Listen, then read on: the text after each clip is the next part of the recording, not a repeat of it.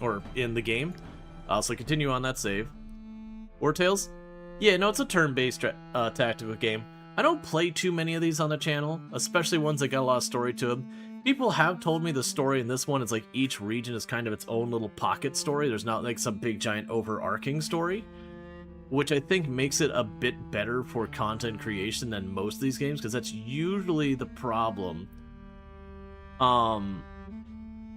Because like a lot of them, you have like the big grand story, and then after you've missed a few streams, you just can't catch up. So far as I was a watcher, you played the base game and it was great, but you cannot justify the DLC prices they asked. That's fine. I find DLC people are a lot more. There's a much wider range of what isn't okay. You'll have some people who are like, any price is too much, how dare they? And then you'll have people who are a lot more like almost any price is fine as long as it's got content. You'll definitely have ones that are like, you know, more specific and nuanced. It's like, for example, I generally, when people like start bringing up a lot of negativity around Paradox, my usual response is like, well, the alternative is they stop developing the game. So I actually don't have an objection about the fact that Paradox does as much DLC as it does. Or even, honestly, what they charge for a lot of it. The one thing I will hold against Paradox is after a number of years go by, they don't bring those prices down enough. So you can get to where, you know, you're 10 years later and you're looking at the game and it's $200-300 for all the DLC. It's like, that's not reasonable. There's definitely a point where you turn around and go, okay, man, like, you gotta start discounting these old ones and start bundling them all. So if you get $1 an hour out of each DLC, bless. If not, if I like the game, you'll buy it to support the dev. Yeah, no, that's the whole thing. There's definitely like that's it's all reasons why when people are like, is it worth it? Location defended. I don't know what that. Oh, I think that's where the deserters are. So we're trying to get down here to the Drakith gang. That's a DLC down there. I'm assuming these are places we go. Yeah, so we got an infestation over there. We've got you down here. I'm not sure where third mark is. Oh, the third quest is go to the next region. I see. Well, either way, we're gonna go down here and do our little quest. My assumption with these quests, because I've noticed they haven't repeated, I don't think they're limited, but maybe there's something that like reoccurs.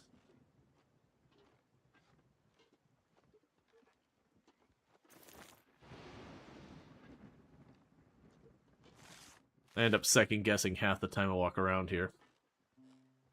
But yeah, I know it's definitely one of those things. Like, I usually never give, like, is it worth it? I'll usually give it in the context of, I don't regret buying it. Because I did purchase all the DLC for this myself. They did give me the base game for the sponsorship. But then I did buy all the DLC myself after that. Yeah, because we're straight up bullying the neighbors and all that stuff here. Okay, so we got the 5 people in the middle here. They're a bit spread out this time.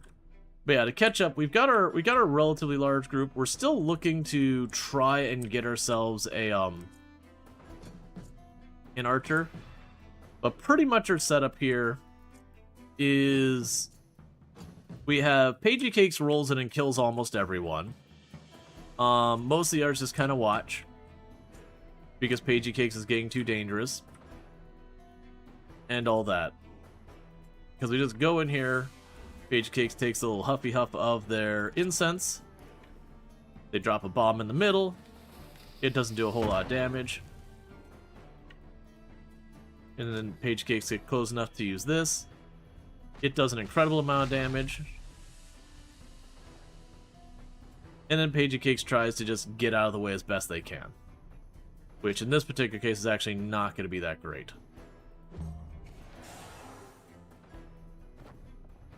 Then we got our Warhorse, who is our captain.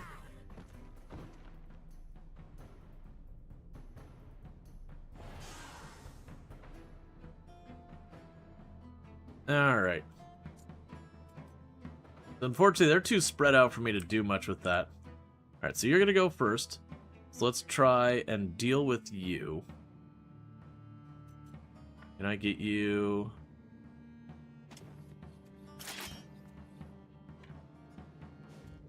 Come on, crit. And then I'm going to yell at you.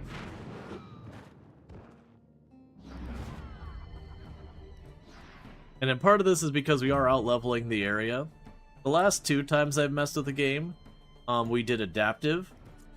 Like, which has only been, like, we had just started. This is, like, our 3rd stream of the game.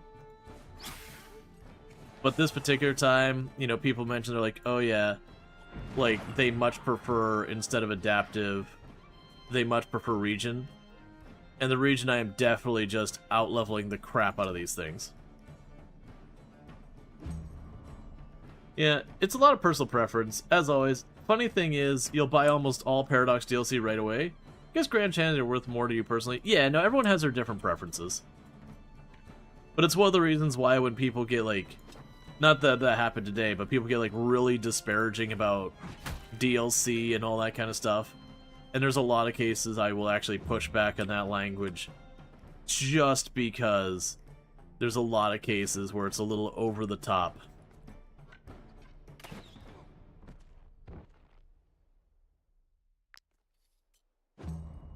Where it's like, it's perfectly fair to be like, hey, I don't think it's worth that.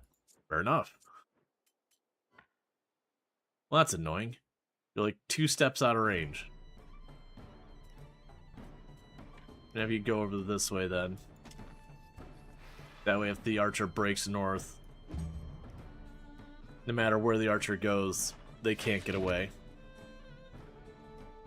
I think most people's issues with everything they add with DLC that should be the base game, from what you hear, how do you expect the game to grow if they ain't making money? Well, that's kind of the thing. There's definitely that problem, that there genuinely are games that's like, there are features that do feel like they should be core features of the game that feel very withheld. Like, if you want a good example, the Mass Effect was a Mass Effect 2 or 3 that they actually had on the CD of the game, had DLC on the CD when you bought the game that had characters that were in the game but weren't playable otherwise on the game right from the beginning. And needless to say, that seemed really gross. Because you're like, this is content that should just be part of the base game. Like, you already have it out and available at the time the game dropped.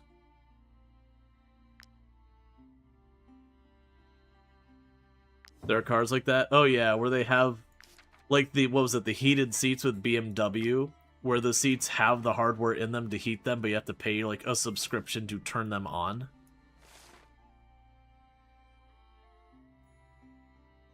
Alright, so I guess we're gonna go over to the Pirates of Bellerin. I believe that is a DLC thing, but we're standing relatively close to it. When you think of DLCs, you think of Sims 4. Yes, the base game is free now and recently had an upgrade, but still 1,000 USD in DLC. And it also has some sort of bug associated with it. Yeah, I mean, it's kind of another complexity with that one, because you look at the Sims 4, and while I agree the DLC is overpriced and all that just by the sheer volume of it, that is its entire monetization. But it's also one of those things where you're like, okay, the DLC costs this much and all that. There's a little bit of a, Oh, no, sorry, I didn't want to do that. I didn't realize that was a fishing spot. It gets a little complicated with that. And the reason for that is if you look at the actual expansions, the stuff that add, like, the university and the kids, like, having more depth to them with the schools and all that, and, like, the family relation stuff, like, the stuff that genuinely adds significant functionality, it still adds up to, like, $200 or $150 or something like that for that DLC. Like, the whole collection of DLC that has all that extra functionality. But, like, half the DLC is, like, you get a different couch or a t-shirt or whatever. And that's more like cosmetic stuff than meaningful. And so it is one of those things that, like, yes, all of their DLC is thousands of dollars, you're not wrong. But, like, the actual functionality kind of thing about it, it's like, okay. But really, it's like 200 something DLC or whatever is, like, the actual functionality change. then it's up to you if you want the pink couch or the blue couch. To which I'm like, I really don't give a crap. I hear you think that's fair. Now that said, $200 is still a hell of a lot of money, but to the credit of The Sims, a lot of those expansions, they do put them on sale. It's still a lot of money, but if you've been playing the game for 10 years, you know, there's a certain point if they're going to keep adding content, money has to show up from somewhere. I do feel like, and I wouldn't want to change it, I do feel like games like Terraria and Stardew Valley and a bunch of these ones that have just kept updating and updating, and a lot of the early access stuff like Project Zomboid where they keep updating and updating and updating and updating for free forever, that is a very abnormal thing that most games can't do. They only got to do that because so much money showed up when they made that game that they can basically fund the game for near indefinitely. Most games, that's not the case. Most games are not running on 1 or 2 or 3 devs operating the whole thing. Like, Project Zomboid has a whole team now, but they used to be a much smaller one. So they can't run that kind of a thing. Versus when you look at something like... You look at the complications you run into with Stardew Valley, it is a very... Like, there's a lot there. This isn't to understate it. But the complexity and depth between something like The Sims and Stardew Valley, you are talking, like, crayon drawings versus the Mona Lisa. Not saying that one's actually better than the other, but just from a complexity standpoint, Stardew Valley is a relatively simple game versus that. Now, granted, Stardew Valley, if I compare it against something like Pong, is certainly a complicated game. But The Sims 4 is an incredibly complex game, up there with some of the more complicated action RPGs. Even though it looks all cutesy and all that, you have tons of different data and variables and interactions and all that all have to work together. Yeah, they also get support. Yeah, a lot of the indie games also get support from Patreon and all that. But I do feel like it's set an expectation that's like, oh yeah, this game should just update forever for free. It's like, that's not a sustainable or realistic world. Some games can. If you're a game that you drop and you get those 200,000 sales right at the opener and you're like, I just made, $8 million or whatever, and you're just like, okay, well, I could definitely run this for a very long time on those initial sales. And as I expand it, that can potentially lead to future sales. But that's also because, you're running lean and able to produce that stuff. But even among indie games, stuff like the Stardew Valley, Terraria, and all that, near forever updates are very abnormal. Because most don't make that kind of bank. And plus, also, people burn out on working on the same game for 15 years. Alright. But yeah, so it is one of those things, like, I push back on a lot of the negativity around Paradox and all that. Like, it could definitely be like, that's not the model for me, and that's totally fair and valid. Like, it's totally fair and valid to be like, no game's worth $180 or whatever. It's like, that's fine. And I will give a jab at Paradox that a lot of their games, when those DLCs come out, you sometimes feel pretty bullied into getting them, because of the shifts of the game can sometimes put you at a disadvantage once that update has come out. And that I take a problem with. That, like, the update effectively can break the game. It's almost like they're operating it like a live service game, except you have to pay for these DLCs where you don't really know how much you're paying a month or whatever. Anyways, and that is definitely a fair criticism of that one. And to that degree, while I'm enjoying Wartales, they definitely do the thing where you're playing the game and you click on a building, it's like, oh darn, there's the tavern.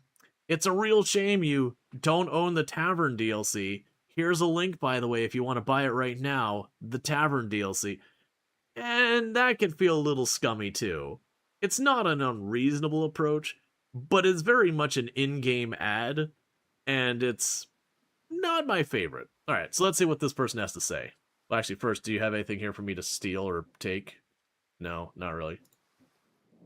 Look what the sea coughed up. An Arian ship. With all that damage, I'm amazed it didn't sink. I buried the corpses I found on board. If you ask me, these guards were hit by a pirate attack. It seems the Belerian archipelago is positively teeming with them. Listen, I've been looking for work ever since I left Edoran. If you bring me some materials and a bit of gold for my trouble, I can bang this tub back together for you. That way, you could sail around wherever you like. Alright. I would like to do that. I can't afford to pay them the money and still make payroll. Yeah, very valid. And it just feels bad to play when you don't have the content. Yeah, there's definitely games that do DLC better than ours. Like, I hold RimWorld does DLC very well. Where if you just don't have the DLC, it doesn't matter. Like, the DLC just adds content. It doesn't matter. And to be that fair, with Wartales, as far as I've seen so far, it also seems to fall in that thing. If you just don't have the DLC, yeah, they've got the in-game ad, and you know, that is something, like I said, I would give it some criticism about. It also is something that very genuinely, it's not like you just run in, it's like, oh no, that person has the, like, super pirate class that came with the pirate DLC, and they just start rickrolling you because it's just too strong. Like, they don't seem to have any of that kind of issue.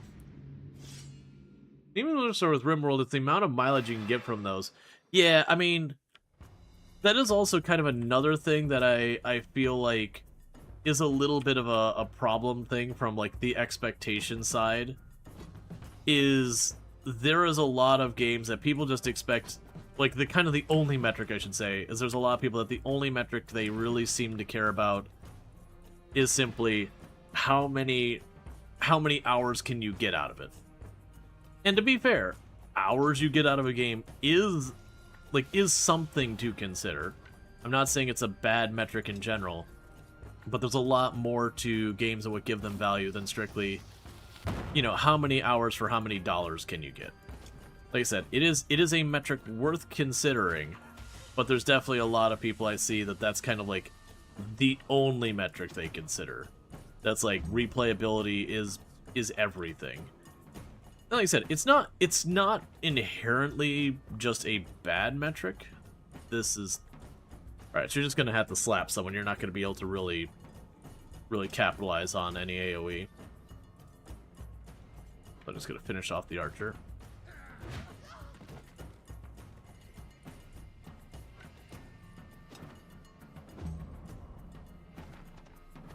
But it's one of those things that, like, they'll play a game like Project Zomboid, which you can get legitimately ridiculous hours, and then they'll turn around and go, "Oh man, this game I can only get like 120 hours, and they're charging $40. How dare they?" And you're like, dude, that's a lot of time.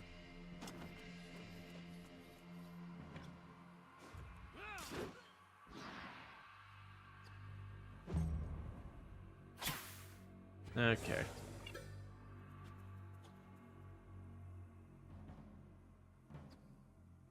Oh, right, it's my turn. So you're there. You already engaged. Can I get you in on that? Not really. Yeah, I mean, you're not really going to be able to get on much, so we'll just pop over here.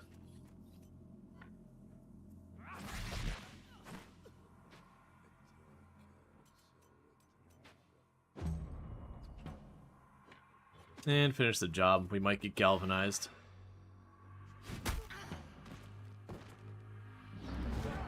Yep. Don't punch the horse.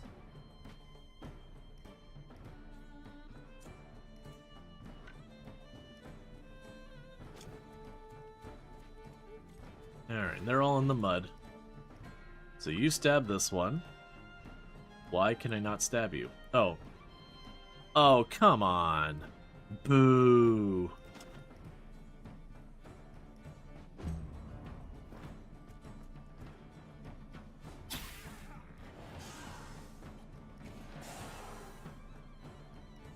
Let's see, you paid €70 for an indie game called Soul Celeste.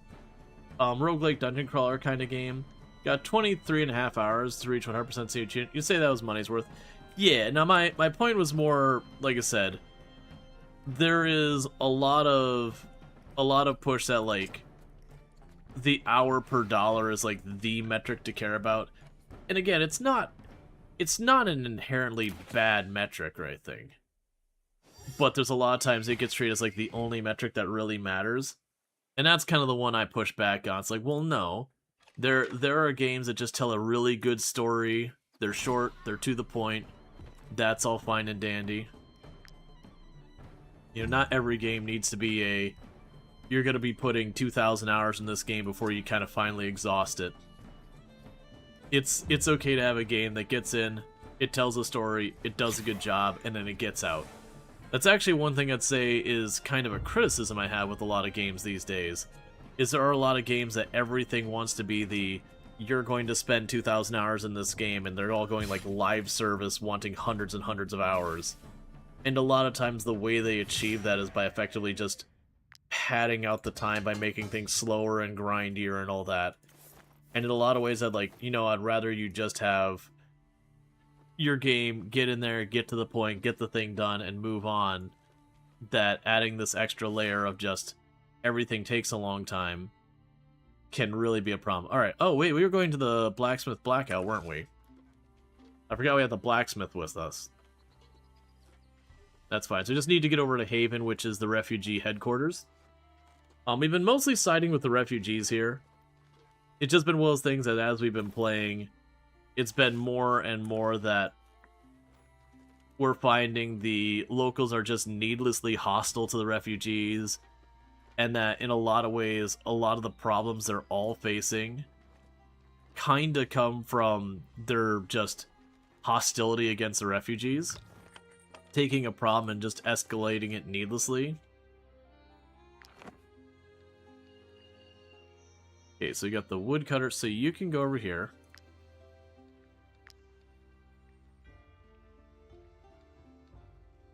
You've got 3,000 hours in Warframe. It's a free-to-play game, and you still keep going back. Yeah, I used to play a lot of Warframe in the past. Like, a lot of Warframe. For me, I eventually dropped off when they introduced the radio program, because when that first came out, it was very disrespectful of your time. And it was very much, you needed to play N hours a week or whatever it was, or else you lose that progress. And I really was not on board with that, so it was very much that came out, and I pretty much quit immediately. It's still, I think, a really good game that just happened to have that one really, really problematic thing. Because before then, it was absolutely fantastic. Yeah, that is one reason why you stop playing Ubisoft games. It's just sandboxes with boring busy work, like Towers to Climb. Yeah, and it's always a tricky balance, because what's busy work and what's genuinely, like, good implementation can be very subjective as well. But, there's definitely a lot of that kind of stuff where finding that balance can be very tricky. Okay, so let's go here. So we need to have a thing of meat. We can drop that in. We'll toss in some wine. And some bread.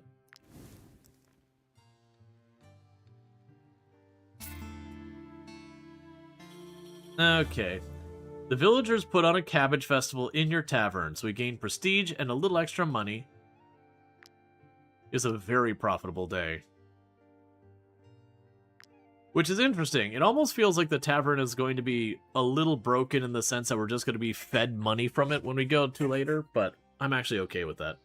And thank you, Rongor, for the 265 stream streak. Catch the last 265 streams without missing a single one. Really do appreciate it. Let's see, RimWorld is your most played game, and then Stellaris. Yeah. I think Warframe is still good. The Nightwave Radio AK free battle pass isn't really a required thing to do. It's just some bonus stuff, cosmetics, I think. Well, yeah, no, the thing was when they first introduced it, it would give you stuff that it was literally the only source for. And I think they wised up on that one, that they're going to have, like, the use it or lose it with Nightwave, that they could have some good, like, really good stuff in there, but they had a couple of things that were, like, not exclusive, but very exceedingly rare things that you either had to pay money or go through that.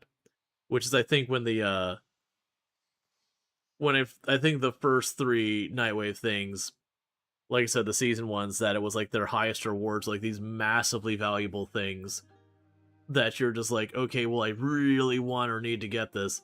And it very much felt like it's like, no, you need to play almost every day to make sure you get these. And that's because, like, I very much am the kind of player, when you say, okay, you have dailies you need to do to, like, do whatever in your game, I'm going to drop your game. because I always see dailies as a, time disrespect thing. Unless it's like a very casual thing that like it's very much if the dailies are necessary to just achieve basic things. Yeah, so I think they got a lot of negative feedback. There's a couple times I've debated going back to Warframe, but it's just kind of the classic, the, quote-unquote forever games. It's been very hard for me to do, especially with content creation, because Warframe is definitely not a game that fits the channel vibe. That is way too much chaos there. Very fun game. I agree Warframe is a very, very enjoyable game, and I haven't played in a long time. The other one that got me with Warframe is when they started doing all the open world stuff. Man, the open world stuff always felt like kind of weird to me. That is just, I was never really sold on it. Like, I played a bunch of it, but it's just like, okay, I'd rather just have a lobby to get into this. Well, you suppose you could do that. Oh man, I don't have the time off stream. That's the catch. I have so little time off stream to just game for my own sake. I do a little bit here and there, like, I finished Syntopia. That's been kind of my big one recently. But if it's not a game I could get in and get out relatively quickly, it's hard to have the time outside stream. They also came back into Warframe after this many years, the absurd avalanche of mechanic systems you missed, and all the bizarre names that tell you nothing about them. Oh, I have no idea in that regards. You stream a big chunk, though. Grinding hard will pay off. Oh, yeah. No, so, like, I'm fine with the way streaming is going. I'm referring more to, like, gaming off stream doesn't happen nearly as much anymore because, like, I have stuff around the house to deal with, chores, errands, all that. There is a ton of logistics that go on behind the stream to keep everything running smoothly. It's not just hit button, go live. Like, there's invoicing, there's contracts, there's all of, like, the handling the business side of things, there's taxes and all this stuff. And, like, it's very much, for the time I put on stream, I probably put half as much on top of that off stream, just dealing with stream stuff. It is a whole thing. You gotta do your own tech support, gotta go market and advocate for yourself with sponsors. You're never gonna get into the Warframe. You don't understand the art, and the characters look very weird to you. The characters are their own weird look. I kind of like it. Just don't pay your taxes. Eek. You own 2 business taxes? They're not fun to... You get it. Yeah, no, it sucks to deal with the taxes. Way more complicated than when I was just working at, a traditional job. Let's see. I really made great strides. I feel stronger and more capable, more confident in battle. I wonder if the others feel the same way. So we could teach the group's tricks. And so a lot of people gain XP. Everyone gains 98 XP. We can boost relationship, or we can gain instant aptitude. I'm going to take the instant aptitude. Give me them stats. Make my numbers bigger. Alright,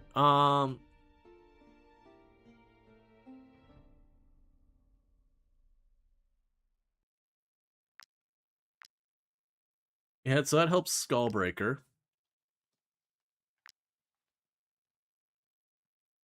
That's fine. So we got our rest. Yeah, we still have the blacksmith with us, which was like, okay, that's where we're going. So we got a bunch of influence. That gives another point in that. And what we're waiting for is with 3 knowledge points. There's a lot of cool stuff down here, like we can go through and get some permanent stat bonus. That's this one here, specialized training. That as we do these path challenges, I get extra credit. But definitely feels like that's those ones to snag relatively early. That if we can snag that relatively early, it'll just pay dividends and letting me get all that stuff faster. Alright, what do you want? Don't worry. My customers know how to behave, and I promise they won't cause any problems for you. I just need a place where I can trade with them discreetly. Okay, refuse to let the black market into your tavern. Who knows what consequences this choice might have. Let the black market set up shop in your, in your place for a while. Sure, black market, welcome. You had me at potential money. Alright.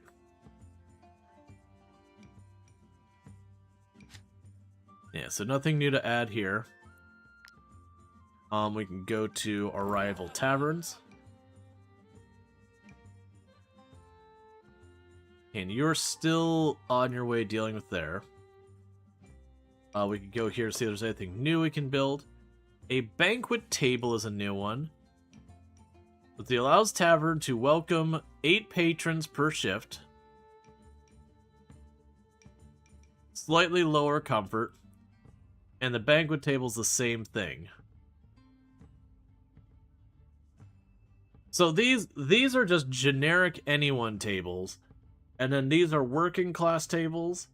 And then these ones are that. But how big are those relative to these? Because if this is the same rough size table as this, but handles more people, then that ends up being way better for us. We'll check that in a minute.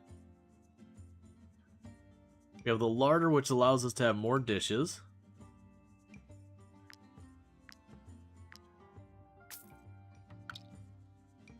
Okay, so we can add one more dish to our menu. I don't have enough money to make the walls better. Let's go ahead and add some more dishes to our menu.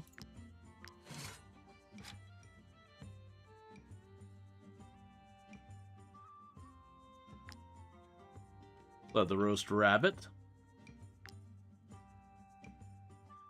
And then the only menu item I don't have is the creme brulee, which actually does have a chance of being sold now. Our ridiculously fancy and rare creme brulee, which is made with what's effectively gunpowder. Okay, that'll work.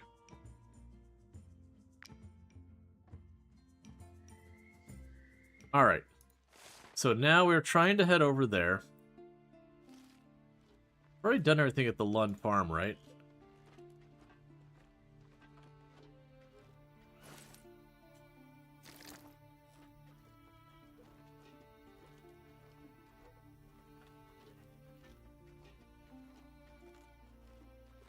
Okay. So you're not going to be upset about me bringing back the person who was involved in killing your daughter. We didn't even put up a fight, and they still killed our precious Lucilla. Mad with grief, her father chased after them.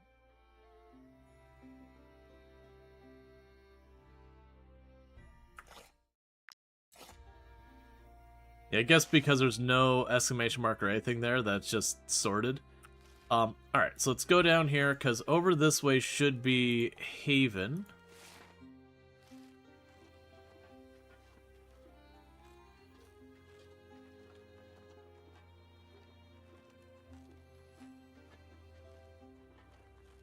And if we go to Haven, we can drop off the blacksmith, which will get another one of, like, the big story things done for here.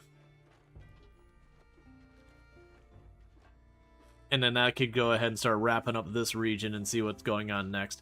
Because I'm imagining what'll happen is we'll get, like, the rebellion, or not rebellion, the refugees and all that sorted and whatnot, and we can go from there. Thank you for helping our woodcutters. I do not know if their work will be enough to see us through until spring, but at least you have given us hope.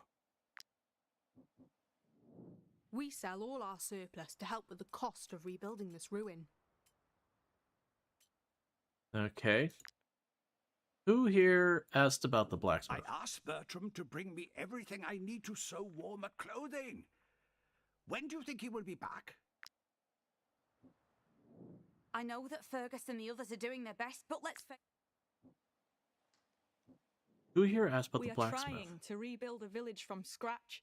We've got more than enough farmers, but we are in dire need of skilled craftspeople. If you find a blacksmith amongst the refugees, please bring them to us. We are in such a bind that we are willing to pay for your help. Alright, so we're going to bring over the blacksmith here, because he was wanted by the other one's men. And so the first time we messed with her, we brought him to town because it's the only place we knew. And the blacksmith's like, oh man, he's a wanted man. You got to be in the back, man. We can't have you out here. Since these are all people who are kind of wanted as is, we're going to go ahead and hand you over. There's the blacksmith. I know this man. He was a blacksmith back in Courtier. The eye smiles upon us. Cleiss is a very gifted artisan. Here is your reward. You have been more than helpful. Okay. Cool. Alright, so we've got the blacksmith there. So then the next question is, what we still need to do in the local area. Okay, that considers that done. So we have the mining misfortunes, the sail away. If the horseshoe fits, I'm assuming that's we need to get another animal. And we're at 80% here. So you help the bandits save the refugee. The refugees can make use of the Siltran wood. The refugees are no longer afraid of the captain, and the deserter blacksmith now works there. So pretty much we have sided with the refugees pretty close to all of it. We've actually not discovered a lot of locations still. Looks like we have more area down here and up here we could look for.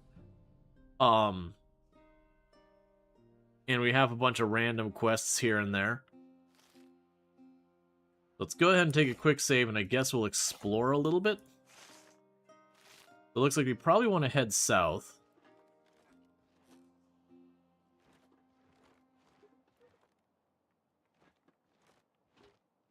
Granted, it does seem like as we do the quests around the territory, they do just naturally take me to those areas. What I might do is I might just try and run back to town. I do kind of wish it was a thing where I could kind of like click way up here and be like, just start working your way over and they would follow the road.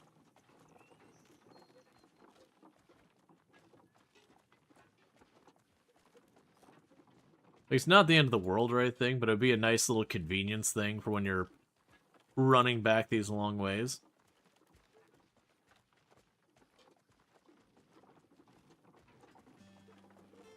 Okay, I don't have much money to spare. We don't have my prisoners, so there's no reason to go up by the jail today. I mean, there's a possibility I could hire someone there, but we're not too fussed by it.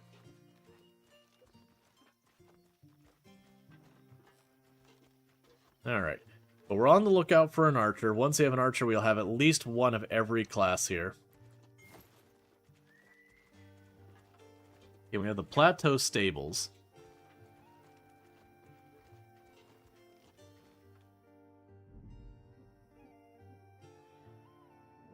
Tell you what, buy a horse from us, and I'll throw in the horseshoes for free. Okay, you're a confident, heavy sleeping horse. You're an audacious and scrawny horse. You're a confident and patient horse.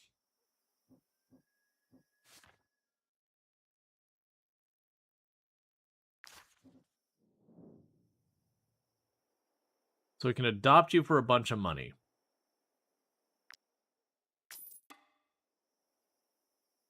Alright. Please accept these horseshoes, but for the eye's sake, use them on your new steed. Alright. It's technically a quest. It's now a finished quest. That's why I actually did that. Alright, so who's going to be our other horse? Now, this horse is probably just going to be a pack one. I thought I saw you return to town button under the pause menu. Oh, here, let me go ahead and get the queue open. So anyone who wants to be the horse, we can get you on the queue. So you're going to be, this one's going to be a workhorse. This horse's job is going to be carrying lots of stuff.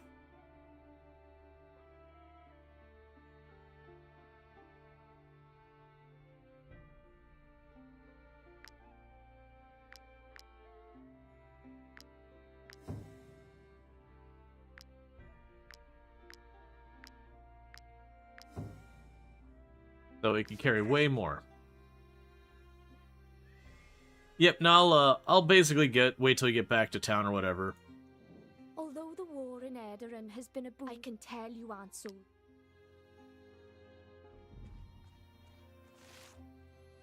Yep, and that marks that quest is done.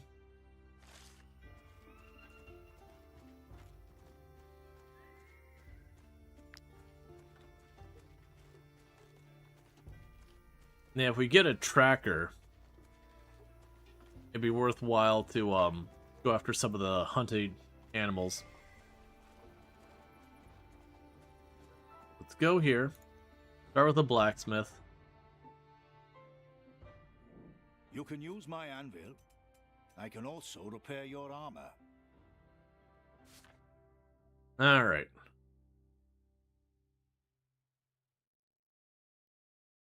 I believe everyone here at this point has a helmet except JD.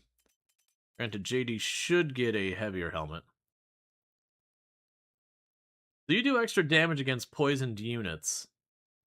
Not really something you would need. You, on the other hand, already have an attack that does more. Yes, let's give you that.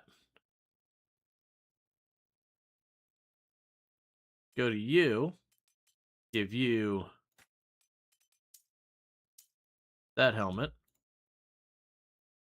And then give you this one, even though it's not the right... Well, I just sold it. That's fine. It wasn't the right tier or whatever anyways. So we can grab the pony.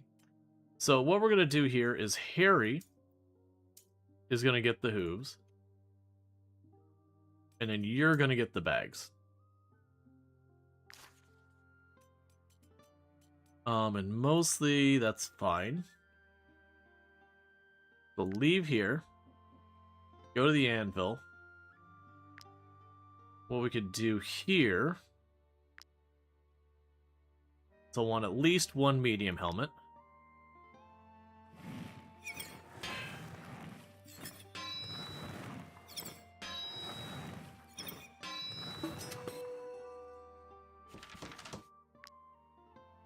Alright, and we can close that. Go to JD. There. And we got an achievement for everyone in my troop having a helmet. We can go here, get ourselves paid. Might she be looking for work? Our role as emissaries is to ensure that all service requests are fulfilled. We regularly update our job offers. Here is your reward. Alright. So we have the go after the group in the mines that we saw earlier. Then go out and clear that. So it seems like all these contracts here are literally just stuff on the map. If I join you, I'll no longer be a Alright, so let's see what you are. So you're a ranger. You're a crossbowman. You're also a crossbowman, which is not what we're looking for. You. Yeah, you. You're looking for work? Of course. You'll then have to meet the client and meddle in other people's affairs. But at the end of the day, it's the number of crowns in your purse that counts, right? Alright. I can go to the apothecary real fast. Okay.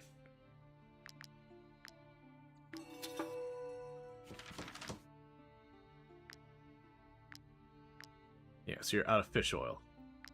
Alright, so let's go to you. My concoctions can heal the most grievous injuries. Be sure to hold on to the vials after using them.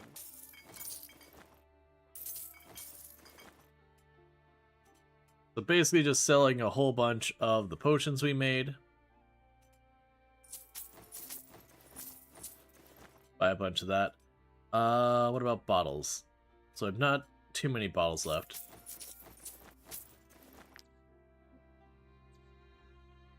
Okay.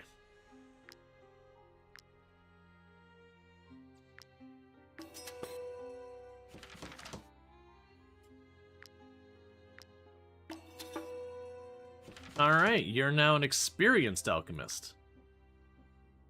My concoctions can heal the most grievous injuries.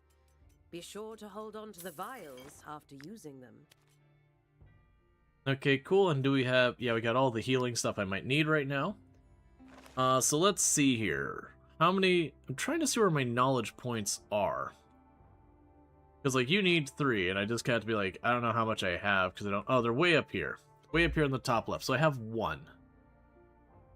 And what's it say? Okay, so that's just a whole bunch of the bonuses we've got from all the stuff we've done. That's fine. In the meantime, we got a point for getting another level as an alchemist, so 2 more points are going to make more progress on our main purpose, goal, or whatever, because we are scholars trying to obtain knowledge and wisdom. So let's also go here. You touch it, you buy it. Give me all of your salt, lady. And then, sir, Those refugees. give me all your salt. I understand there's a war in Edoran, but that doesn't mean they can just help themselves. Okay, so we've got all that sorted.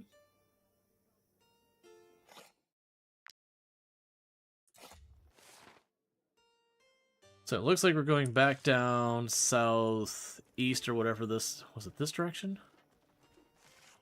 No, it's this direction. So we go and deal with those deserters.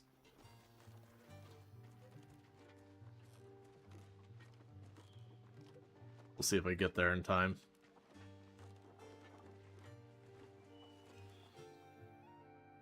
Help us. I beg you. Alright. We're just gonna murder the absolute crap out of some boars.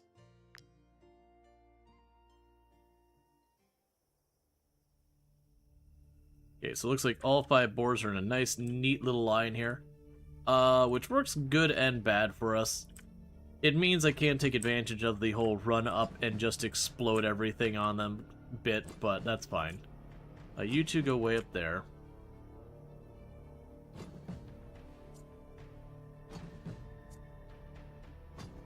Actually, instead of putting you up here, let's put you down there. Bring the horse over here. Okay, but we're gonna do what damage we can do. So Page of Cakes does our opener.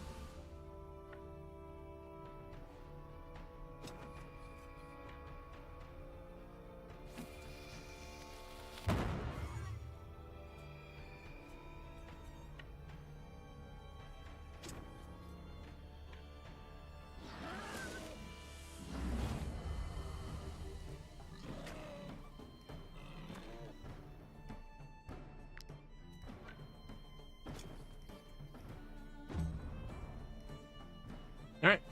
Page of Cakes has done their job.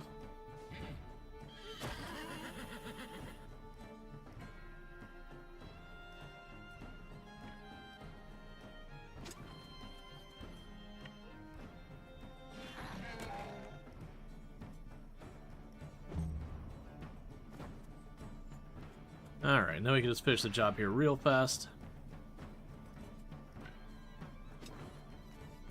And move on. Yeah, because it's taking me... Like, it's taking me a while to get through the area. And I'm definitely out-leveling the area way faster than, I'm getting through it all. Alright, what do you got going on here?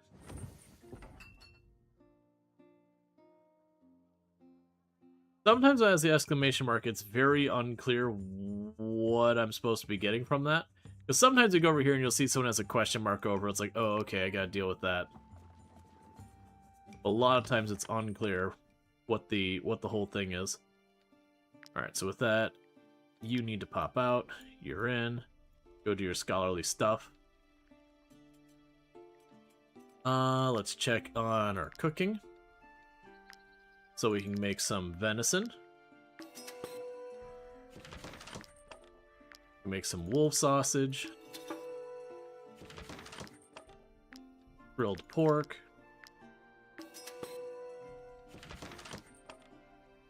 Cool. And then we can check on you. And right now the big problem I'm running into is I'm using kind of almost all the stone and all that. Like the stone and the wood, I'm using it very aggressively, so we're not getting any of the stuff I need for any of this. Alright, so let's throw one of our meat things in there. Throw in some wine. Grab some bread. So you're 4 hunger? Keep the wine off on this one. No point in adding extra food that's going to go to waste.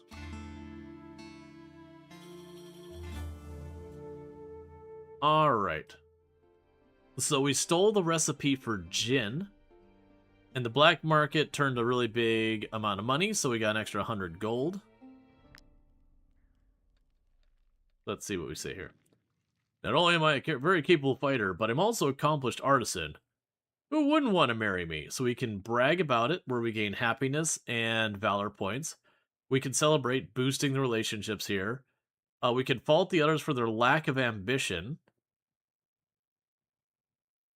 Gains the high irate status, which gives you a boost to strength and dexterity of 10%. I believe a status is a temporary thing versus a trait is permanent. If this was a trait, I would absolutely make everyone hate Pagey Cakes just a little for 10% more in 2 of your main stats. In that case where it's just temporary, probably like until the next time we sleep or whatever, I'll probably just go with the relationship. Because what's a little hating each other if you're all that much stronger? Alright, so with this, we're changing your recipe to gin. Cool. And with that, we need to go to our tavern management. We're going to send an infiltrator of a brewer. Ooh. Oh, never mind, it's still 80%.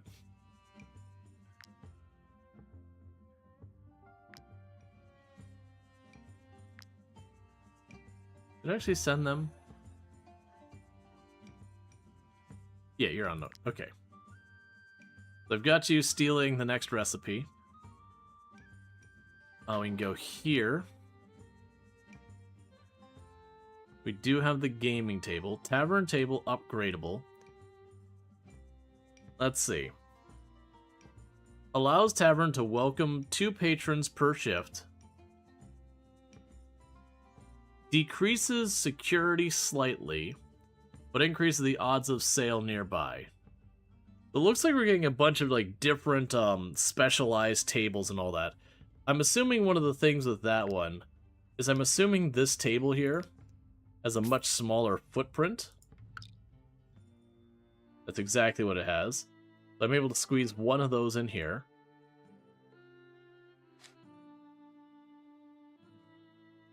And we're going to get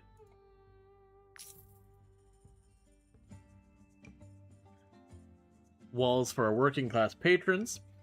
So we've gone and we've upgraded our walls and all that. And change our color to orange.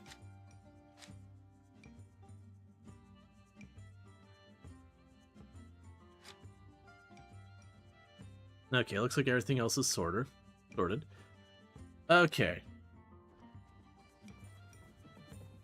So I can save there. And we were heading towards the mine, which is just down this way. Because that's that mine where I went by and there's deserters there. And it's interesting on top of that, because like, oh, here, let's go ahead and get that the pony named. Let's get that done. So we're getting the pony named here. And that's gonna be White Jaguar.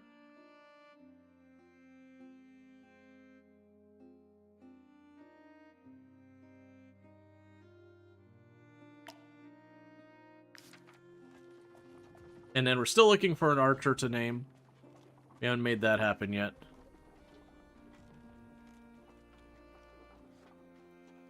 Okay, and this is the group we need to defeat.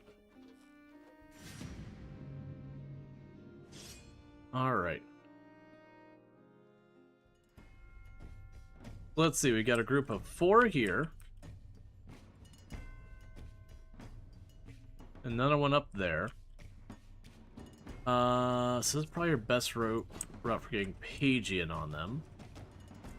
We could swap you down here so that we could get as much in there. Put you in the back so you hopefully don't die immediately. Put you here. Put you there. The others will be down in this area because this is going to be where we want to do the most damage. Alright. Let's get one of those henchmen up there. That's their job to deal with. And then these 3 are going to be handling this mostly. Alright, so let's first start with this. Per the usual, Pagey rolls in there to do as much damage as we can on the opener.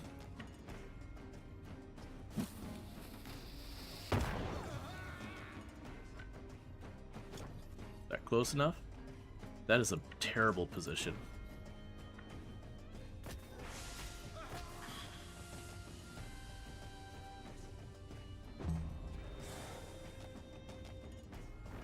Alright.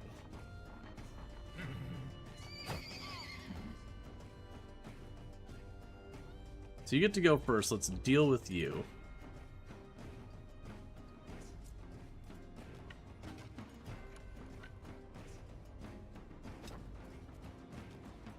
We can shoot them. The opponent gets a free hit. We'll reload. Shoot them again. And handled.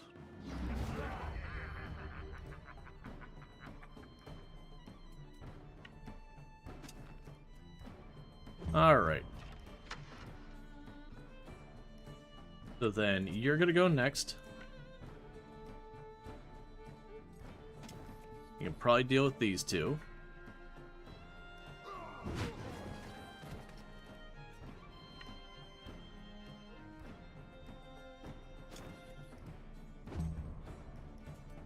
And we'll go over here. And shove you back.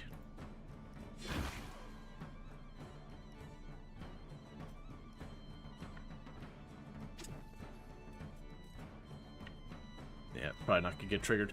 Alright, so we'll stop there.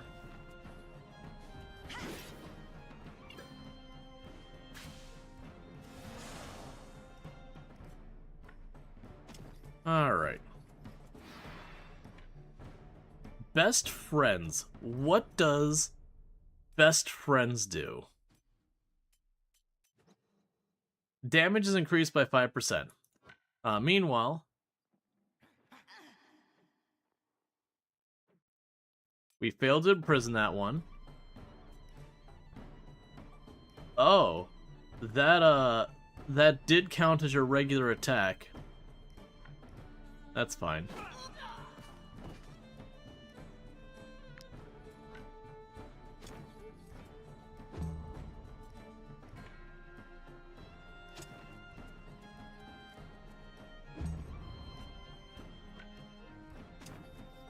Now I'm just gonna try and get in position. Alright, so best friends is pretty good.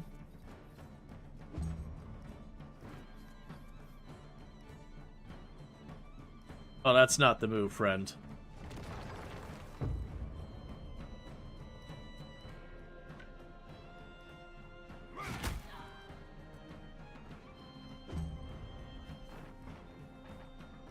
Alright, so you have to die now, because otherwise that pony's gonna get crushed by rocks and die instantly.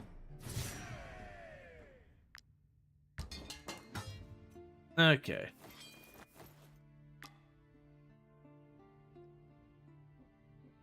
They have iron ore.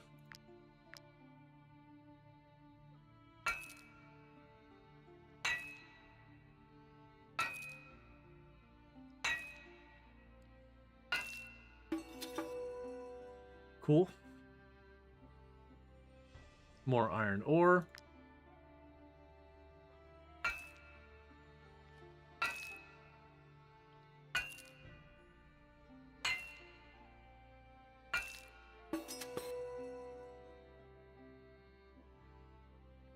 Even more iron ore.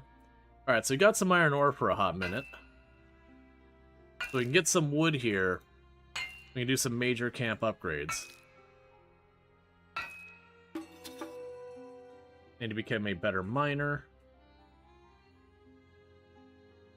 It appears to be the only things that was in here was just a bunch of iron ore, which is not something I'm happy about. Got more iron ore over here. If we check our map, we're not far from just going back to town. If we cut through the woods, there's a good chance I could find some wood in there. Because it does seem stuff like wood and mushrooms and these various materials do respawn.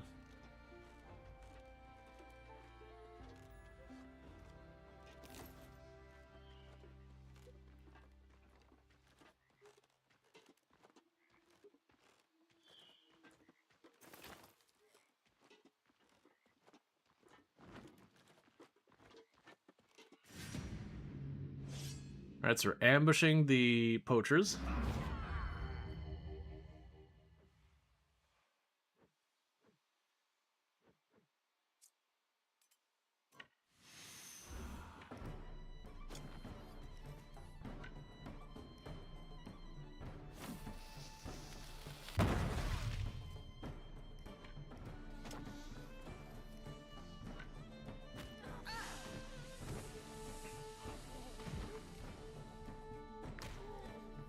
Okay.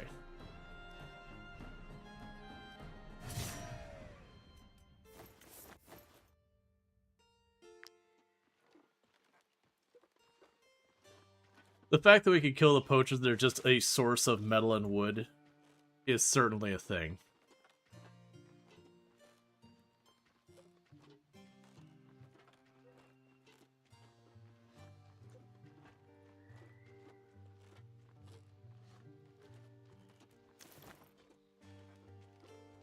Alright. Guess we could run back up the town. They'll give us our next objective. Now, it's definitely a downside that we keep increasing the number of people in here, which is increasing the cost. We're just building our army. It does make me curious your best ways of making money in the long term. Wait, I'm going the wrong way, aren't I? I'm going the wrong way.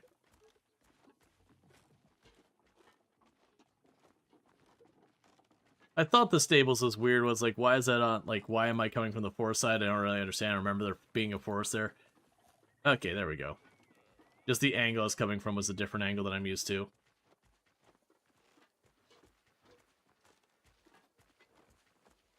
I'm just gonna pop in here real fast before we get too exhausted.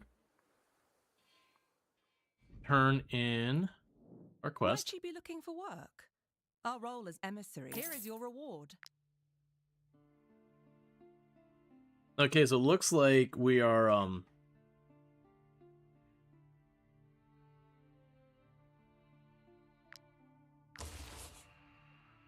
yeah, so we've got that. So some of these feel like they're just straight up repeatable stuff. But it's really hard to tell. I'm assuming just, like, kill random group of bandits is repeatable. Come on, Archer. You all suck.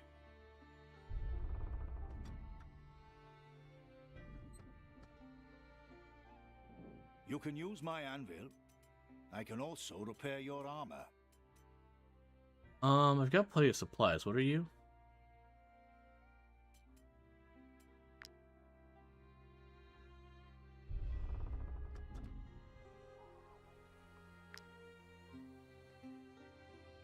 Alright. Let's start here by disassembling the weapons we don't need.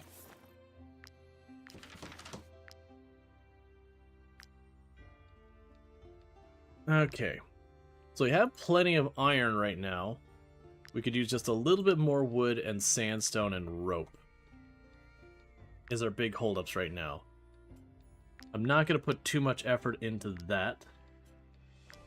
So let's save that material if I'm not pushing the edge of overburdened to see if we can't make anything happen with that. Alright, so let's get ourselves some sausage. Ooh! Ooh, the Alchemist Creme Brulee gives a lot of bonuses. Okay, and that takes care of the diet. You're still alive? Yeah, no, we're not playing like permadeath or anything else.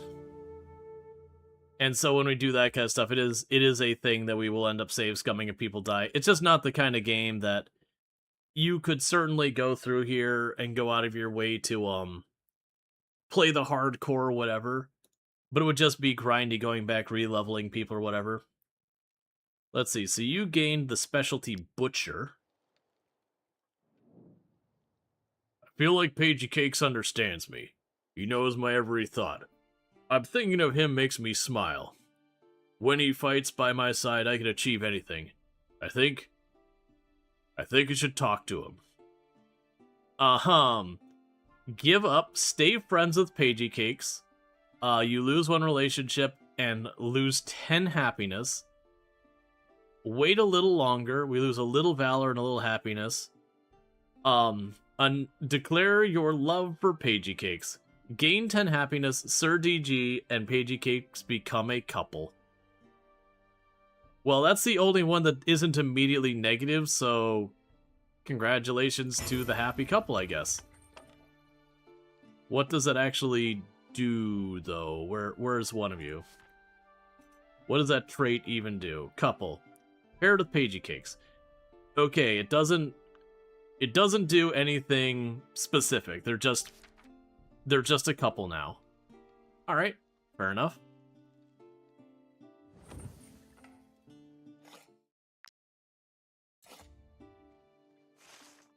Okay, so you've got the infestation over here.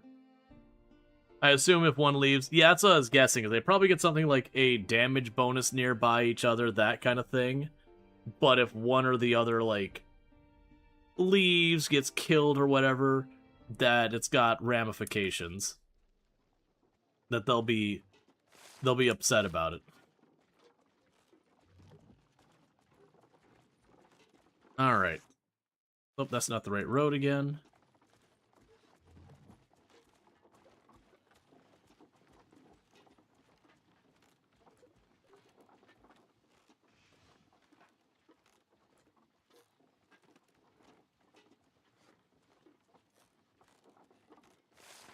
Yeah, so we're gonna go over here and we'll check out, maybe we push towards the bandits' lair next. It's interesting, because like I could run around and do these things myself of like just taking on different objectives. But you can run back and then get offered a bounty to then get paid to do them. But then it's a balance of, okay, do we stop, get paid to do it? Or do we just do it? Because if we head back, I am moving towards the next time I need to pay my wages faster.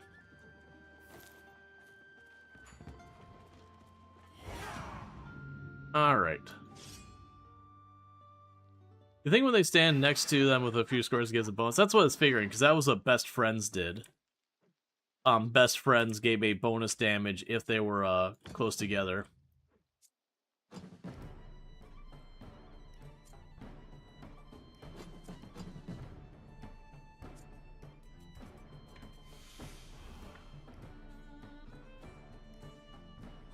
Alright, that's gonna be a tricky one.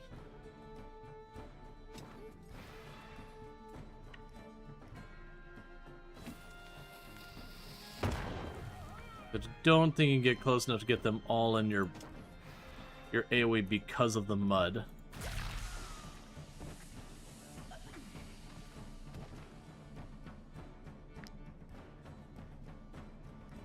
Alright.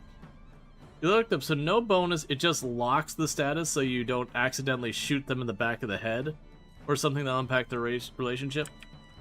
Gotcha, so it guarantees they'll still, you know, still be besties. Interesting.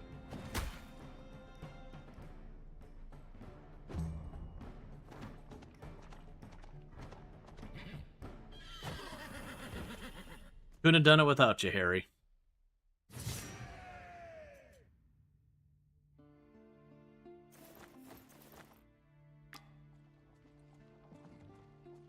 Alright, so we did that, and then this is a new location.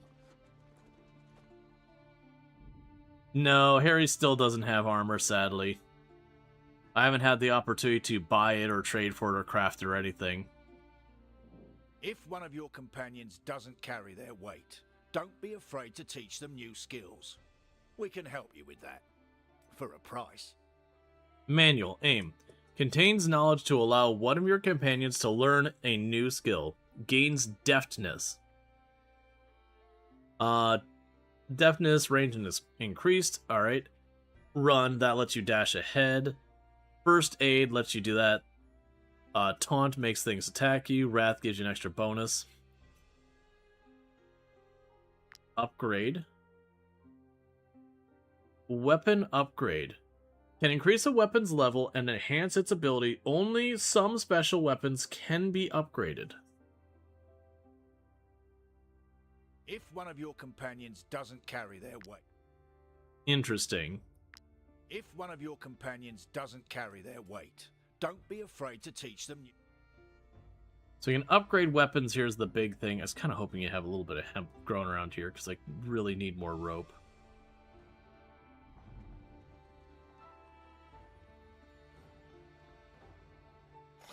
Yeah, no, I wouldn't spoil it. My assumption is like there'll be some weapons that are like yellow weapons or whatever, and then we can upgrade them here for some kind of cost. I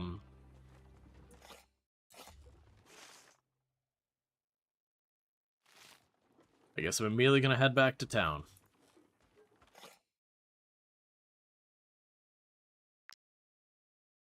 Okay, yeah, so last town is the thing that goes thing. Why not test all your equip things?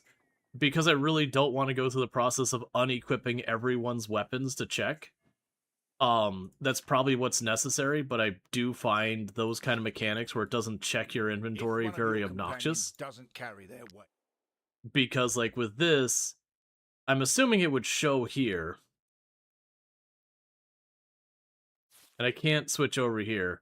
So let's see if we can't find any of our weapons that are yellow. If I even have one. Actually, most of my weapons are pretty awful, actually. I might not even have a yellow weapon in here. Oh, all my weapons are hot garbage is the problem.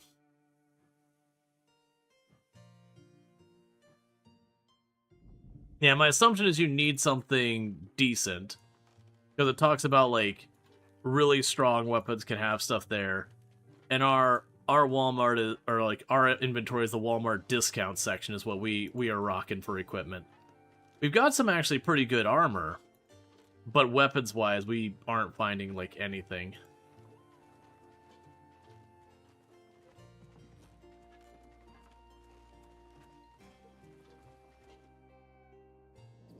Help us! That's actually a pretty sizable force. Okay, so this is actually genuinely a force I'll have to put some effort into.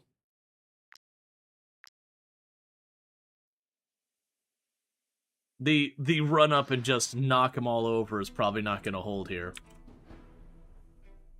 But it looks like they're all bunched up in the middle. That works out pretty well for us. I do think we're still going to try and do, like, the whole strategy behind have Pagey Cakes run in there and just do as much damage as possible. Get you out of the mud. Have you running from this side.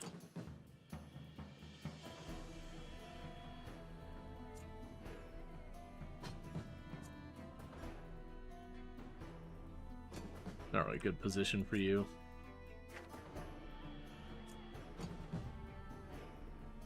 Okay. So you get to go right away. So let's go ahead and have you open up and do as much damage on this opener as we can have you pull off.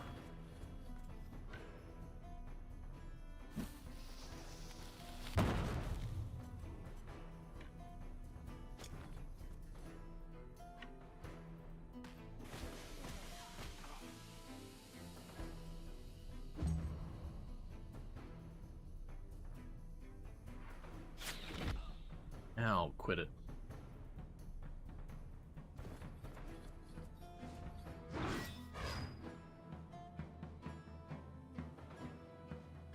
Alright, so you're gonna get to go, you're gonna get to go. You are the next enemy that gets to go.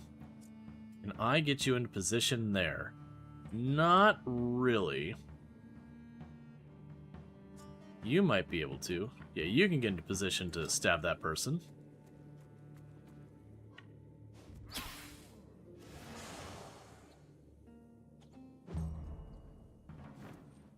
Alright. Where is my crossbowman? Because you might be able to make this happen.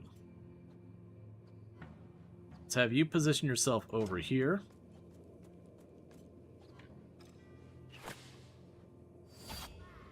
Nicely done.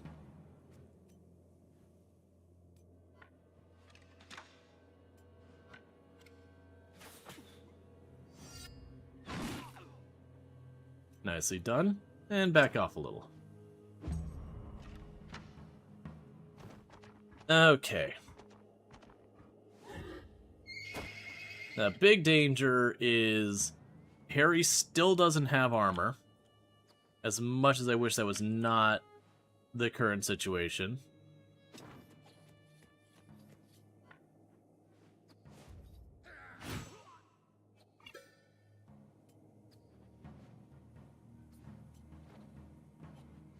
Yeah, that'd be a waste.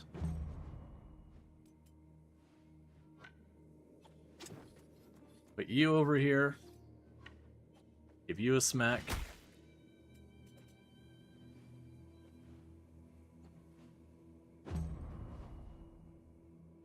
Don't shoot the horse. Thank you.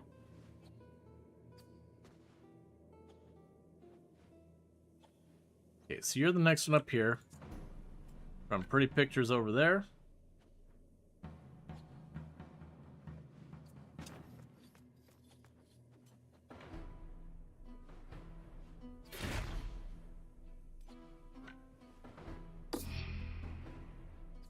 And then we'll kill him when he goes to move. There we go.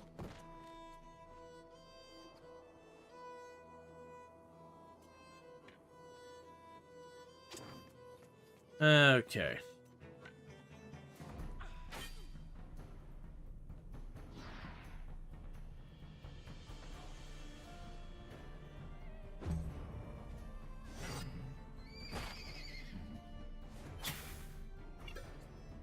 I appreciate that you switched targets to my tank away from my unarmored horse.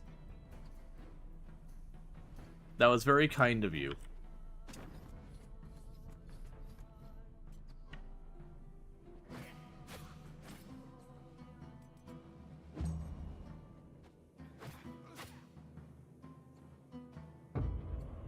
Alright. So you'll get to go. You're the first one there to get to go. Let's go ahead and have you try and finish that off. Thank you.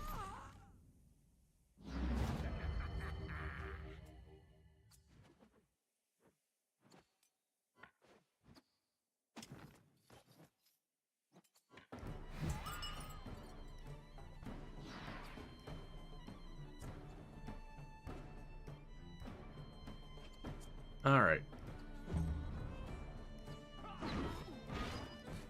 So you finish the job there.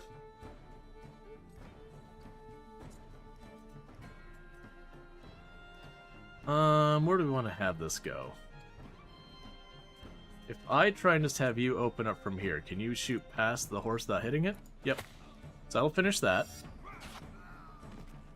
Nicely done. Nope.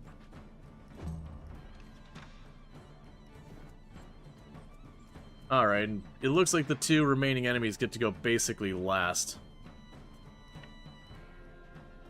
Can I land... Yes, I can.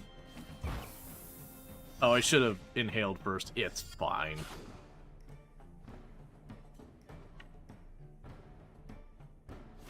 If we would have used inhale first, they would have been guaranteed crits and probably finished the job right then and there.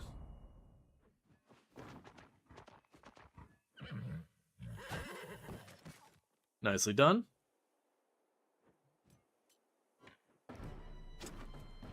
And there we go. Let's see.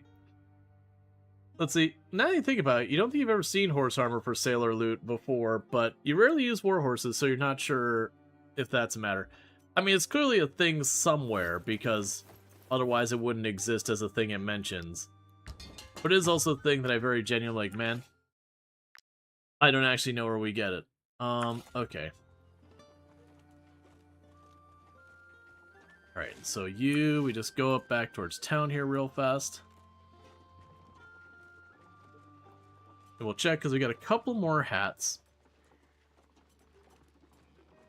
I think we're getting all the things that do bonus damages to there, but I don't think that's going to be that big of a deal. Alright, let's start with this. So you have the Assassin Syndicate hat. That's pretty much what we've got, is just Assassin Syndicate hats. Gotcha. So we'd get a little extra armor, but we would lose the whole bonus to poison target damage. I'll keep it on you because you already have a bonus to poison damage. You already got that. And the chest piece is a medium armor.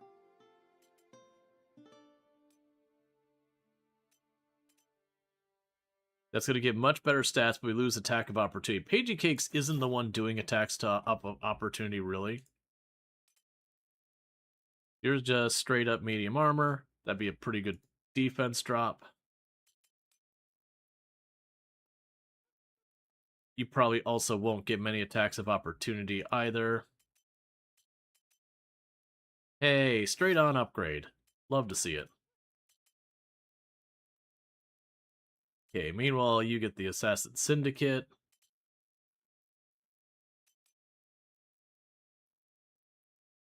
Yeah, so I lose 1 range and gain a bunch of stuff. And now we do extra damage to poison targets. I think I actually will take that. No, actually, I really having it where we can land those will be good.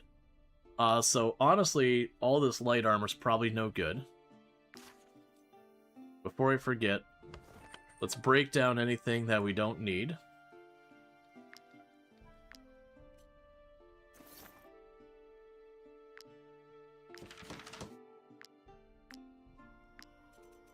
Okay.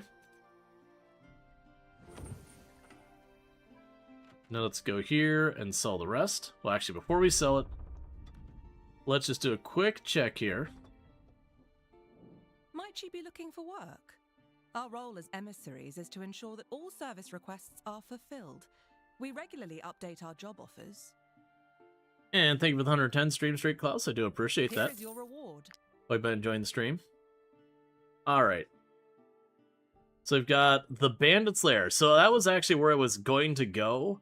I was like, no, let's go back. So the Bandit's Lair, which I was literally going to attack, it just made that my objective. Which is kind of where we've been going with this. It's very much told me being like, hey, don't just go to the next area and do the next area. Fall back. Alright, so we finally got an archer I'm willing to consider. So let's get our archer. If you pay well, I'll come with you. Oh, you pricey. It's fine. Alright, so we got our archer here. So let's go ahead and draw our name for the archer. And that's going to be Sentient Cookie.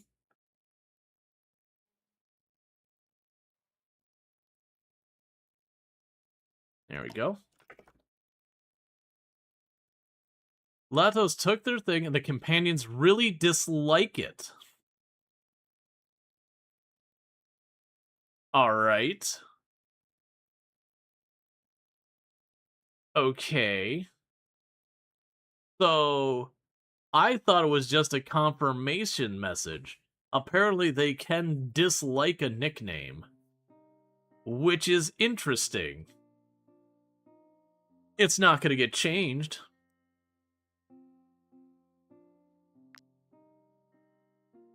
Alright, so let's start here.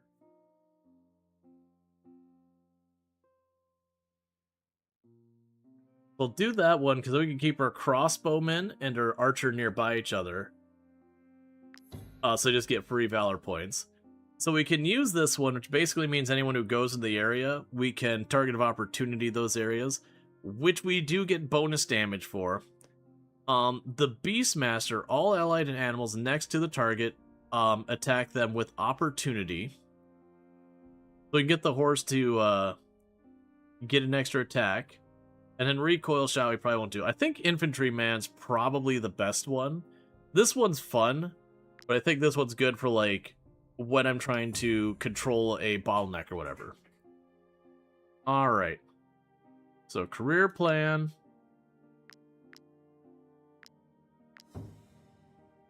Career plan.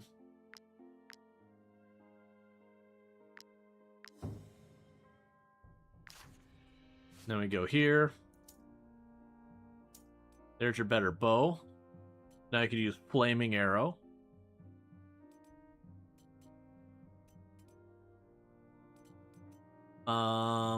These are the same hat. So there you go. There's a hat. I don't have armor for you, unfortunately. We can go, and that's all we want to do here. We can exit here. check the camp. Right-click on this. Confirm. Dismantle your old bow, because it's hot garbage now.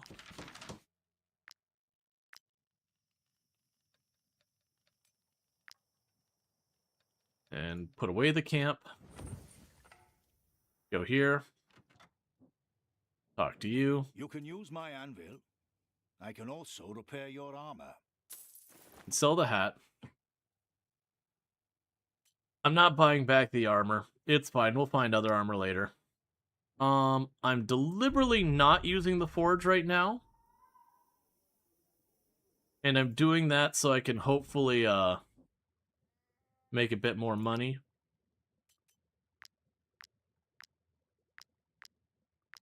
Yeah, so you need more fish oil. My concoctions can heal the most grievous injuries.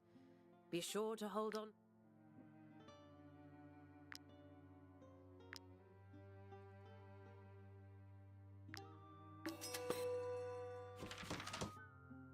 We also got the Azarian powder.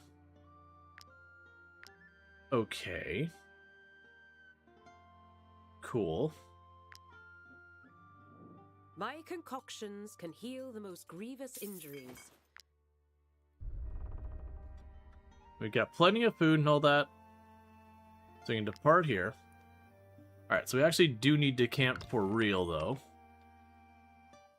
Alright, so you would be able to do...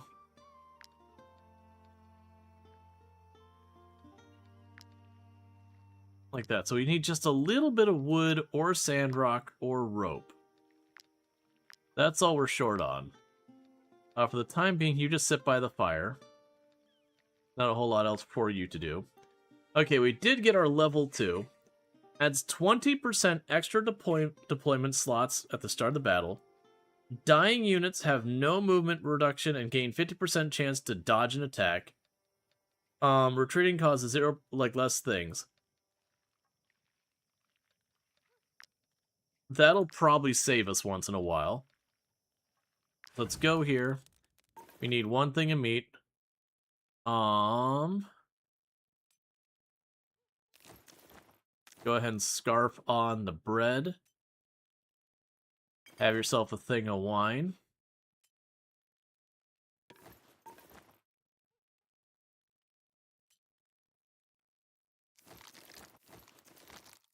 And pay everybody.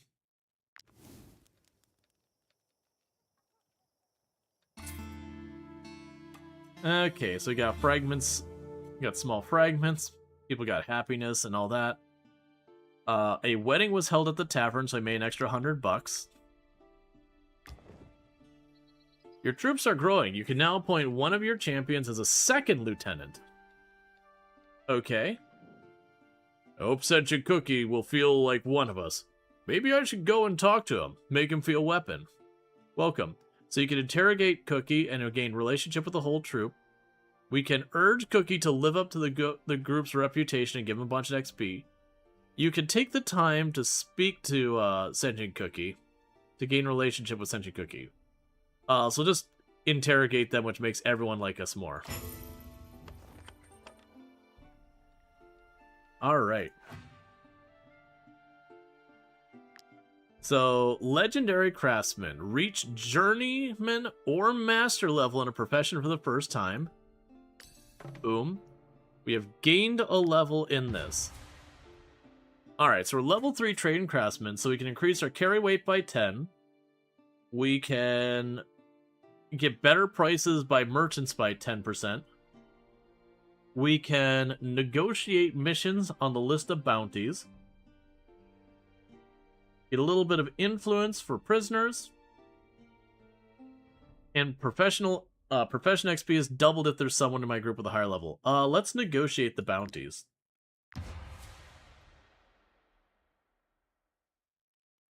Alright. And then we still have more XP coming in. We gained more stuff in alchemy, so 1 point from leveling up this again. And I am up to 2 knowledge, and we need 3 knowledge for the stuff down here that I was looking at.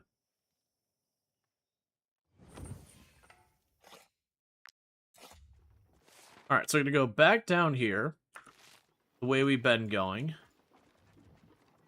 because we're going to hit the bandit lair.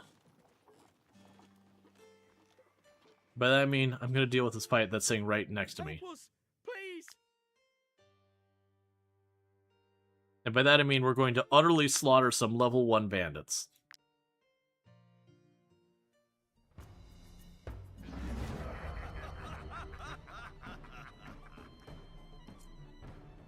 I assume that that's us laughing at the bandits.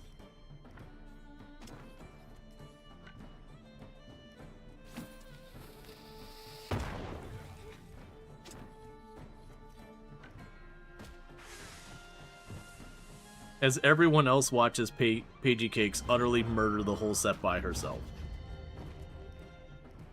By themselves? Actually don't know. And we got junk we don't care about. Alright, so that's probably better than your equipment. That's because it is.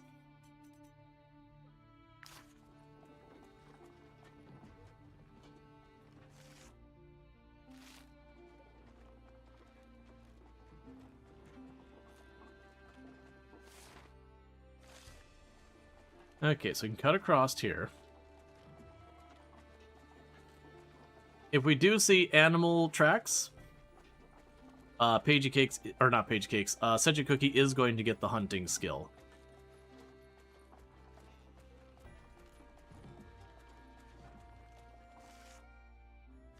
Oh, not this way.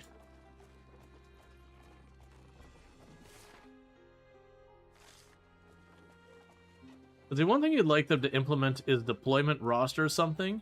So some fights you go into, you select troops instead of the whole squad.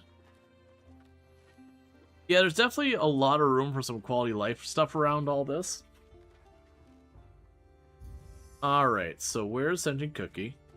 Oh, I mean, you do have Brewer. That's fine, you could be a Brewer. Because he will want that. Well, let's just have Cookie be a hunter now, and someone else could take over the brewer role. I'm gonna have to get a couple extra people if I want all the professions. So you are going to be... No, so you have all the professions represented, so there are 12 professions. So we're missing the angler, and we're missing the brewer if I put you on hunter. Your huntsman examines the traces left by the animals in a world to start hunting. Path indicates the animal's direction. By examining the surroundings, you can find additional trace that will give you a bonus against the animal group that you were hunting. The hiker's bags, that's determine the animals headed off southeast.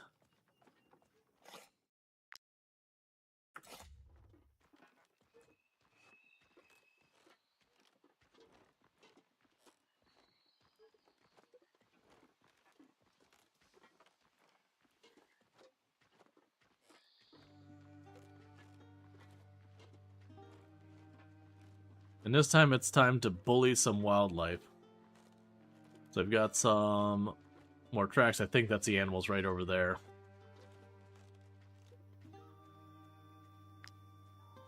This tree is broken, and I fight with some animals. 2 units from the animals group start their fight with 50% of their health remaining, and with fury. Got trail of blood leaving over here, and we just saw the animal like duck into the woods here.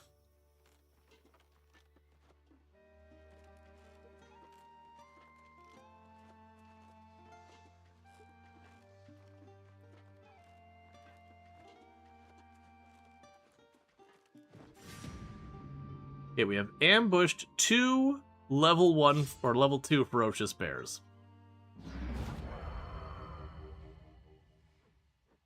Where's the second ferocious bear? I see the one. There is just one. Okay. Well, it's mostly dead. It was 1 level 2. I feel a little bit bad, bear. Not a lot bit bad, but a little bit bad. Because I get to go with all of my people before you get to go at all. And you're mostly dead.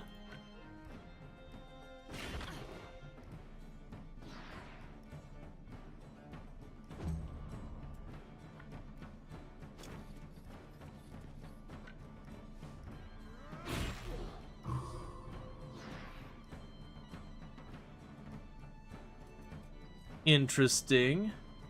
The bear gained dying.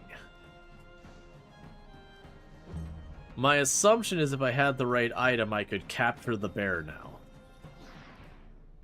I don't have said item, so I'm going to be murdering the bear.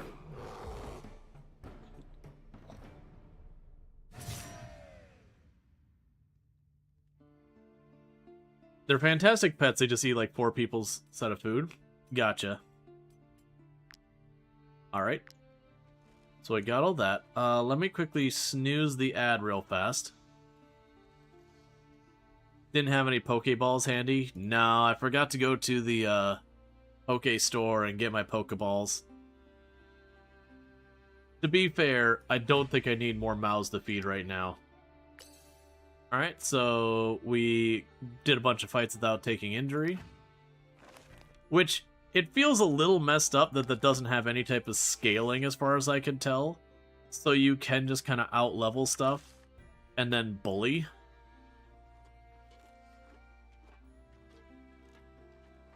Which is fine, but it feels like a way you could cheese that for the points is to just, you know, go to some low-level creatures and just beat them into submission again and again to hit the quantity.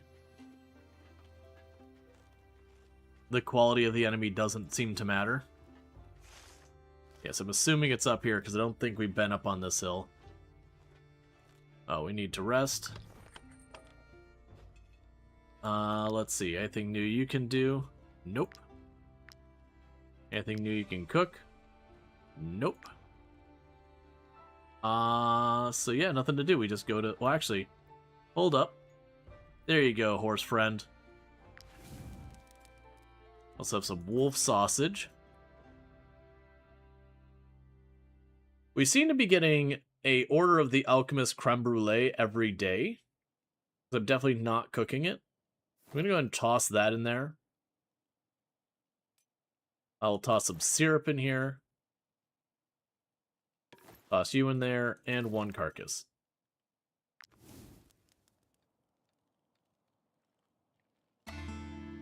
Alright.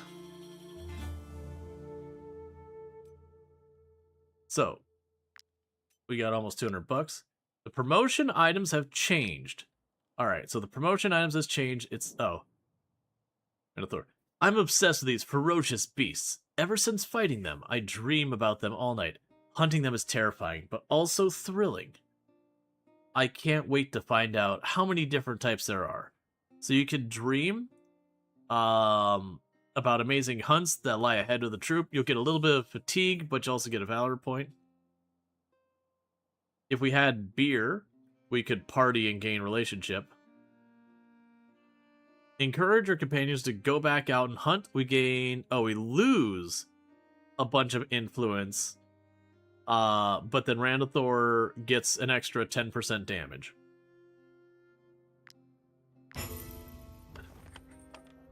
It is what it is. Alright, so let's go check over here.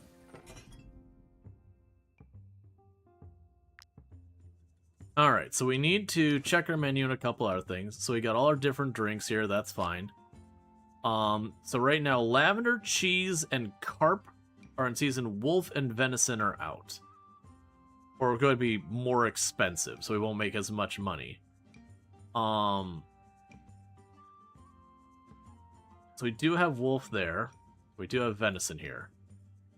But that said, those are our only options right now. I don't have more recipes. So that is what it is. In the meantime, let's check on our management stuff. So you're still working on grabbing the next beer. And pretty soon we're going to need to get more cooking recipes.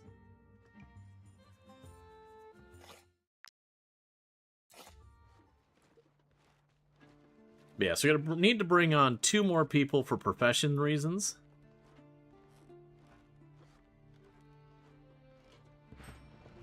pack of wolves over there from the looks of it.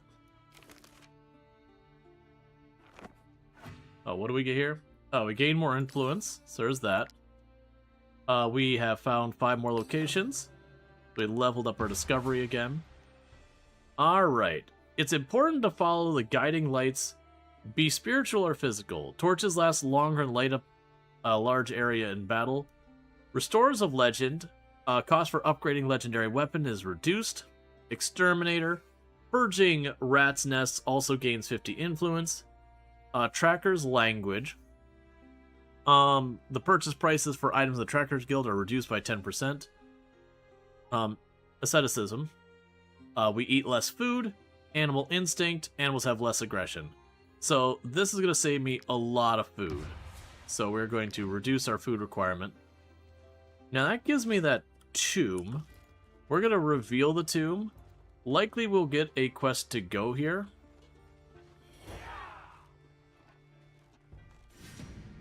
Okay, so got some deserters who are attacking me. Alright.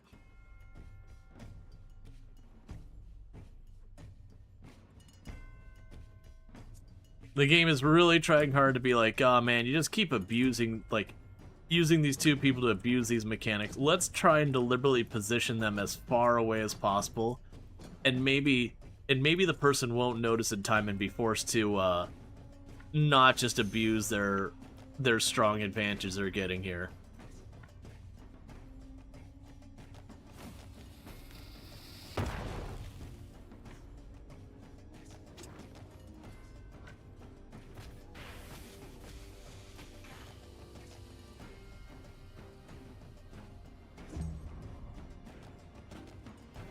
Alright, go in there, do your job.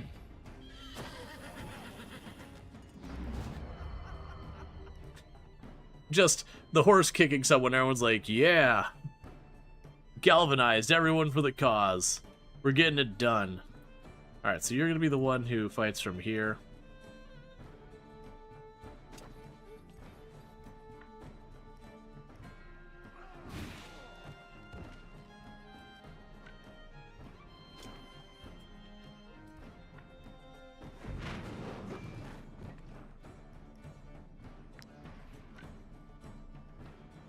That's fine. Okay. And now it's just mop up.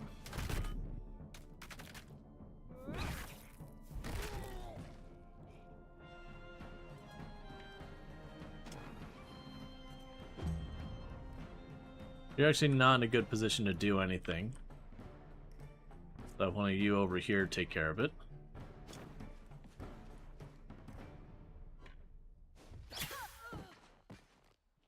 Fun fact, horses cause the most deaths of any animal in Australia per year. Oh, most deaths, their deadliest animal. Yeah, not some. Usually a lot of the animals that actually do genuinely end up being the ones that have like the most injuries caused, deaths caused, these kind of things in real life. It's one, they can be dangerous in their own right, but they're typically animals people don't think of as dangerous. So it is a partially the, you know, the animal presents a danger, but also that people get complacent and don't expect. That's actually a pretty... Okay, this might actually be a respectable fight. We have a large wolf pack that they're all level 4. We did get the ambush on them, so we're going to do a lot of damage before they get a chance to really do much about it.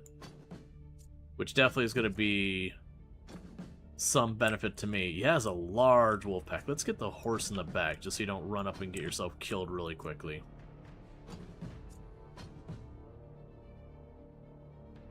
Alright, so you should probably be down here, I think. Alright, let's open this up. So the first wolf that gets to go is down there. So let's see if we can't thin the numbers a bit.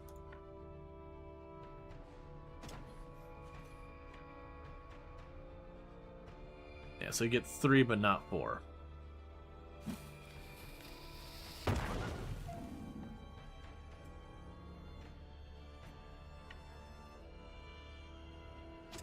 You could probably get these 4 in there.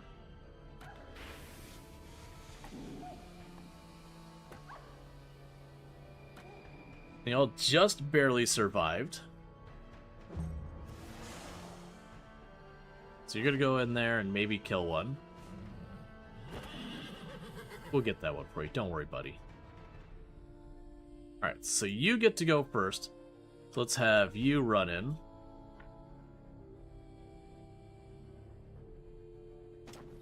We'll pop down here.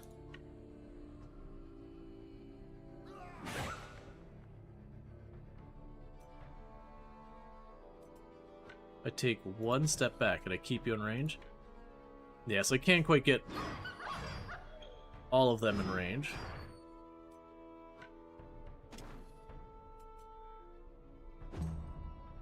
Okay.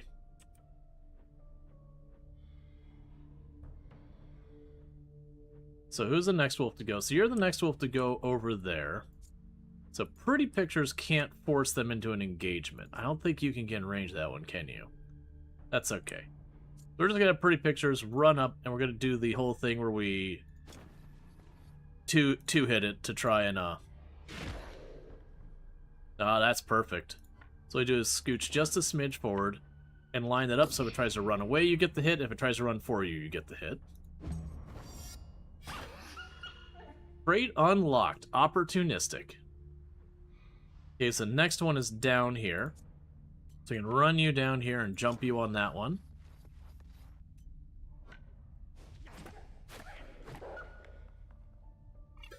So it doesn't just run wild. Fair enough. And then the next one to go is the one on the horse. So let's try and scooch over here. And now the horse gets to go. And that's the next one who's going to go next to the archer. Then it's you up there. Then it's you over there. I'm going to scooch you over here. Trigger this. And finish this one off.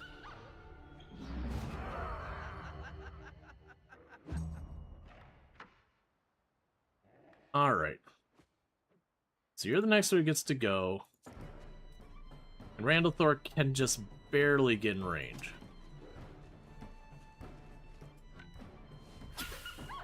And he's just going to crit and finish it off in one.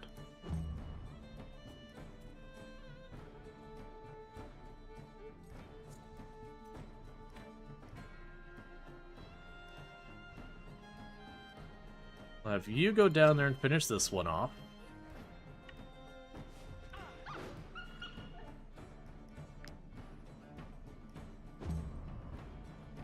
And then you can run down here, and you might be able to finish it off. You don't hit that hard, actually.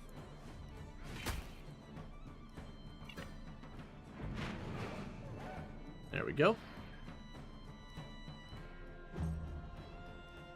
Okay, so the only one left is the one way down there.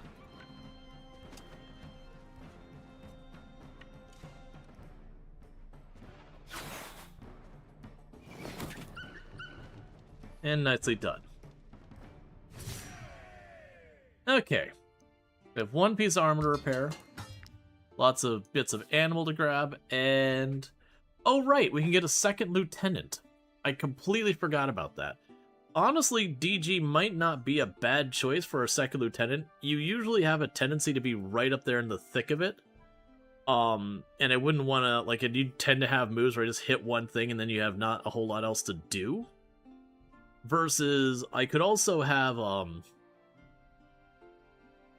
Pagey Cakes is already a lieutenant. I could potentially also have Ganja Knight do it. But Ganja Knight, I tend to want to use all of our moves in the fight. So yeah, congratulations, you're a lieutenant. And I guess in this case, I'll give you the strength bonus since you've already got 2 points for that. Alright. Bulwark. Each time this unit engaged, they gain deflection. The next attack against them is reduced by 70%. Counterattack. The first time this unit engages during the turn, they gain Repost and Fury. The next time this unit is attacked by an engaged opponent, they'll attack in return with Opportunity, and they do 50% more damage. And then Daring. As long as a bonus is active on this unit, they always apply weakness. honestly, this character's tanky enough as is. I don't feel like leaning in on deflection is the play. This would genuinely give us some decent damage that we run up, we hit something, it hits us back, we wreck it, and then we would get our next turn, and then we run over and we repeat the process. It feels like a way to give our tank actual damage while being the tank. And it does sound like Tomb just got home. So I'm going to quickly run downstairs, welcome my wife home and all that stuff. I'll be back in just a couple minutes, but thank you again for tuning in. And also thank you, Liam, for the 10 stream streak. I do really appreciate it, but I'll be back in just a couple minutes and all that. But thank you again for tuning in, and I'll be right back.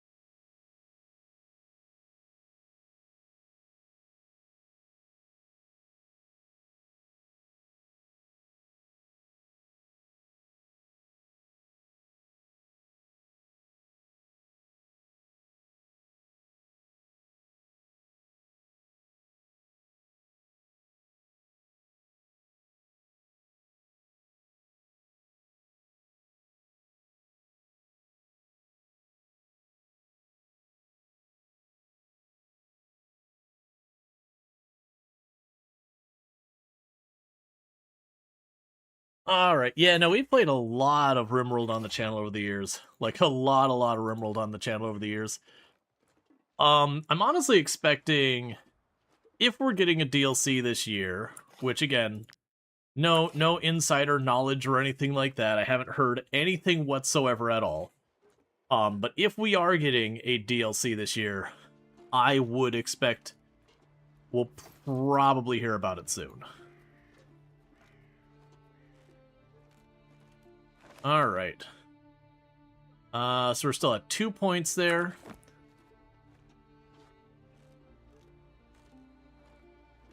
That said, with how big Odyssey was, it also wouldn't super surprise me if we didn't get one this year, because they're planning whatever the big thing they're doing there. Oh, that's got like 1 to 3 skulls. So let's see if we can't... You and your ambush...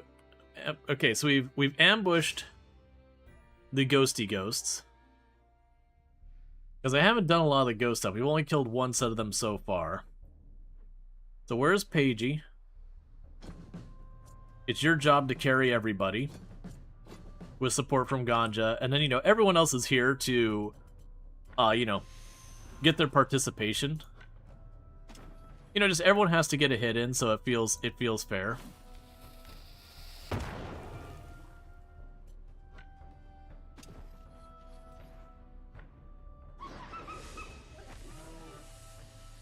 I'm waiting to not pay close attention and accidentally hit my own people with that and just about kill someone in 1 hit with it.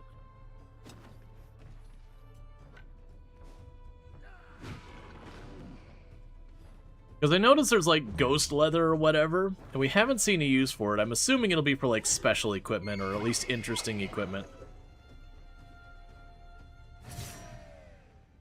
Alright, so ghost carcasses. We've got those red eyeballs. It feels like those are going to be used for some interesting crafting and all that. Alright, so let's get to the bandit's lair. So it's only got 1 skull, and my assumption is the number of skulls is like the severity or whatever. A lair is a place teeming with enemies. The more active skulls there are, the more dangerous the lair is. To reduce the number of enemies in the lair, look for groups with the skull in the region. Eliminate them first before your final assault. Your P-minute clip gave you a good chuckle. Yeah, that's a classic. Yeah, so I get the idea. So you can choose to just... Ooh, boy, that's okay. I think we'll still be fine with that. It's interesting that had 1 skull there, but this has no skulls. This hideout is about to fall. Let's launch our final assault. Yeah, so it's a pretty decent attack. We should still be in really good shape to fight it. I have no idea what our levels are anymore. I have not been paying attention.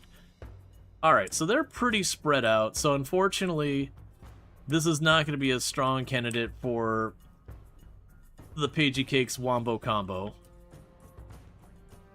Yeah, I mean, we got 3 up here. That's probably our best target for Paigey Cakes to just run in and cause trouble. These 3 are pretty far spread out. Where is Paigey Cakes? There you are. Let's put you up here. Put you over there. Put you down there.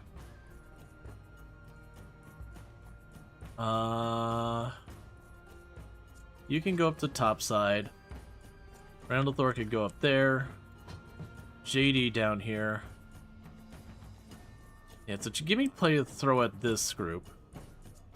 We can put you to respond either way, and honestly, I'm happy keeping the horse out of the way because the horse doesn't get a second chance if we get hit. Just goes down immediately. All right, so drop the bomb.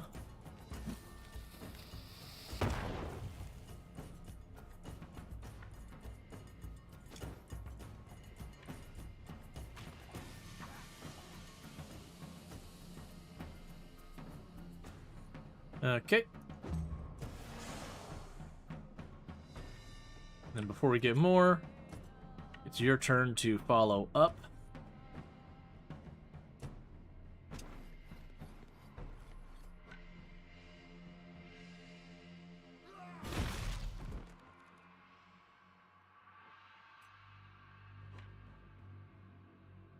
Alright, you'll finish this one off.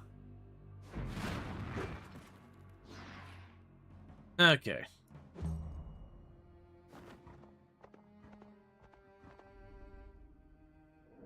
And now I can just pick off whoever's turns next. Okay, so you get to go next. The one in the middle here. Oh, there's 4 there. I didn't even see this guy. So let's pop you over here. You can shoot up and over.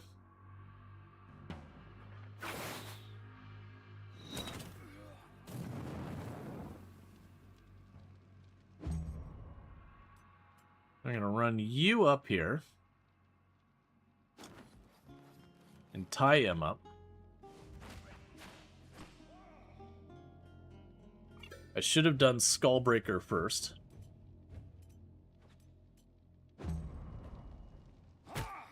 Oh, never mind. That's an archer. I was thinking it was a person with a two-handed sword or whatever, or two-handed axe. So you're the next one to go. So you can't get there, but you can. So if you pop in here, stab him in the face. And then you're gonna stab me back.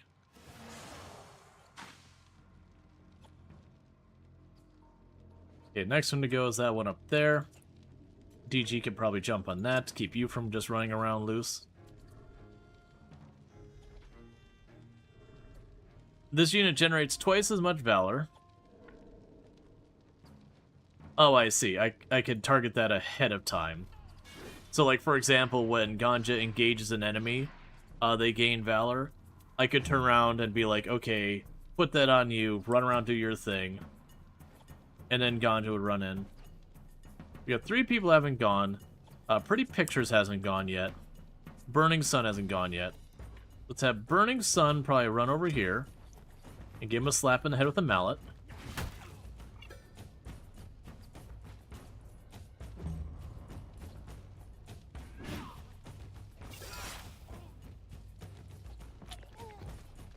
Cool. Enemy killed himself hitting me. Gotta love to see it. So now... Oh, you're blocked by Pretty Pictures. That's a big old bummer. Because my plan had been to run up here, you know, like down to this area, shoot this one, then this one, causing the attacks of opportunity on both. I could still get this one. Actually, I could get either of them. Probably this one's more dangerous. And actually, with that matter, that means I can hit them both.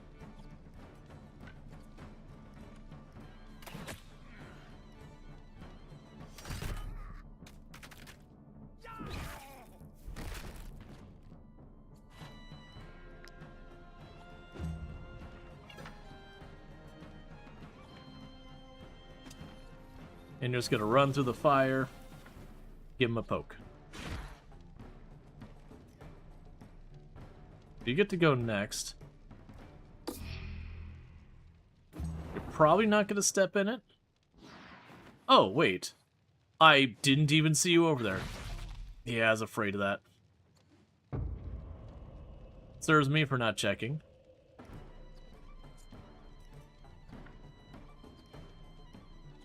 I'm gonna go over here. That way I'm blocking this route. We can Skullbreaker you. Then follow it up with regular punches.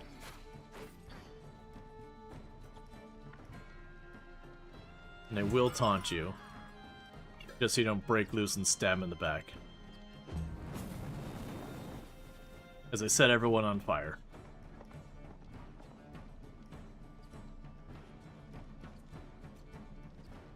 Meanwhile, I can have Sentient Cookie.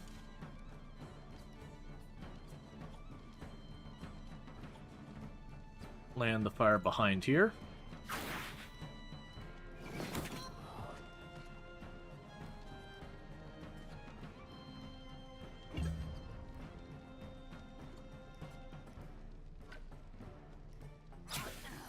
And done.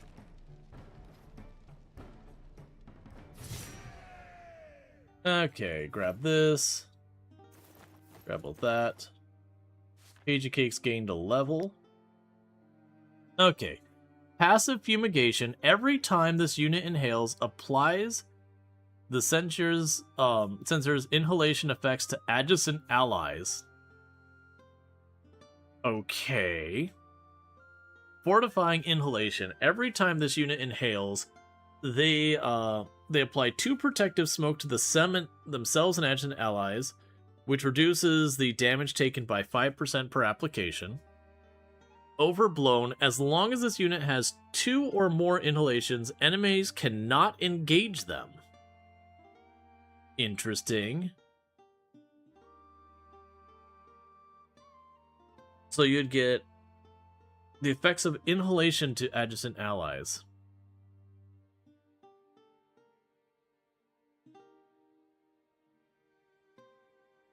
So 1 inhalation guarantees critical hit for all enemies in the area. So it's interesting. So, Unstable Concoction is their actual move. What would you synergize with that?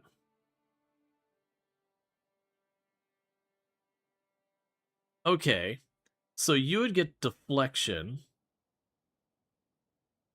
So that doesn't work with that. This one would give Deflection if we used the first thing.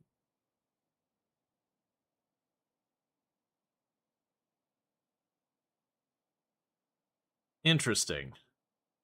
That's, sadly, that's not going to synergize particularly well with me.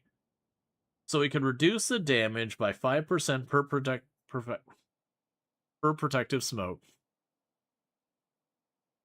But it's only allies next to them, which the catch with this is, if we stop next to them, we do poison them.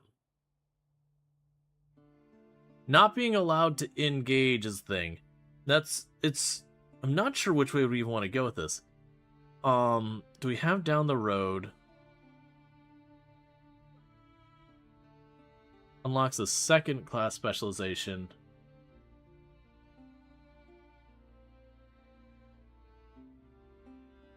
I wish I could see the inhalation by itself. I want to say there was something else inhalation did. Like, in addition to this stuff here. Repair all our equipment before I forget. Let's look at Pagey Cakes. Oh, it's probably down here. Fumigation. Inhalation gains 2 toxic miasma. Toxic miasma applies 1 point poison per stack to all adjacent units at the end of their turn, or when the unit ends their turn while adjacent to a unit. Then consumes 1 stack. So I could give them toxic miasma.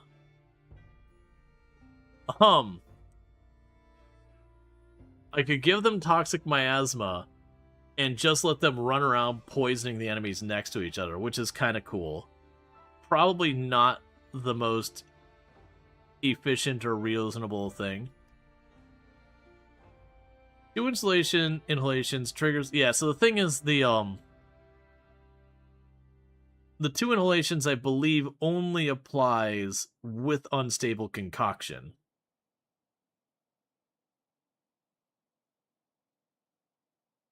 Yeah, inhalation loses 5 of their health per stack at the end of their turn. Yeah, this is true. But the catch is it's only at the end of his turn. So it'd have to be at the end of his turn, he would poison things, and then next turn go for the crits. Or, you know, someone else would get the enemy's poison rounded up and all that. Huh, that's a curiosity. Because to prevent the protective smoke, the catch there is we would reduce the damage taken by 10%, but then we would hit ourselves with a with the poison. Which to me kind of makes it a wash. And then this one is basically would be Pagey Cakes running around with a double inhalation going, so that we can keep throwing target of opportunity down, which might be useful. Let's see. So this is around purges.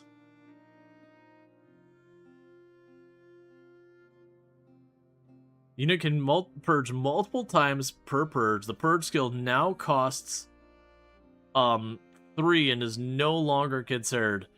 Okay, as fun as it is, I would rather purge not cost anything. When this unit purges, randomly applies burning, bleeding, and corrosive to adjacent enemies. Second weapon can pass through enemy ranks. Whenever the unit heals another unit, they're increased by extra damage. Hey, Ints, how's it going and all that stuff? Hope you had yourself a good stream. Can we get a shout out for the Ints? I'm just kind of looking at future skills. Bravery, let's see, your troop can now perform only 1 bravery per round. Each companion can use their bravery once per battle. Triggered when the thing is there. Perfect Delirium, when using a skill, immediately purge without using any inhalation. This unit takes damage equal to 20% of their health at each turn.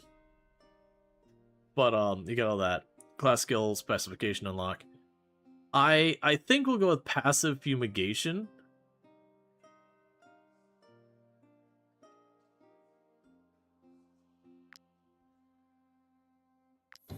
I'm really on the fence with that one.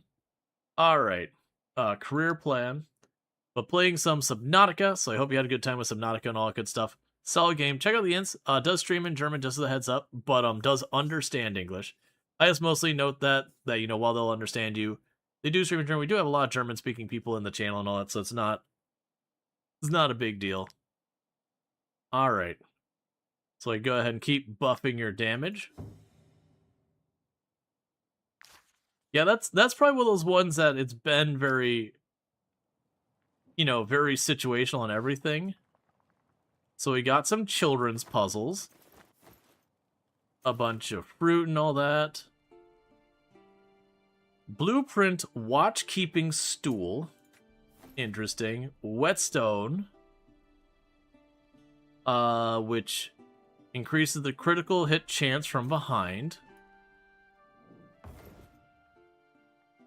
Let's see. There is a corpse in the campsite.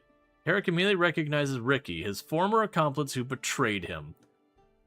Lucia Lund's medallion. Blood is spattered on the letters forming the name Lund. It's engraved in the back of the pendant.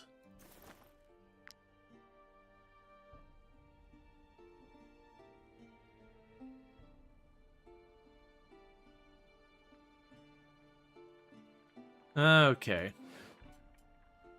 Goon's Spauldron. Extra damage from attacks of opportunity.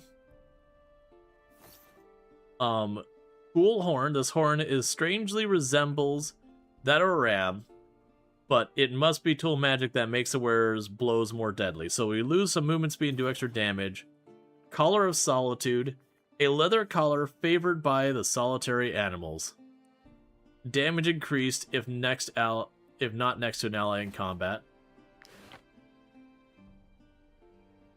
Is there anything else we're missing? Because we already inspected the dead bandit. Making sure we're not...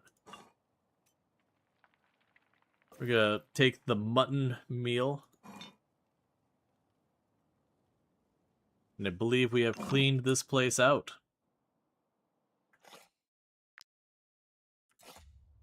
They all... You've been in game so much after work, you forgot to say hi? Oh, you're all good. Thank you for the 370 stream streak. I do appreciate that. I hope you've been enjoying the stream. So we got the tomb there. So we can go back to Lund's... Where's Lund's house? Oh, Lund Farm is all the way across the universe.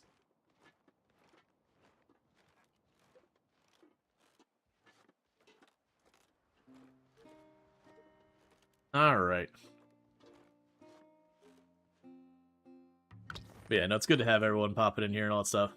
Alright, so you still got your stuff, you got your thing going on. Let's see here. So, you're medium armor of really good quality.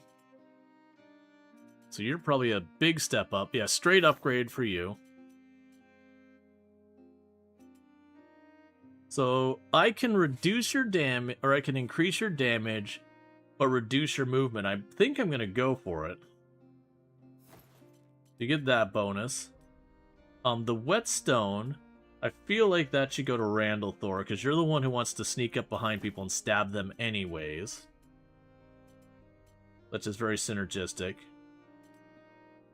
All the rest of this is garbage. We will use the blueprint here.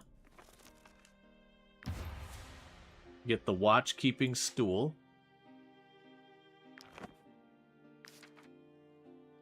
Oh, I was gonna chop the wood there because, like, oh, there's a wood chopping spot. I might as well take advantage. It's fine, we've already walked away. And Wartales is great. Alright. So 10 wolf sausage. Some grilled pork.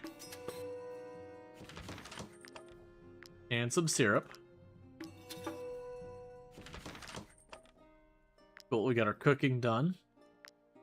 Not much to be said there. They have a watch-keeping stool. Reduces the chance of being attacked while you rest. Reduces the chance of someone escaping. We can upgrade our workshop. You can now dismantle all low-level weapons, items, and accessories and attain 2 things as well as resources. The strategy table now unlocks. You can have up to 3 active strategies at the same time. Alright. Let's upgrade you. And it was that one or that one. So strategy table has disappeared off of the camping gear thing, which means I assume it's fully upgraded. Alright. Coordination. Attacks that can hit allies have a 50% chance to miss. During battle preparation, allied positions are closer to one another. Each ally gains the reposition skill, which it doesn't let me know what that means.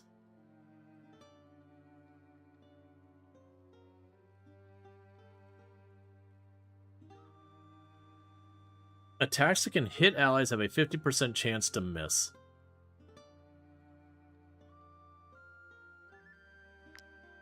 We'll grab that one. Alright. Meanwhile, we gained another one here. Innovative Craftsman. Craft up to 5 camp materials for the first time. There we go. And knowledge-wise, we're still at 2. That's fine as well. Alright, Mun au Gratin. The sweetness of cheese offsets the meat's flavor. We get movement speed in the snow increased. If your troop is wanted, the movement speed in the snow is increased by 20%. It gives a ton of food. We're going to go ahead and use our Alchemist Creme Brulee, because we seem to get one of those every day. Did you want to know what the reposition skill? Sure, since it doesn't seem to want to explain it in the context of what we got going on, so it is thing. Effects. This grants every companion the reposition ability, allowing them to move a short distance without provoking attacks of opportunity, which is crucial for tactical positioning. Gotcha. So I could sit there and, like, if people are, like, on the edge of triggering that, we could, you know, make them just step a little bit this way or that way to get them out of harm's way. 1, 2, 3, 4 to get rid of some of those carcasses. Because those, we've had those have the weight add up a lot. Alright. So we got a bunch of the goodies here. We made a bunch of money. One of our people got Butcher and the other one got Butler. So you'd show the shift report. Good money, good prestige, everything going well here. Let's check on the tavern real fast.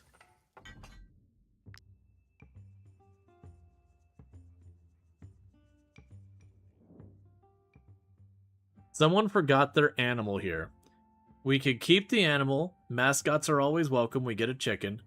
We can eject the animal, which gets a upscale ambiance for 5 shift. We can cook a... Why waste good meat? Who knows what the consequences of this choice might have? I mean, I'm gonna keep the chicken.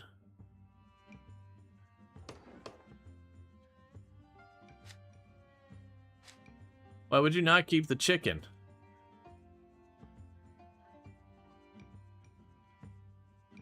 So order.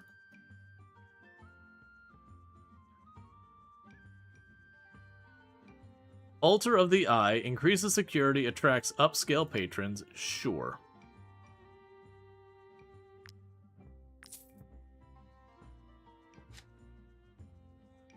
We can upgrade our torches.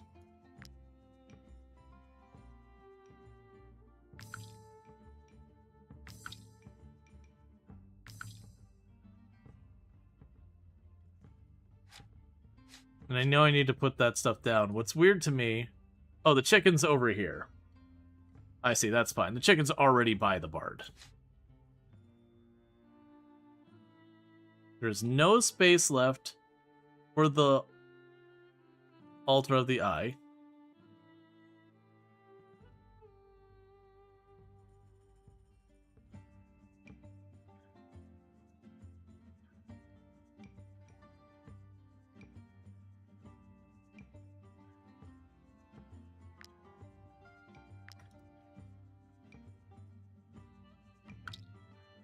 There we go.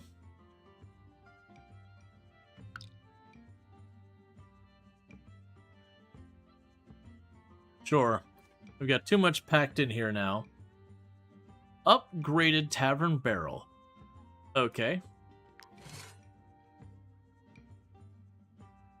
So upgrade you for 200 bucks. And upgrade you for 200 bucks. And I'm out of money. And we're still stealing that recipe, so that's fine. Cool. So now we can save all that. Okay, so we are on our way to probably, let's say, the Lund farm, which is straight east of us. Because then I'm assuming we can return the necklace for something. If not, then we'll put it to use. Because it's 1 willpower, but it's definitely one of those things. Yeah, almost at that point you need a bigger inn. Yeah, so far we haven't had the choice of anything like that, but that could be a thing that shows up later. A hiker's bag provisions were devoured by an animal. This turn they headed off west. You troll.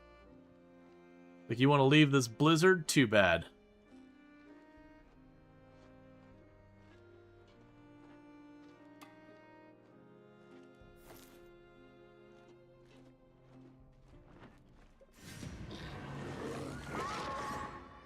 Alright, so we ambushed the ghosts.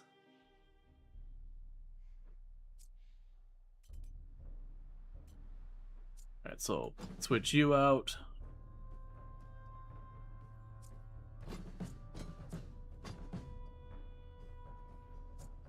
Alright.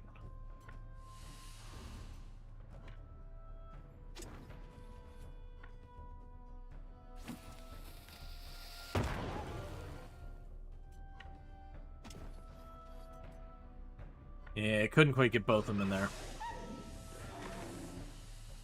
That's fine.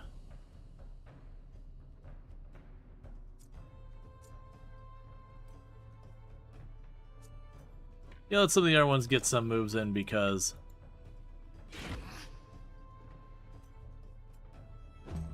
Just one left. Alright. Finish it. Good horse. We will continue to help you, discover the taste of blood. Alright, Team Spirit. While next to an ally, this unit has brutality and does 30% more damage. Fervent support. Each time an adjacent ally is attacked by an enemy in close combat, deals 9 damage to this enemy. Sweet spot. Ranged attacks apply destabilization for 1 turn. I feel like this is probably our best call for when we're dealing with a particularly tough enemy. I can put pretty pictures directly behind someone else, and then you can just keep attacking, past for an extra 9 damage. Because brutality is also... Okay, hang on. Probably Team Spirit, because we have one person run in. Pretty Pictures runs right up behind them and then does the thing where they stab past with their range, and they would get the extra 30. Rear plans. Get better at stabby stab.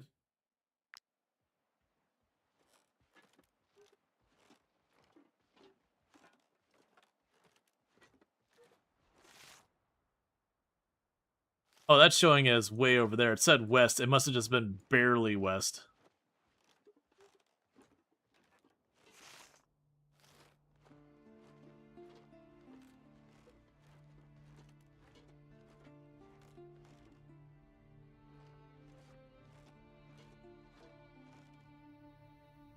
It says west, but standing here, it's like right in the circle.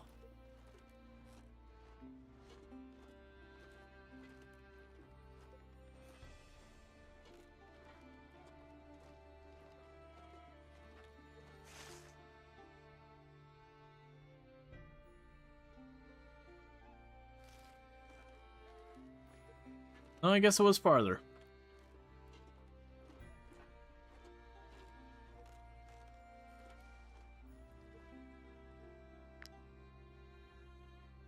Down litters the ground, and the animals the group of juveniles. 33% of the animals will be juvenile. You can see her this way, and there's the animals right there.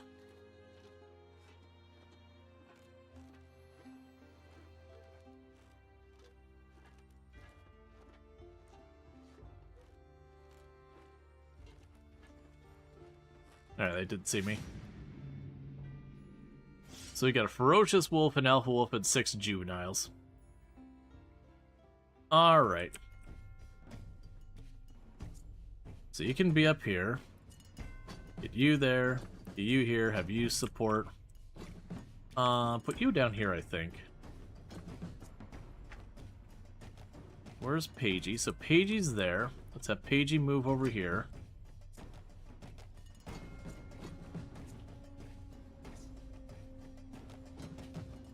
Alright. So Wolf down there is going to get to go first. Let's move Pagey down to this end.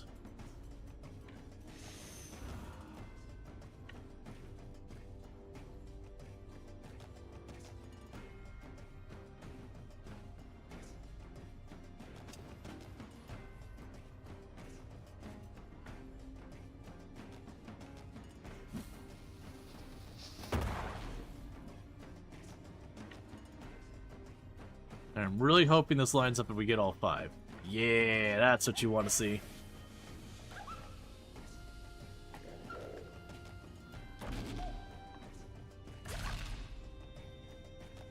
It's all of them only barely survived. Then the horse could go in here and finish one off. Or not. Everything's surviving with like 1 health. Okay, so we've got the juveniles down there are going to be the ones getting involved. So we could probably do with these 2. I'm going to run over here. Drop the fire. Like right there. Finishing this one off. Putting the fire so that the other wolves will run through it.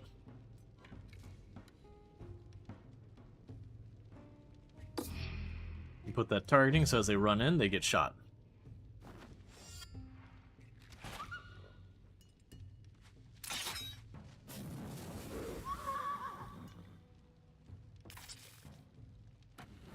Don't make the horse bleed and light it on fire. So you're gonna go next.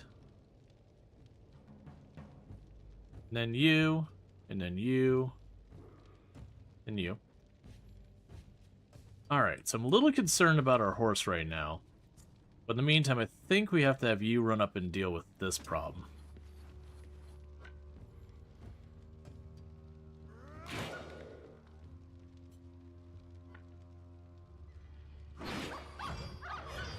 Okay, so I took them out of the runnings.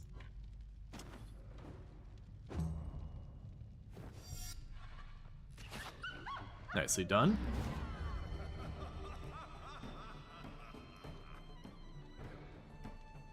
Okay, so you get to go next. You're probably getting yourself hurt, then you. You don't do as much damage, so what I could probably do is run you up here. Charge you through that wolf.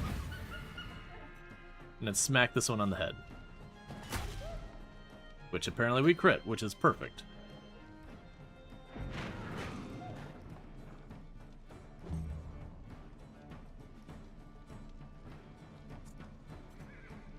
So you can't get close enough, you can't probably get close enough. We're our ranged ones. So you might be able to make magic happen. So if we get this close, I can probably shoot past you to get this one. Taking you out of consideration. Reload. Ah, it's gonna... Okay, that's fine. Because I'm one tile away, it was just enough I would hit Burning Sun. Which is fine. We're fine. Because now I can stab the Ferocious Wolf, and it's sorted.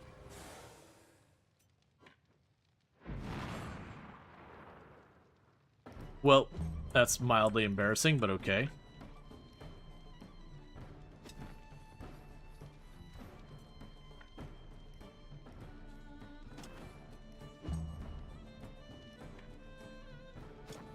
As it lays there dying, with poison on it and everything else. And just can't do anything about it.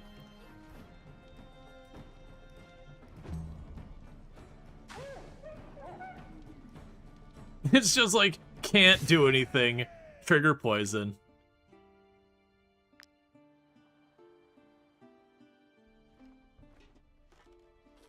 Okay, that was a unnecessary detour, but oh wait. So we got wood here and here. Let's grab the wood. We definitely need lots of wood right now. So I grab this. Then we're gonna grab that. I don't care a thing about that area of the map.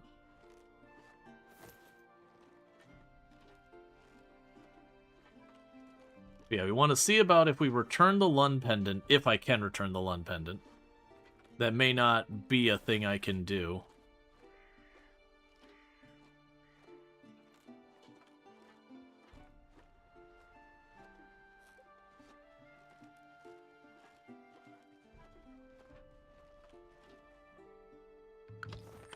Alright. And we got... Spend 30 non-temporary stuff. Valor. So we gained our level. Okay. We can have left-handed specialists, which means it requires less parts to make left-handed weapons, which are just kind of offhand stuff you can just chuck or whatever. Forged weapons have increased stats. Forged armor have increased stats. Forged weapons have increased quality. Forged armor have increased quality. Let's see. Forged armor has 1 additional armor layer, max of 3. So it's all going to be around that. So stats or quality? I'll go with stats because I don't really know the difference. I'm sure we'll want all of it eventually, so that's fine. You have still not gained another point in knowledge yet. Oh, we can go ahead and make a bunch more wolf sausage. And some grilled pork.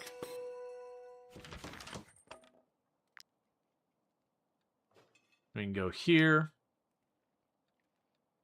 Nothing to be done with any of that. We got plenty of the things we care about here. I guess I'll go ahead and just make 2 fish hooks to have them available just in case some random quest comes up and it's like, you could get this. Yeah, so we need sandstone, we need lots of wood, we need rope, we need salt.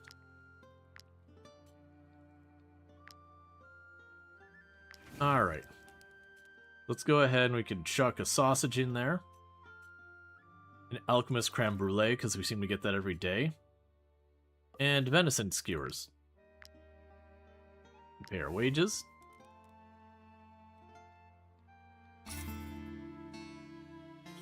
Alright. Specialty earned alchemist creme brulee, that's fine. So we got all that stuff going on. Alright. A priest of light blessed your tavern for prestige. Elia was successful in their infiltration mission and gained Kirsch. So let's go check in our tavern now.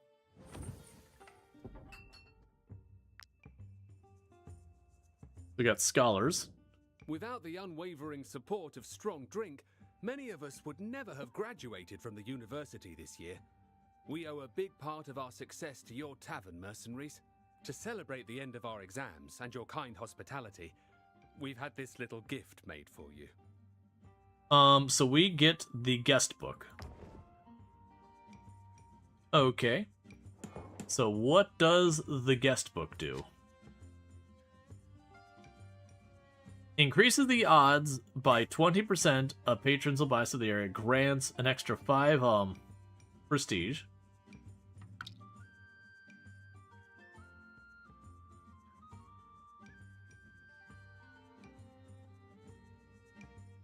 Cool. It happens to be right by the entrance, so it works out a little bit. There's got to be a way to, like, upgrade the tavern, because this place is claustrophobic. The other thing we could do is potentially work on trying to, because these give us less comfort, but they sit more people. So let's see if we put you there, and we order some of the bigger tables.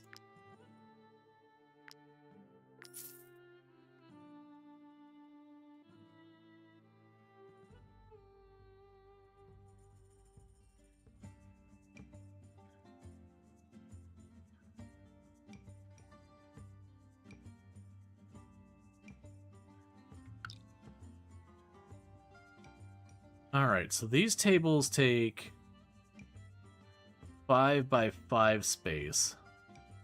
These take like 7 by 7. So that does give me more seats overall than these would for the amount of tiles, if I can finagle them. Which is a pretty big if. Let's put everything away, just literally everything that goes on the ground.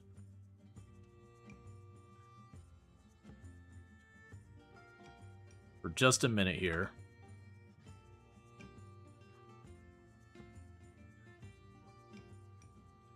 Oh, I can only afford one of those.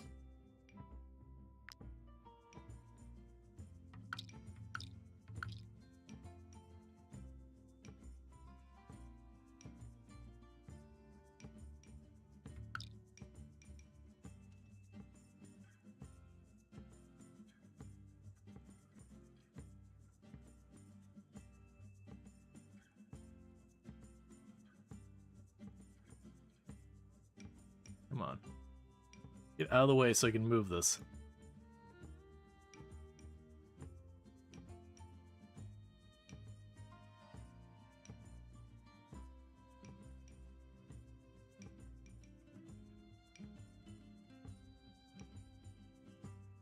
Okay. And so now we can go down here.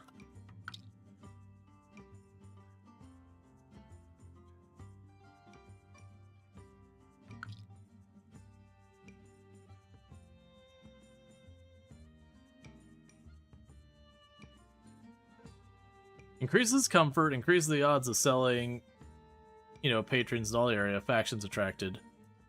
Oh, we've got the cat. And the chicken.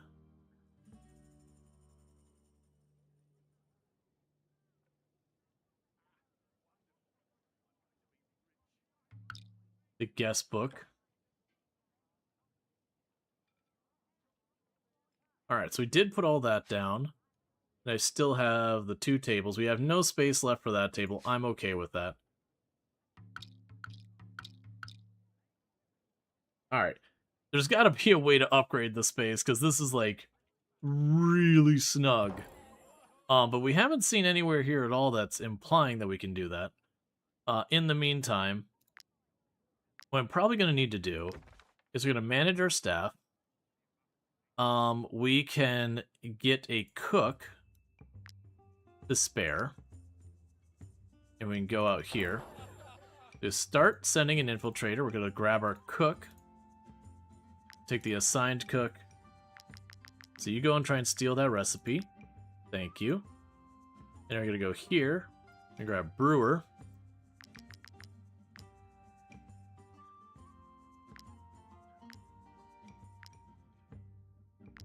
And send them out to spy. If you want to know, you could let you know, but otherwise I'll keep quiet. About upgrading the building. If there is a way to upgrade the building, like, it's very unclear. It could be that we have to hit a certain level or prestige or whatever, but I've not seen anything to imply I can upgrade the building, which could just be UI stuff. But I'm not seeing anything along that route. Yeah, so we took a couple hits in profitability because of just stuff I'm doing. Yeah, because I'm not seeing anything here that implies I can upgrade anything. I'd be staffing. See, I'd assume it'd be under layout. But, like, it could also be locked behind this. Let's see, these are things. Represent how your tavern measures up against your competition. But yeah.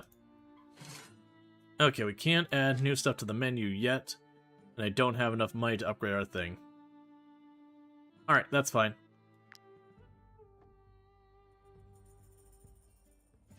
Okay, we're fully rested. They're trying to make our way towards Lund.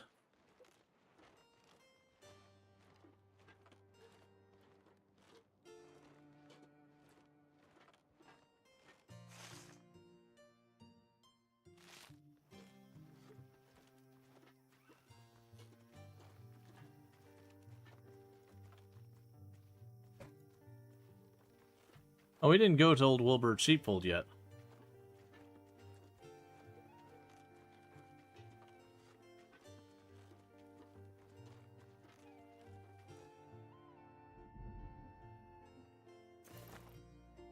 Alright, give me that hemp. Okay, that'd be stealing stuff. This is the type of trunk usually given for dowry and wedding. This looks fairly old.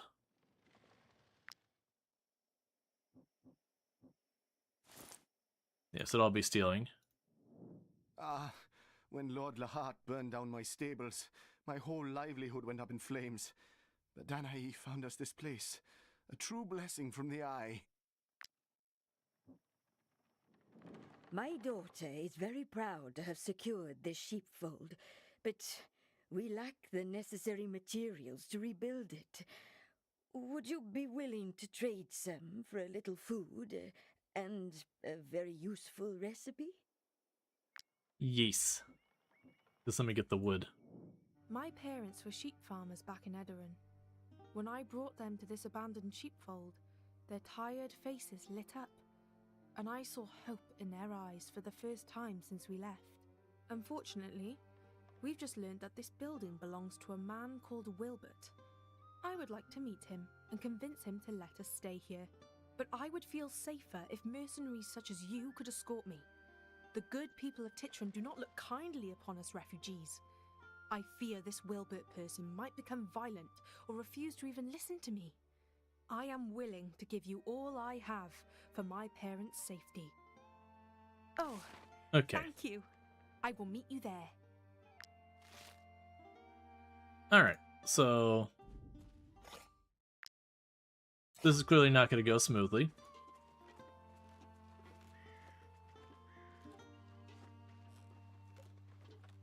I'll worry about it tracking the animals there. It seems like the animal tracking is just keeps generating again and again, which is fine.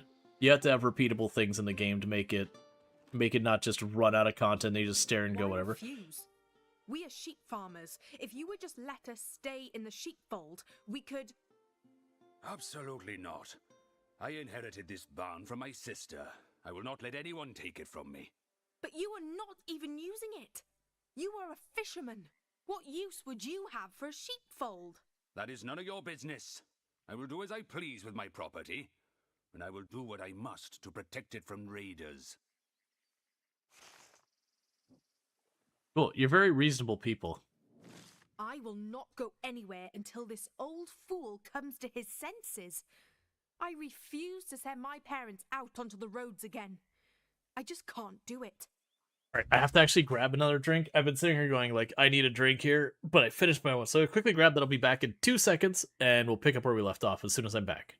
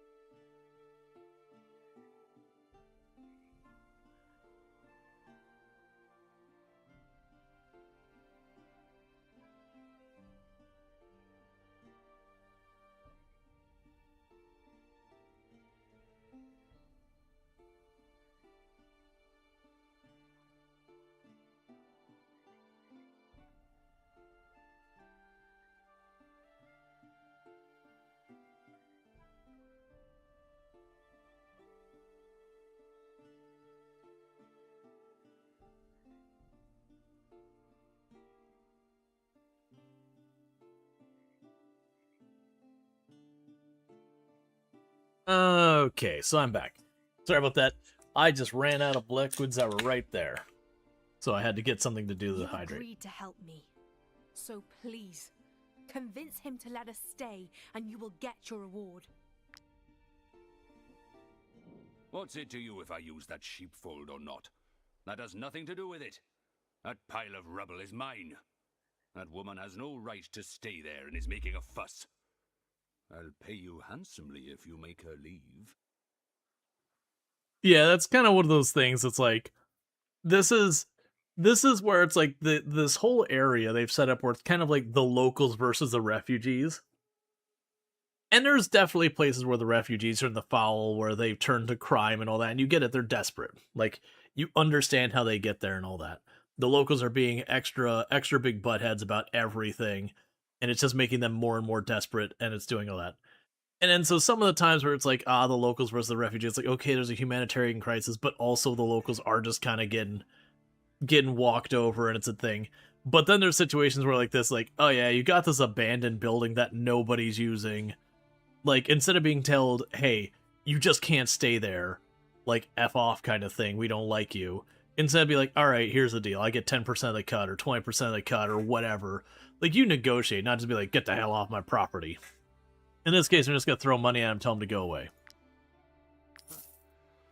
But if you want to buy the sheepfold, that's a whole other story. That pile of rubble is all your... or theirs, for all I care.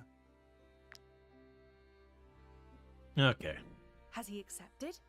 Oh, blessed to be the all-seeing eye. You cannot imagine what this new home means for the three of us. Please, accept this as a token of our gratitude. Alright. To go. I must tell my parents the wonderful news. They will be... I didn't mean to interrupt her, my bad. Okay. So, Scholar, Influencer, earn 100 region scenario points. Cool. We have still not gained another point in knowledge. We did get a medallion. What's the medallion?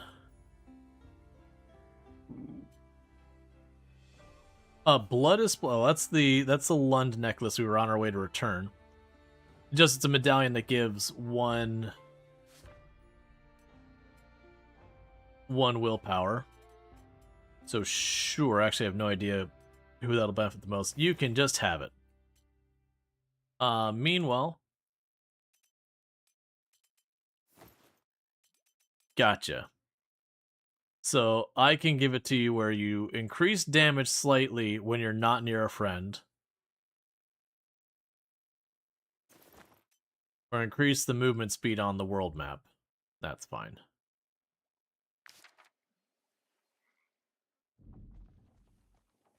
And then I guess we... It's the animal tracks. I need wood.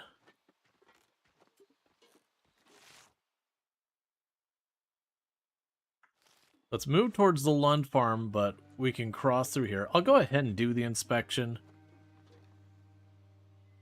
Get some XP. Northeast. That's fine.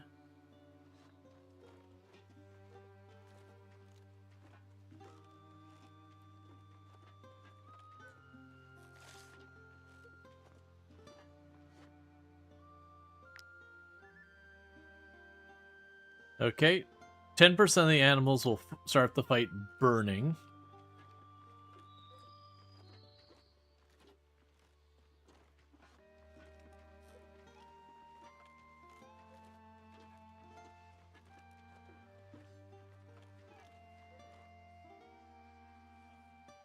That's fine. Oh, well, this is just... This feels mildly unfair.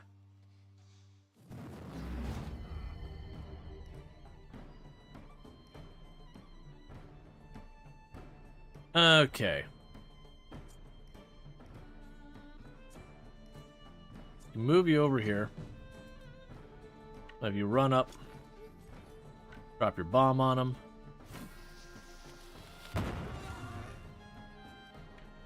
Run the rest away in there.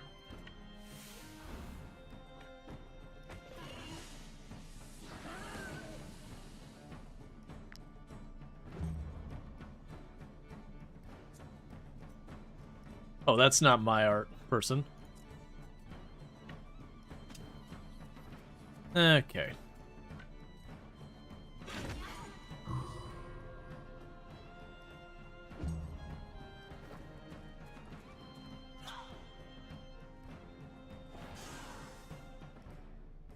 It seems like they might deliberately give them dodge. You know, when you put them in death thing, just so like stuff like that doesn't happen, where they tried to go for the kill right there.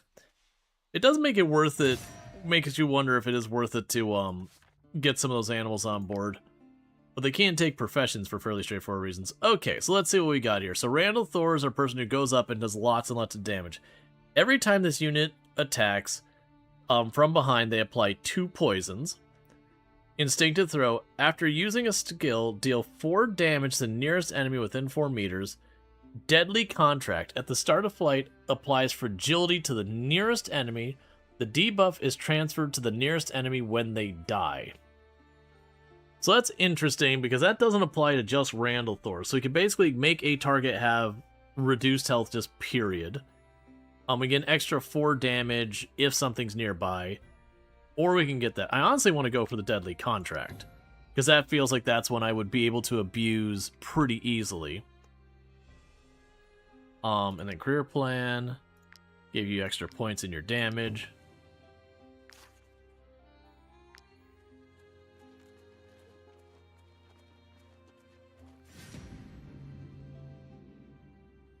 Use your crowns to influence and convince the group to let you go. No, I'm ambushing them. They should be... Okay. So let's try just testing this out. So instead of just going where we mop up real fast...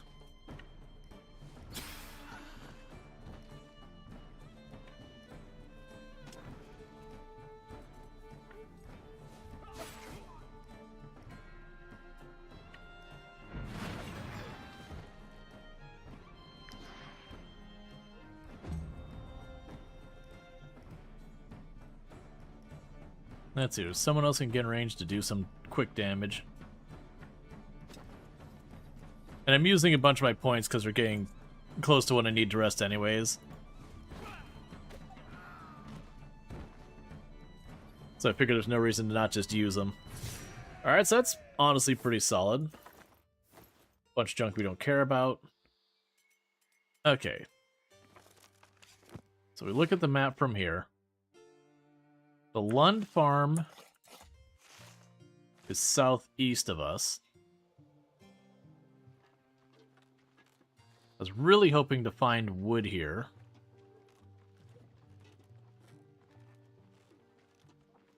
It definitely feels like a game where you can complete a region. Basically do the things in that region and not have to worry about more. The other reason I'm like, maybe I should calm down the hunting is I'm getting so much food. How could they? Mad with grief, her father chased after them toward the mill. I hope he caught up with them. These thieves don't deserve to live. Alright, well here's your medallion for your dead, I assume, daughter. What? You have Lucilla's necklace. You can't begin to understand how much this means to me. I can't thank you enough. You deserve much more than this, but it's all I have. Yes, I am doing the tavern. My sweet little Lucilla. May the all-seeing eye watch over you, dear angel. Okay, so we did the thing. Alright, let's chop some wood. One of the things I need to do is when we see these wood chopping areas, it's a way to get some easy wood.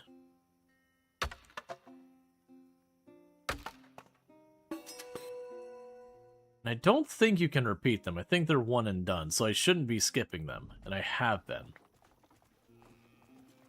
Right, do I have 10 wood? I have 11 wood. So before we go on to the next place, let's circle back to the area we just were. Because she wanted 10 wood to, you know, get herself back on her feet.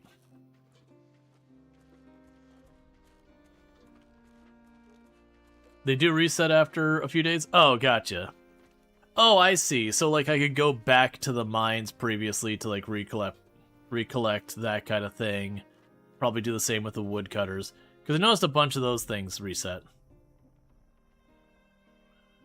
Alright, here we go. My daughter told me everything. I know what you did for us, and I will never forget it. I am terribly sorry to have to ask after all you've done for us, but we still need materials. Here's some wood. You are ever so generous. Oh, I haven't been this happy since the beginning of the war.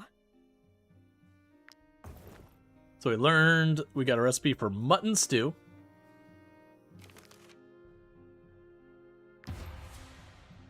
Nice. We definitely need to, hit up town to start getting rid of some junk. When Lord Lahat burned down my stables, my whole livelihood went up in flames. But Danae found us this place. A true blessing from the eye. Alright. Thanks to you, we now have a roof over our heads. This is more than we hoped for when we fled Edoran. Okay. We got all that said and done. We can go over here and grab whatever this stuff is. Looks like more iron and some kind of plant. Alright, we gotta stop. Rest. Okay. So 2 grilled pork.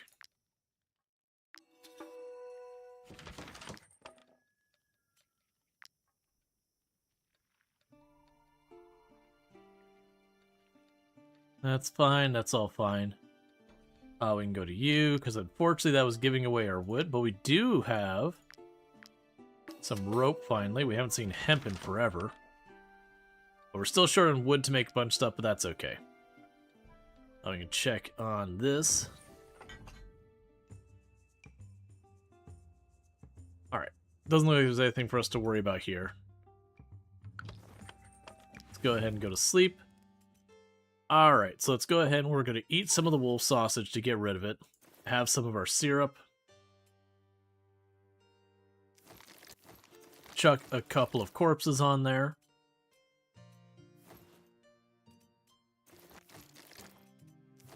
Okay.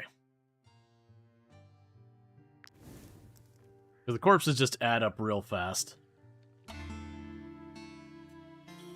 We didn't gain any prestige, which is interesting to me. Just checking your stuff here. You've capped the tavern? Ah, gotcha. So then we're saying we can get more. It's not technically true. And we already got the thing that's like, oh, hey, there's another tavern for sale in, and I mentioned the other region. I don't remember which one it was. It's fine. I'm sure it'll be one of those things that as we move around, we'll figure it out. Okay, so let's get over to the east there. One thing I need to do, before I forget, I should be disassembling all the piles of armor we've been getting.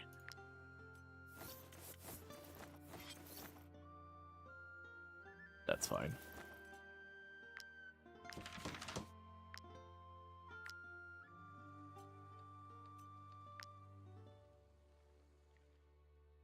Okay, because I'd rather have the raw resources.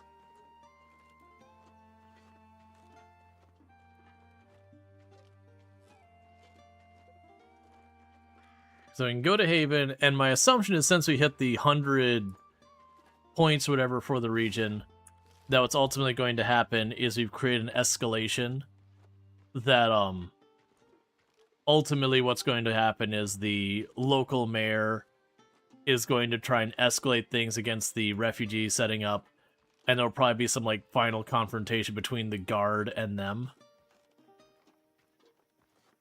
Is what I'm guessing is going to happen. That's kind of the way this is going, is that we have been siding with the refugees constantly and just it's almost entirely come at the cost of the locals. So one assumes that's where we're going to be going from here, is that ultimately they're going to fight back.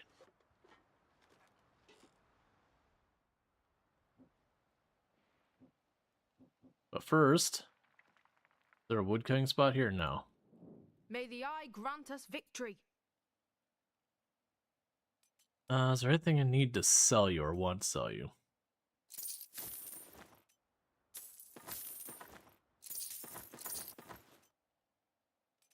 Let's sort that by type. So I probably have more trinkets in here somewhere. Not looking like I have any more trinkets. That's fine. Point is, we got rid of a little bit of stuff. Oh, thank you. I've been waiting for you.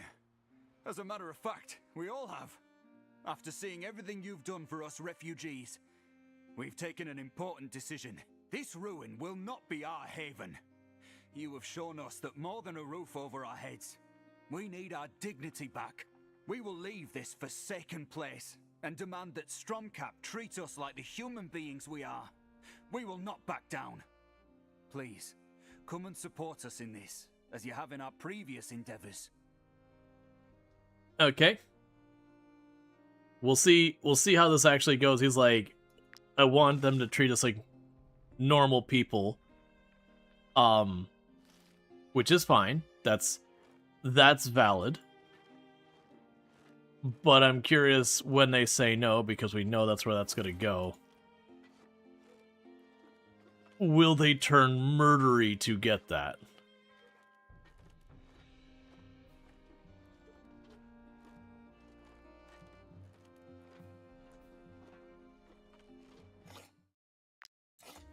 That's fine. So we can head back up there.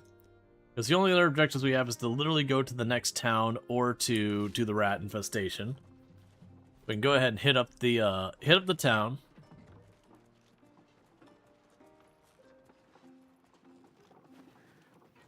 It also makes me wonder if, you know, where these things escalate.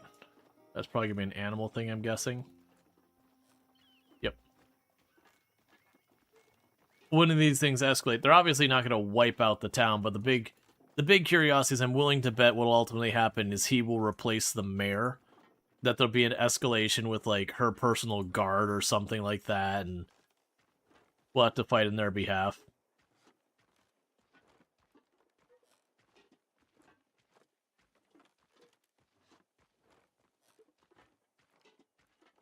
Alright, just working our way back home.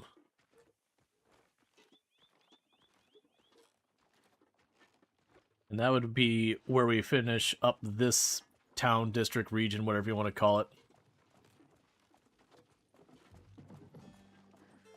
There's a corpse over there.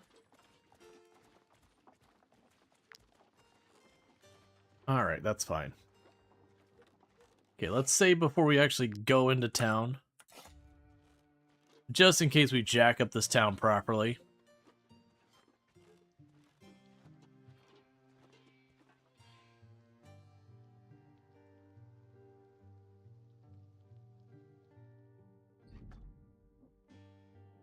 You can use my anvil. I can also repair your armor. Okay, we're doing good on all of our supplies and all that. We've got plenty of coal. I actually don't need anything from you directly. I don't want to craft a bunch of stuff because I do need the wood.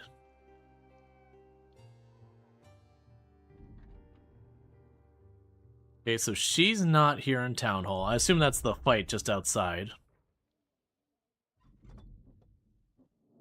Might she be looking for work? Our role as emissaries, here is your reward.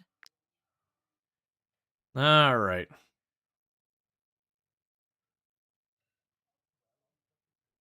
Okay, so that's the big boss man. Alright. So, initial offer, requested offer. Adjust the negotiating meter to get a better price for the contract in exchange for influence.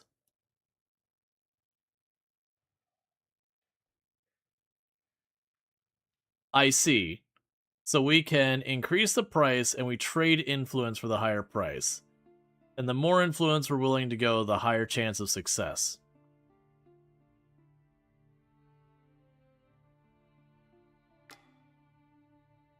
Okay. And that you can keep pushing for more and more for the same quest. I am going to accept that, though. So that's kill the big scary man.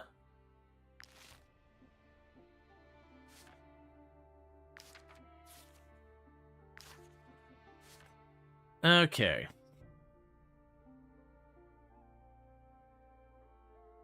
So the curiosity here...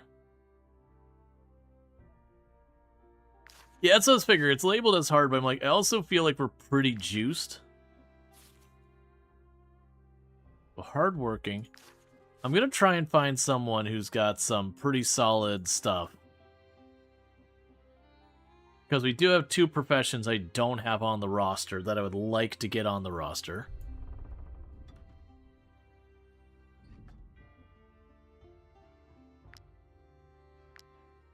Few bottles of medicine.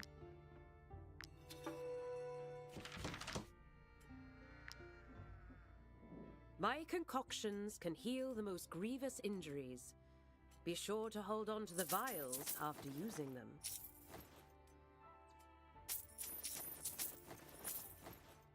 Okay.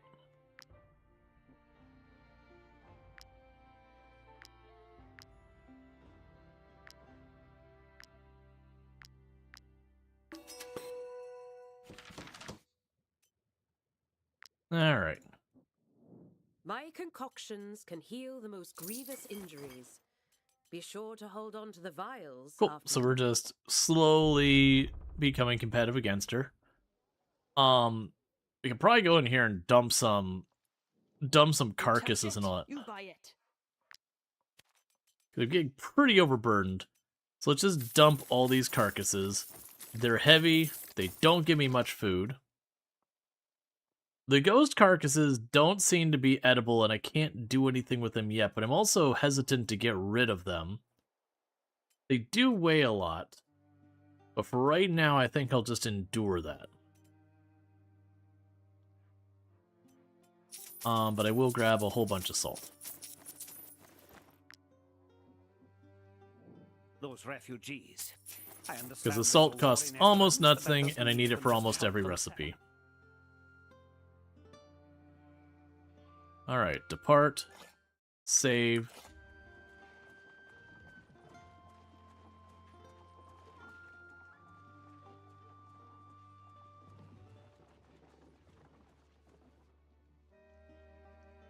I'm trying to... There we go. The Lady Mayoress, she didn't want to hear it. But we won't give up. We're prepared to fight. Are you with us? Okay, so we actually don't get a choice on who to go. We are fighting the local guard.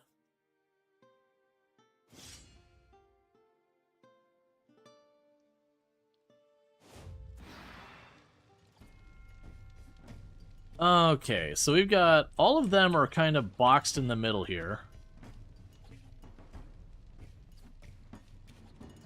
And those ones are basically already dead. Alright, so you're going to start this.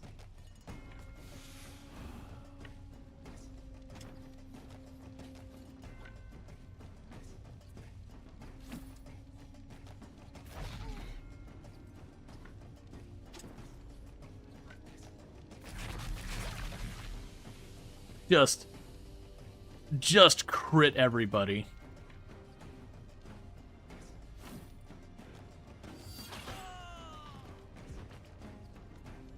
All right.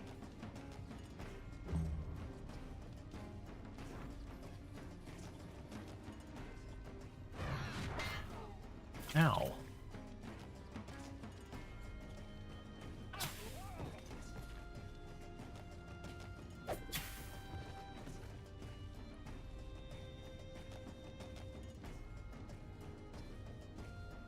So who's going to be the next one of them to go? We literally get all of our turns, practically, before they're going to get their chance. Okay, I'm not unhappy about that.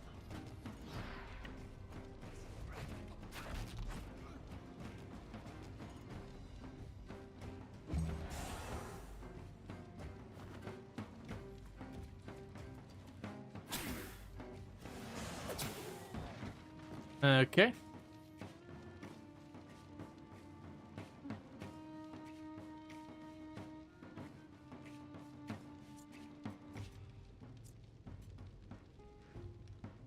We're gonna see who's got the best lineup on this.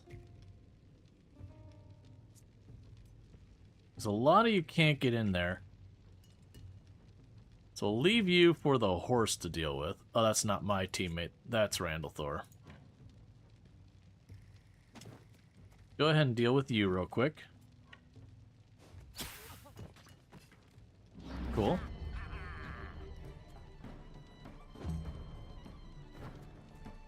Yep, so you'll dispatch that one. Moving fragility up there.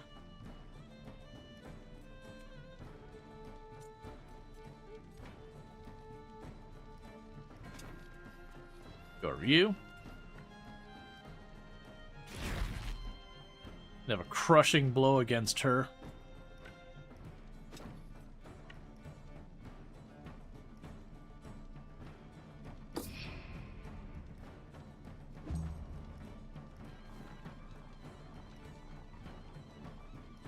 What do you know that I don't know, horse? Yeah, so you can't quite get close enough to do anything. You, on the other hand, are about to do work. Ascension Cookie can drop some fire on those two.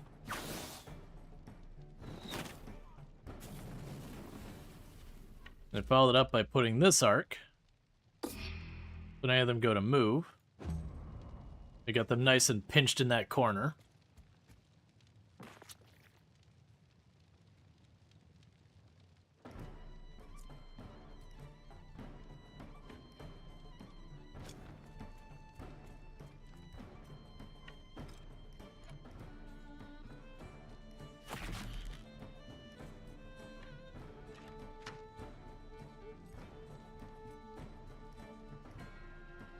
It's a shame I can't get close enough. I'm willing to bet you can't be captured, right?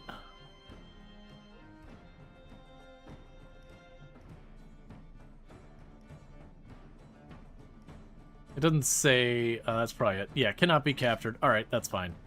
Dead. Glorious.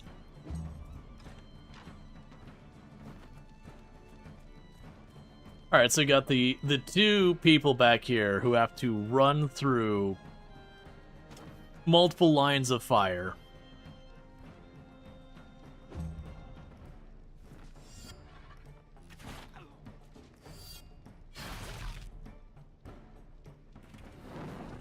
Did not even get anywhere.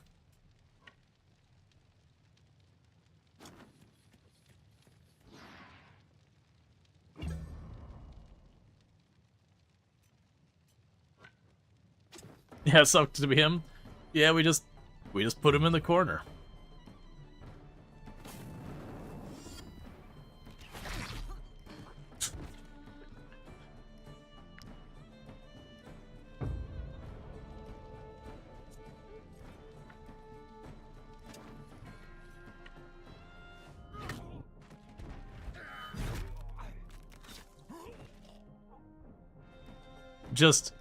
Just had that corner pinned in where they couldn't do anything.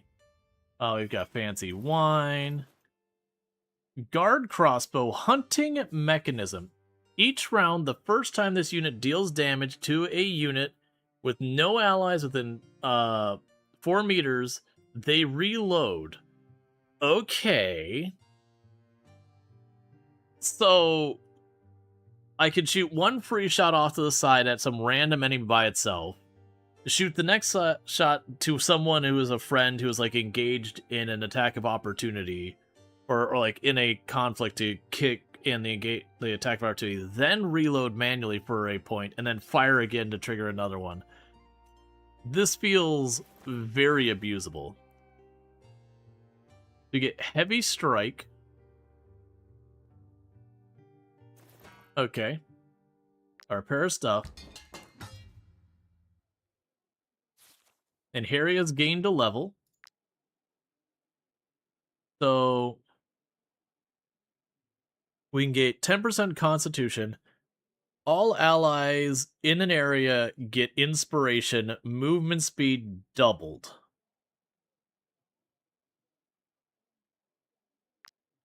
Alright, let's do it. Constitution's perfect for you.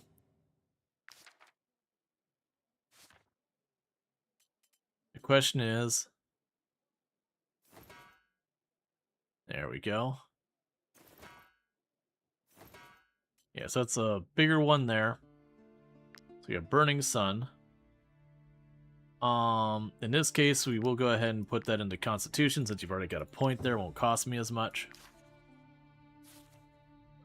Oh, let's see. Cruelty.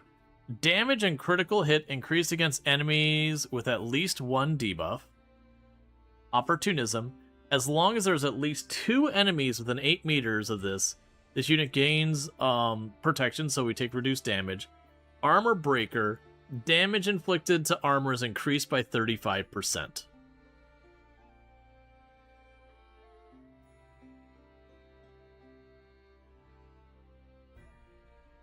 There's definitely an argument to be made for any of these. If we have Burning Sun running, because we're going to be putting debuffs on a lot of things with this. So I think Cruelty might actually be one that works out just because of how many debuffs I'm throwing around between Fragility and everything else, and poisons and whatever. There's just a lot of opportunity for that.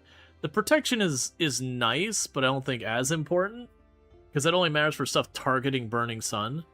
And then the armor is good for the opener against tanky enemies, but just kind of that early part. I think Cruelty.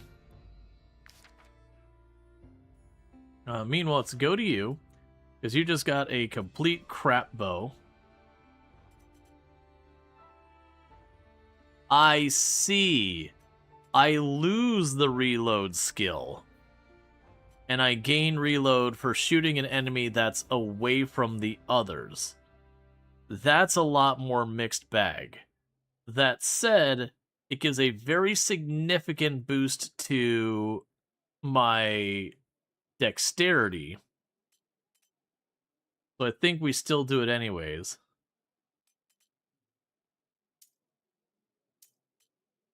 But there's definitely something to say there. The first sentence unit deals damage to a unit not with no allies. Oh, right. Would it be no allies of their allies? Okay, either way. That still can be worked around. Any last words? You've no right to be here. Stromcap is a free village that only belongs to its people. You're nothing but parasites, too cowardly to fight for your own land. We're here because our land was burned down, because our craftsmen were drafted, because our families were starving. All we wanted was for you to welcome us in. So, what are you going to do now? Kill all the villagers of Stromcap, don their clothes and seize their goods, sleep in their beds and replace our people with your own? No, we only want the villagers to share. Had you done so in the first place, the situation would never have escalated. I will be the new mayor, whilst you and your supporters will be hanged. As for you, mercenaries, thank you for helping us in restoring the peace. As long as Edoran is torn by conflict, the new Council of Stromcap will welcome refugees with open arms. Claim your reward, and know that you will always be welcome here. Okay, we get a bunch of money, some influence, and a border pass. You have finished the Tiltron scenario. It is time for you to explore other regions. But first, we must go to sleep. Alright. That's pretty much what I figured, is that you would wrap it up and there'd be that. I do think I want to go out of my way to run down to where that boss guy is and take a whack at him. Because, I mean, he's a big boss man. But as far as like just random, like kill that random bandit, kill that random wolf, banner. This banner represents your troop with pride. Aside and companion, any aside lieutenant will proudly carry this banner everywhere. Okay. Sure.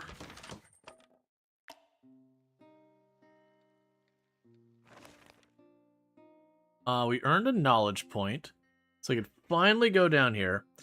Okay, I don't remember what we were saving. So it was human resources. Oh, it was, yeah, this one. Path challenges are worth, grant more stuff. So it's kind of like getting extra levels out of our levels, so far as our path challenges go.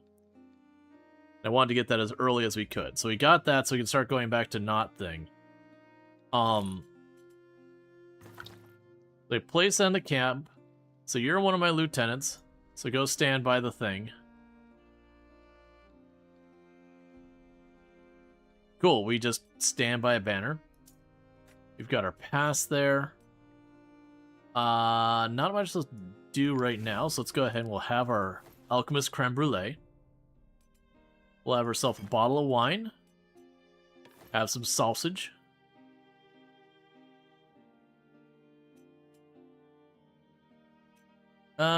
Let's see here. I guess we'll just have a second sausage. It'll eat just a little bit more than we need because I don't have anything that's worth just like 1 or 2 points. Alright.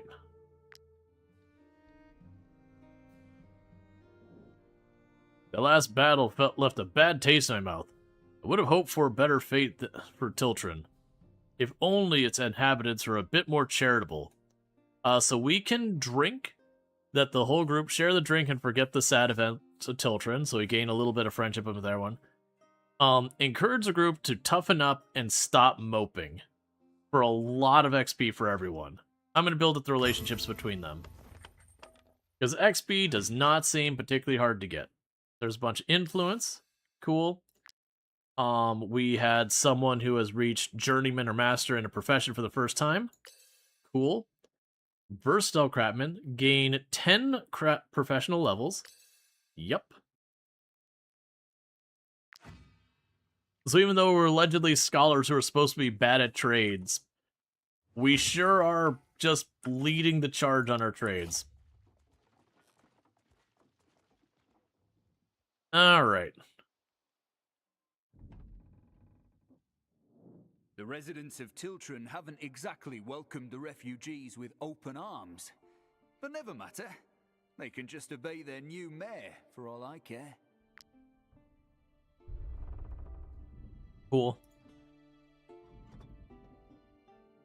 You can use my anvil. I can also repair your armor.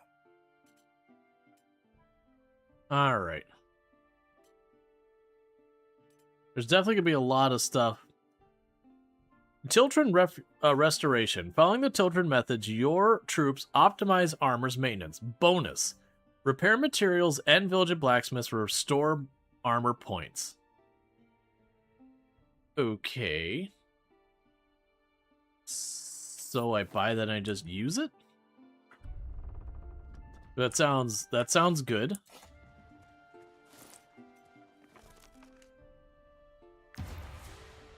Cool.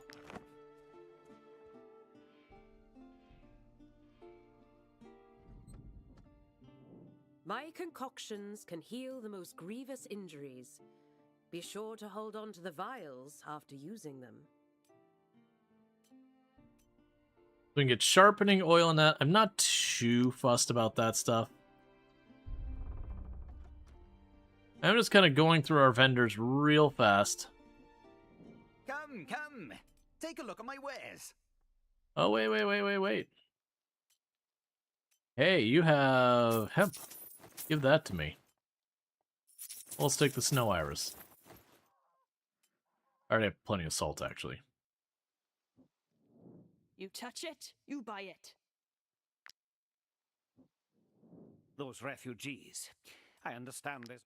Alright, so it looks like the blacksmith was the only one who changed kind of their inventory stuff and all that.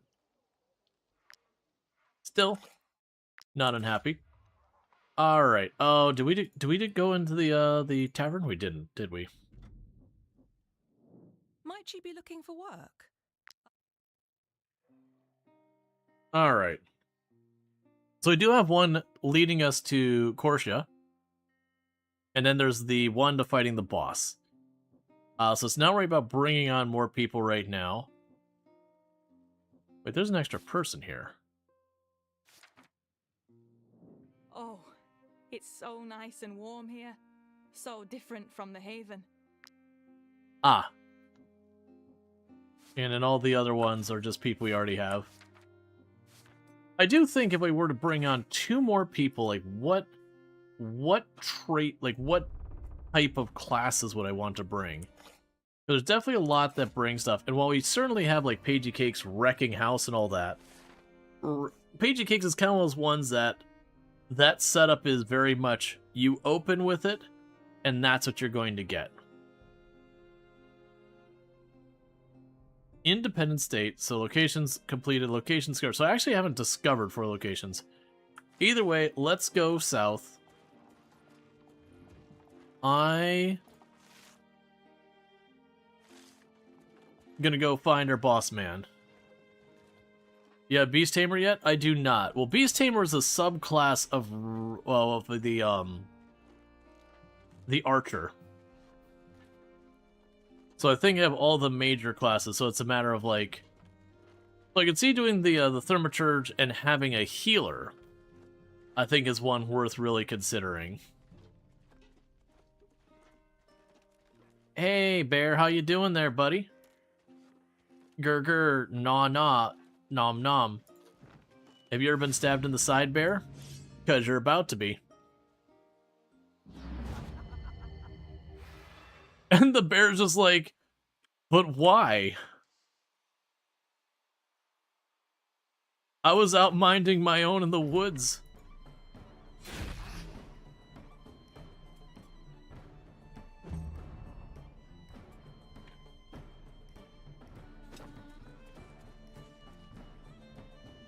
Next hunter here. Yeah, having a healer class would be nice. The Thaumaturge is the new class to you. You don't know much about it. That's what Pagey Cakes is. Randall Thor the Bulwark. Alright.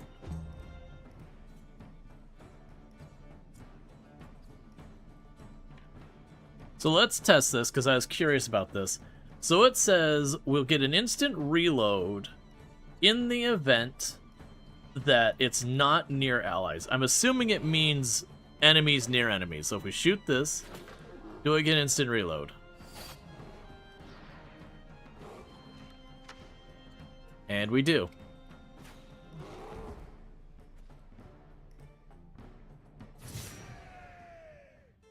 Yeah, the Thaumaturge is the thing that Pagey Cakes is, where you take your huff of incense and it gives you a buff, and then you can abuse that buff for various things and all that. Alright, Strategic Grip. Each round, the first time this unit applies a penalty to an enemy, they reload. Recoil Reducing Grip. Each round, if this unit used its basic shot 3 times, they reload. Solid Grip. Each round, the first time this unit lands a critical hit, they reload. Okay. So we don't have particularly amazing crit damage on our character here. So both our crit chance and all that is not particularly amazing. So we're probably not getting that many critical hits. Each round, if this enemy has used basic shot 3 times, they reload. That definitely feels like if I can line up some reloads, then this would become incredibly abusable. Right now, I can only maximum 2 shots per turn on this character. So, if I can get that mystical 3rd shot, then that means I get a 4th shot.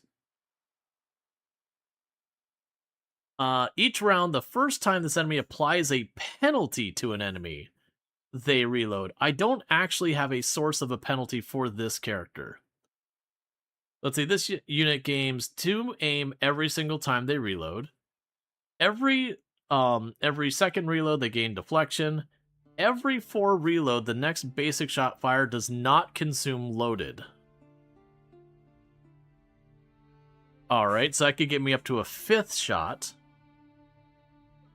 Second weapon, you can have a second weapon. When the enemy is attacked, they have 50% chance to not become engaged and to deal attack of opportunity.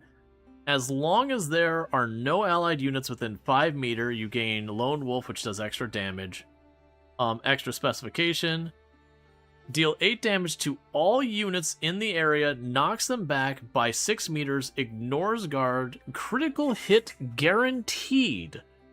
On a fatal blow, we reload. Okay. Okay. So, because you'd be able to get a second specialization, I would be able to get one of these things up here. So then the idea with that is if we had that plus solid grip, we could fire, get our free reload, get a crit out of, get a crit using any of that, to get another reload, to then trigger this thing to get our 4th reload, to then trigger this thing to get our 5th reload. Alright. So, okay. So this won't do anything for us right now. We can't line that up. I think we go with a crit, because that's the only one that can feasibly give me another reload. It does feel like then with this, I want to start leaning into getting ourselves crit. At least to some degree to get those free reloads. We're going to split our points between crit and dexterity. Dexterity for the raw damage, crit for the chance. That is a whole thing. Alright, what are you bringing to the table? Thanks for not making me make decisions, and here, you can just have some more damage. And what are you bringing? Okay. Damage is increased by 50% against units with 50% health or less. Recklessness. The first attack of each fight deals 100% extra damage. So, your first move is just big Hulk smash. Fanaticism. At the end of their turn, this unit loses 10% of their max health to gain fury. Oh. Okay. So that means I have 10 turns, and then you just die. Well, I mean, you go into death. Assuming no damage. Recklessness definitely feels like the one. Because it's just a massive boost in damage. And here, have some more damage to go with your damage.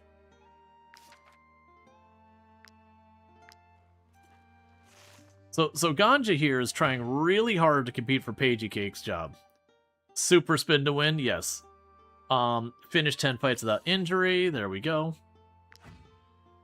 And we are going south, not this way. And I still need more wood. Because I want to kill this boss, it'll be our first boss fight.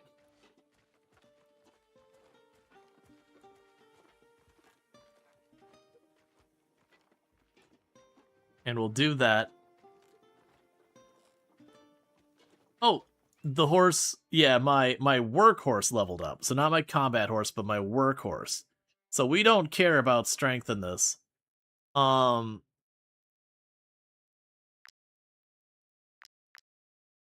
Your job is to carry things. That's what you do here. You wanted something else? It's too bad. You carry things. Yeah, for the workhorse, it seems like Constitution's the only one that really matters.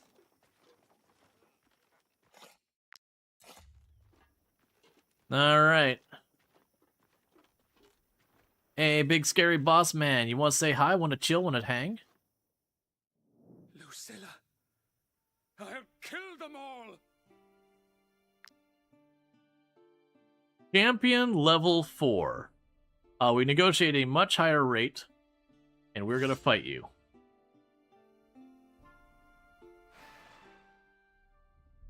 Well, that's a bunch of good runs, this dude. Well, we're definitely not playing like the you commit. We're playing on the limited save thing. Elite. Elite enemies are unique enemies who act more than once per round. Pay close attention to the turn in order to prepare your strategy. Okay. Applies judgment to the nearest target. This enemy is judged. Well, I can't prevent the horse from going in. Oh. Oh.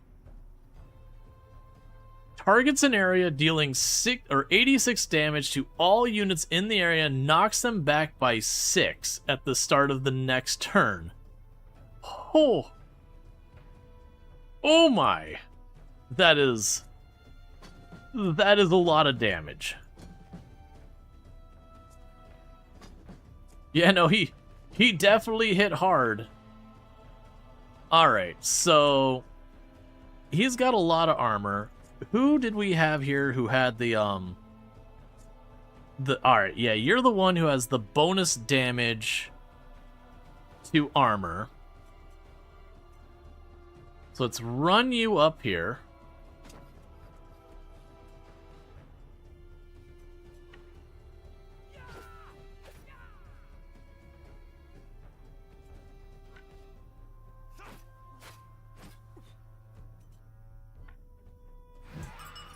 And we're going to weaken you.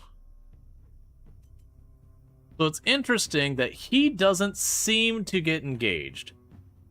Now the problem I'm going to run in is he is going to smash my horse into the absolute dirt.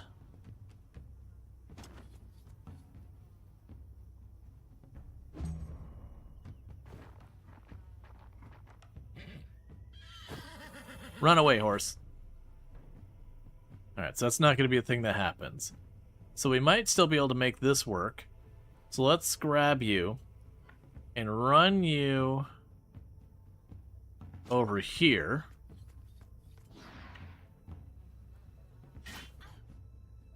Okay, so I can't shove you.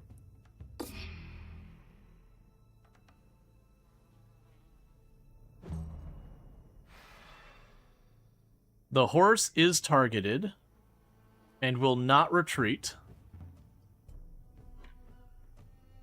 That is a very major concern, actually. Okay, so we might be able to do a bunch of damage here. Where is Randalthor? Alright, Randalthor, buddy. I need you to come over here. Get that poison in that body. And then go for extra stabbies. And then get away.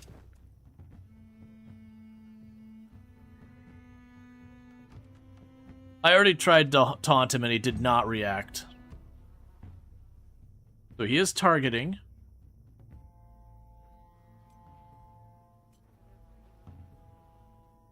And I don't think I could kill him that fast. You can hit with 86. We're gonna do what we can to see if I can't draw the hit off. So. We might be able to make this work. I'm going to taunt you. I'm gonna give you a thwack. So he doesn't switch targets. I didn't think he would. Of course you crit. I put weaken on there too. Being like, okay, we can put the weaken on there. It's 86 divided by 2. Makes it 43, and he's like, no, crit, murder the horse. So the problem we have here is that horse is gonna beeline over there. I'm pretty sure I can kill that man in just 2 rounds. Think of this in Iron Man? Well, yeah, but that's the thing. When you play the Iron Man modes and all, you have to start not necessarily cheesing things, but you have to approach everything with the absolute caution. That's the reasons why, like, a lot of games, the strategy for winning in your hard mode stuff, your Iron Man mode, is to basically stay back and just keep leveling and leveling and leveling kind of stuff. Alright. So let's have you run in this time. Because he doesn't seem to, like, take back hits or anything. Like, he ignores a lot of that. Let's get that poison in there. And this doesn't count as a back hit, so we're just going to back you off. I'm hoping we blocked the horse. Of course not.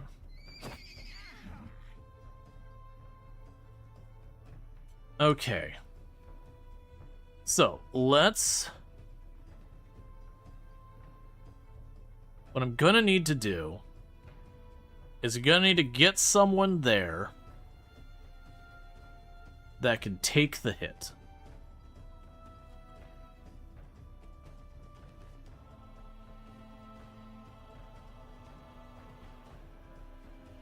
I think that's gonna be JD. Well, actually, let's move DG in here and see if we can get him to go for DG. Regardless, put up the armor, give us what protections we can. Give you weakening. We even crit you.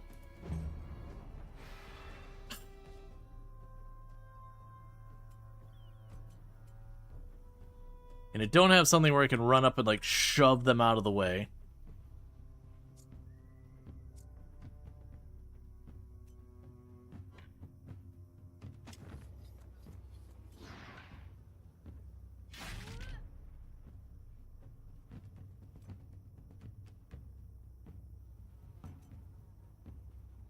Yeah, so it looks like every other turn he targets, he hits, he targets, he hits, he targets, he hits. So stuff that waits for him to, like, move around aren't going to do anything. So that's going to be useless to us. Hey, wait a second. Come on, man. There's rules. You're supposed to be targeting the horse, not targeting up here where DG is. You troll.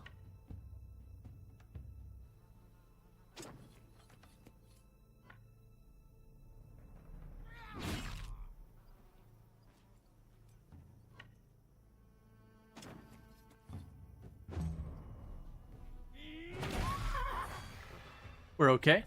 We're fine.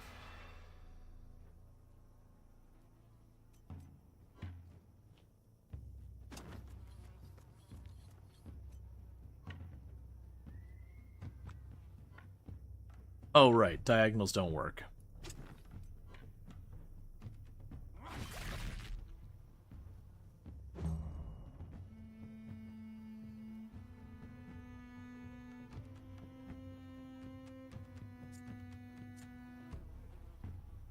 Alright, so problem here is you're in a position I can't do anything about that.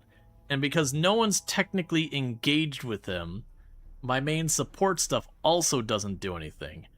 Which really kind of feels like a BS crap thing. Because it really does feel like it takes away almost all of my real opportunities here. And same sort of thing here. Because no one's engaged, all this target of opportunity abuse stuff doesn't do anything, which is what we're based around, is heavily leaning on targets of opportunity.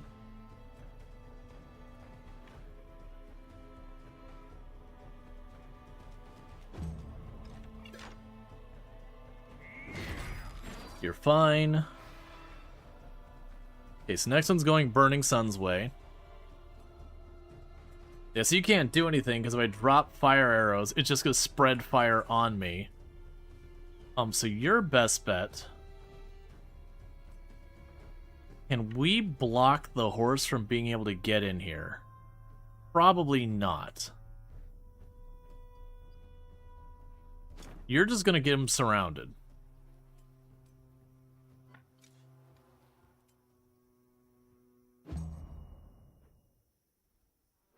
It's gonna hurt so bad. Get over here.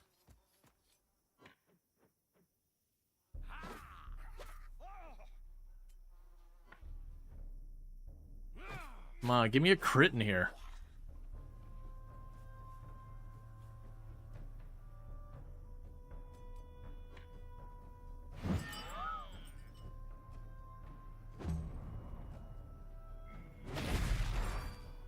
Trait unlocked. Instinctive. Okay, so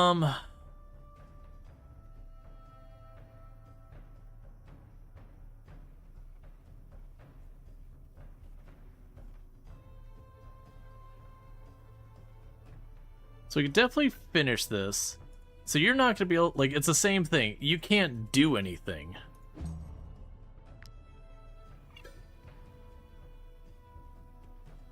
That's fine. JD can take that hit.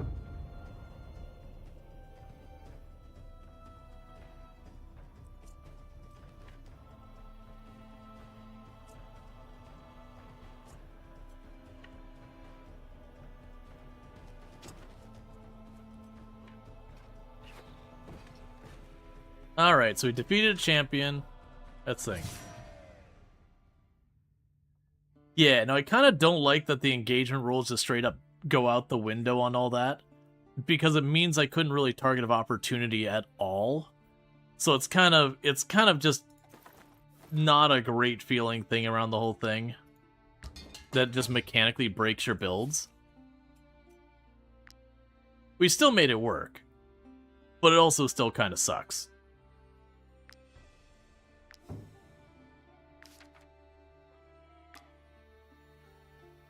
Alright.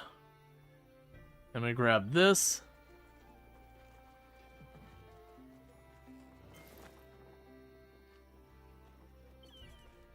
And then meanwhile, we got our first epic weapon.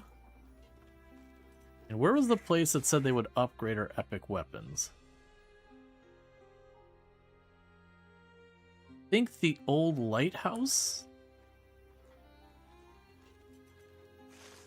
I genuinely don't remember. No, it was the Brotherhood Training Grounds. That's right. Meanwhile, you go to. Well, we can wait till it's upgraded.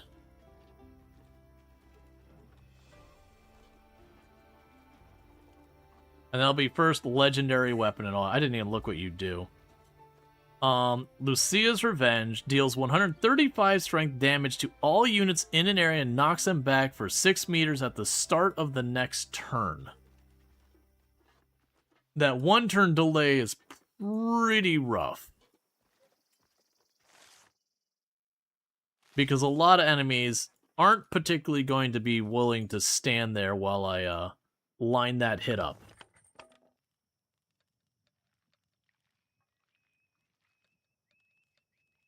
Okay, so you need to be here.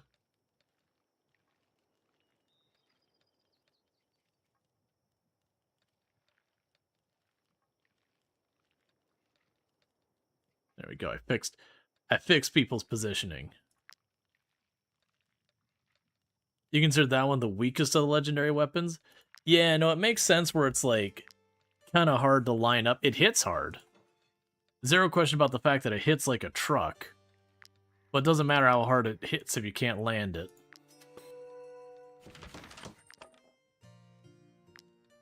Alright, so we can upgrade our tent.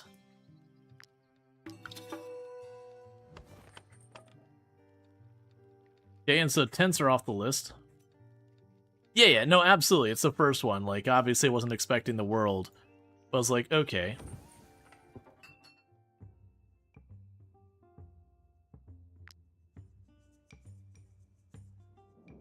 Your tavern is a den of iniquity.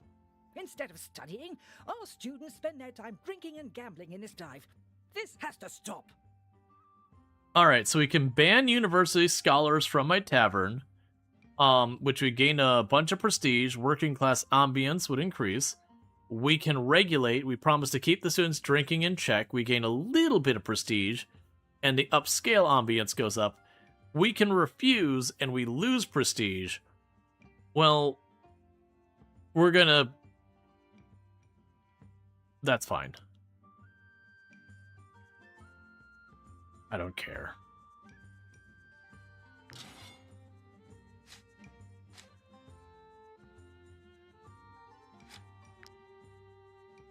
Alright, so we can leave the tavern here. We go like this. Good for mounting a tavern wall. Oh, you can mount legendary weapons on the tavern wall. Interesting. Grab some drink. Tuck you in here. Honestly, let's grab more drink.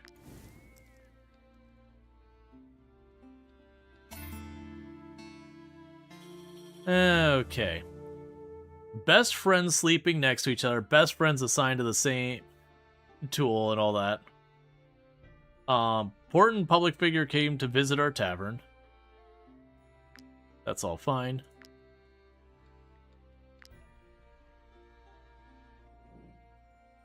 Finally, we finally defeated a mighty opponent. I've been dreaming of slaying more than boars and bandits for so long. Finally, I've battled a worthy foe. We can instantly get aptitude, we can boost our relationships and get influence. We can gain the immovable terror trait. Immune to terror. I think that last one's the big one. Traits are forever. Well, I mean, traits are forever in the sense that once they apply, they stick unless you have something that specifically removes a trait or whatever. But the point being is, it's not like a little pocket of currency or a little bit of reputation, which could be fleeting. It is a solid bonus. So now's where I go to Lund's farm and be like, yo, murdered your husband. Now you have 2 losses in your life. You're welcome.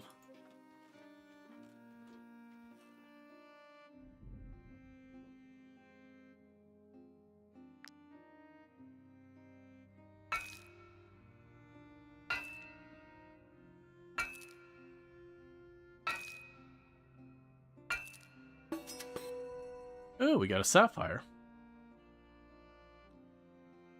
Oh, I guess only one of them regenerated. I remember the first time we came in here, there was like 3 separate ore spots.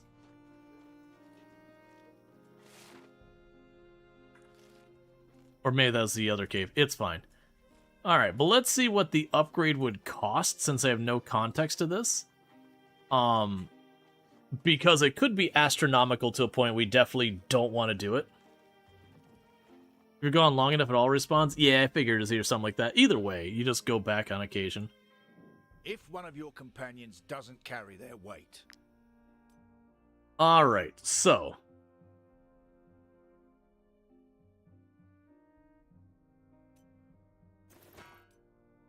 For 250, what's that change with you?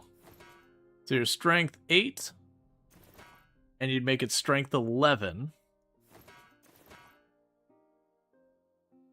But it doesn't really change things. This unit readies a skill, they cannot start any other action or become engaged in combat. Yeah. And that's 250. So that is a very steep price. I'm still gonna do it. Oh. Oh, you can keep doing it. I see.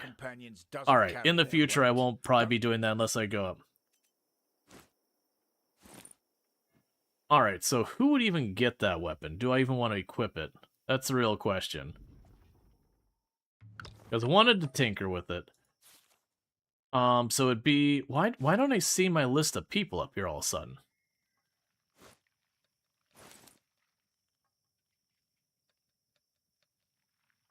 Yeah, no, I figured it was the Brute, the one who had the mace. Which does have a terrible mace. Yeah, so we just have this one. I see, so I hit it. Alright, so it is a two-handed weapon. That's fine, you got a crap thing there. So that means Burning Sun's gonna have some real difficulties lining up their hits. But, on the other hand, if they do, whatever's on the other side of that hit probably isn't going anywhere.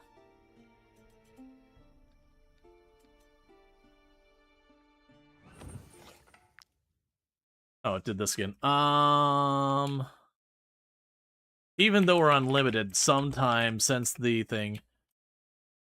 since the DLC, every once in a while, it's almost like it forgets that I'm on limited until I save one time, and that's like, oh, right, we're only supposed to be keeping the exact, the same save, moving it forward. Alright, so we could turn this back into town, because I don't know if you can go to any town and turn in your quests. I think you probably should be able to, but I don't know that for a fact. Yeah, there's a whole area down there. The thing is, I'm getting way out leveled for the area, so I'm trying to get out of here because we did adaptive when I first messed with this.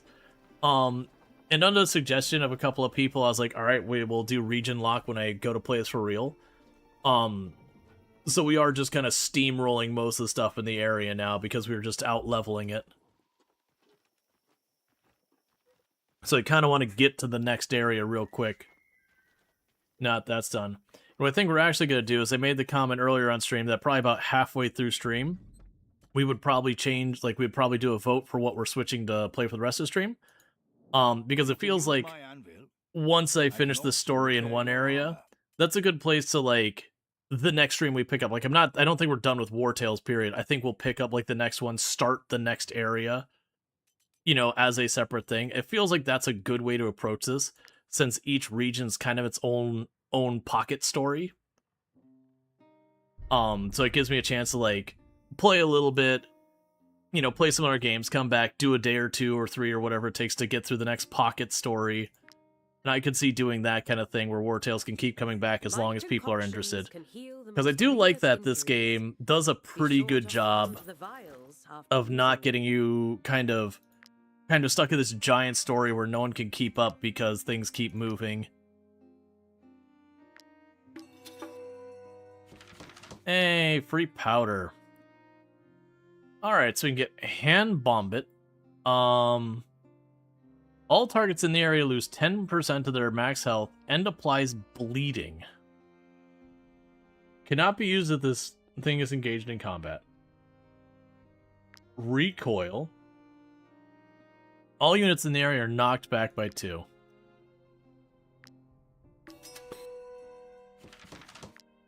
Okay, cool.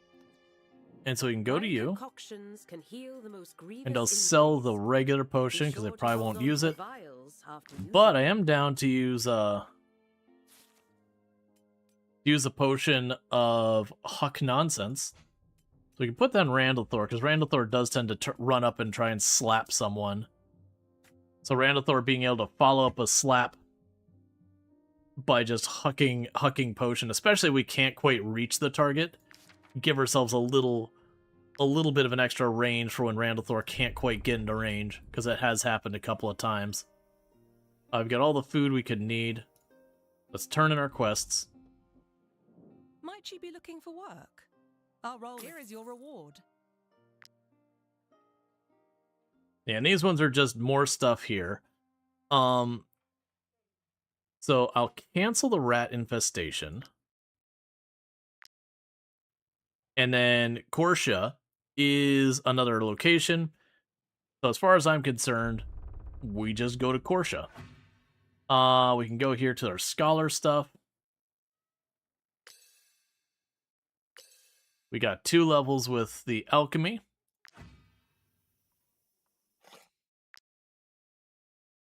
Alright.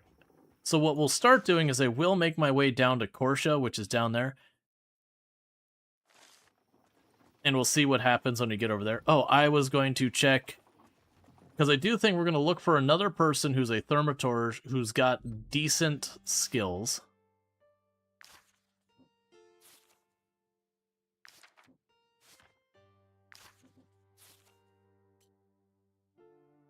Because I'm not sure what I would want, because the other Thermator seems like a good idea. I honestly might just literally have my other people also be the Thermators, and we'll have one go for the healing and one go for the I put all the debuffs on you you've ever heard of, and then some you haven't. You're welcome. So with that said, we are going to make our way towards the border and turn in the paper.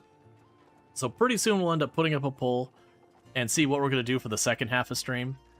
And then the intention will be in the future, we'll pick up where we left off in this and, do another region.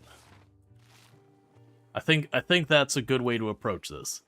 Because I do feel like if I just do this again and again and again, day after day, people burn out on it pretty quickly. I am liking, though, where Pagey Cake's kind of shot ahead with all the damage. It looks like Ganja Knight is catching up.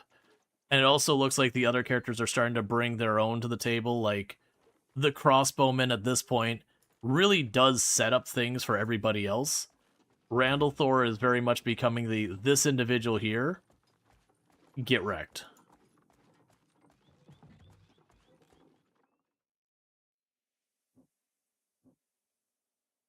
Any hemp or anything I can nab here? I'm waiting for other caravans. When passing through a warring country, it's best to do so in a large group.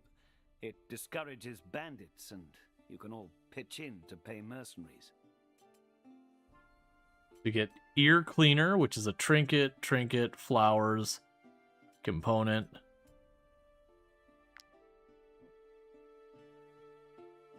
All right. We are to let the farmers seek refuge in Tiltron. General's orders. So can I just go through then? No. Okay, so it doesn't look like I can go this way.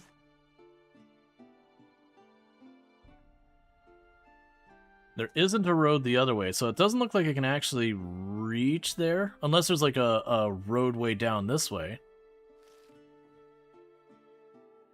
Oh, there's a guy behind the counter. People are fleeing, or person. Artez, and you're going there.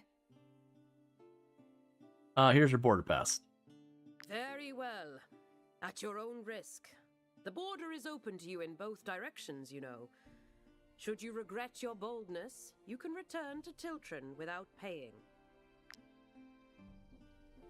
Alright.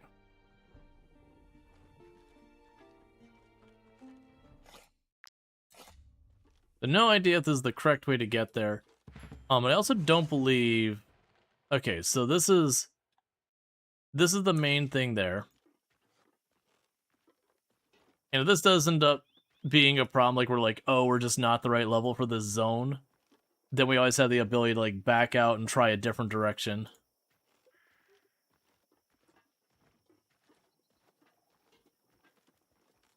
Okay, I'm definitely feeling funneled into a narrow area.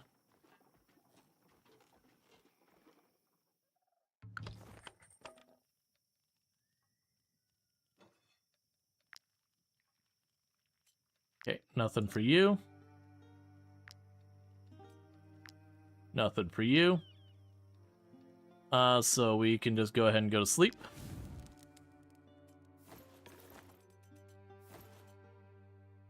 Can I have 4 more? Well, we can take that off and just have another sausage.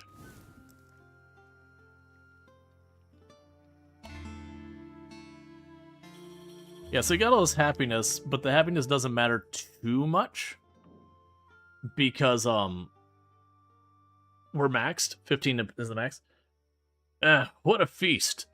The meal was so delicious I dreamt about it all night. If this life is a mercenary, who wants to be wants the responsibilities of a lord? We can galvanize, we get happiness and valor. We can get Pagey Cakes to gain the satiated status, which means they just won't eat the next rest. We could pack up camp and leave earlier than usual. Enemy aggression range is reduced on the world. I mean, honestly, none of these do I really care about.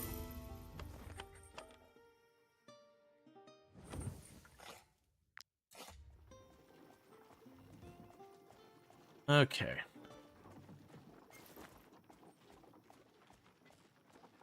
But just trying to make my way to the main building in this region. Well, whatever the quest has me going.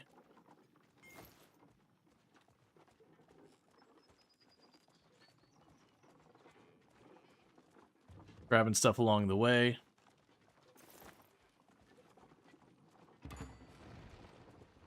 Knowledge point earned. It has been a hot minute. Okay, so that's been overtaken by Boar from the look of it. Okay. So we got regional knowledge. Interesting. Alright, so I don't think we care about this too much. Granted, 5% more money forever is pretty nice.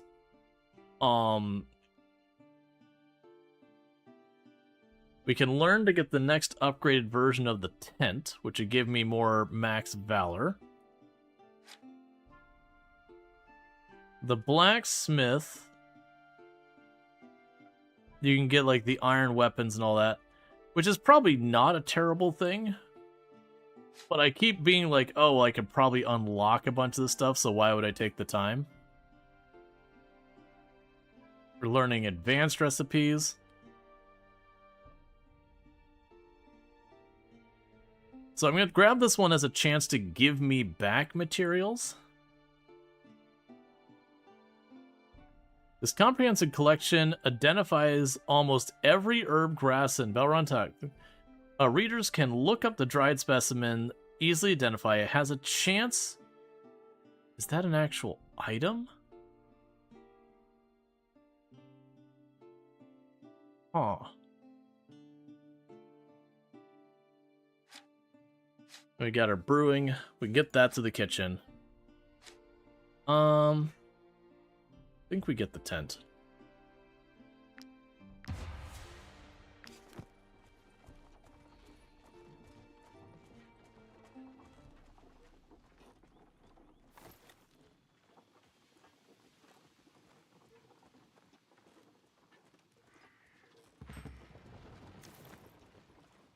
Improvised burning steak. Don't love that. Like I said, for right now, I'm pushing towards the main building because I'm assuming we're going to the town since there's an informant. And then when we get to the town, like I said, I think we'll put up the poll to see what we've got going on. I'm also low-key looking for a relatively soft target, like a small group of bandits or whatever, to pick a fight to see like, am I in the right area so far as level and all stuff? Or, am I, like, biting off way more than I can chew? Oh, gained resources? Cool. Alright, so let's see what, Portia has.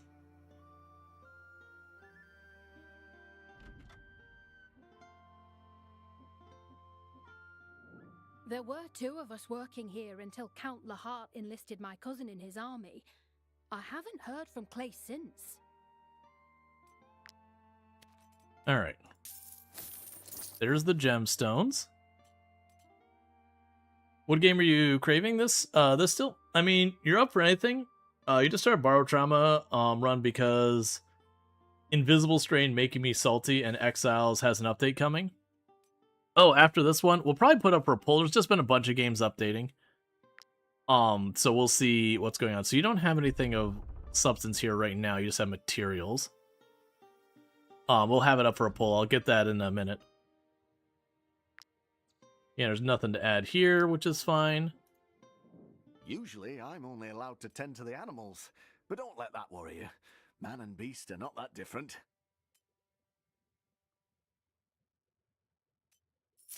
I don't know that I agree. There's a certain truth to it of also, but like even among animals and all that, you want to make sure the doctor dealing with your stuff is knowledgeable on whichever critter they're dealing it with.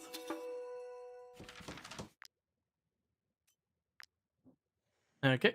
Usually, I'm only allowed to tend to the animals, but don't let that worry you. Man and beast are not that different.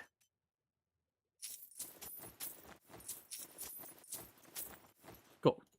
So I did a little bit of alchemy. Keep that going. Alright, so here's the things that are curious. Might you be looking for work? Our role as emissaries is to ensure that all service requests are fulfilled. We regularly update our job offers.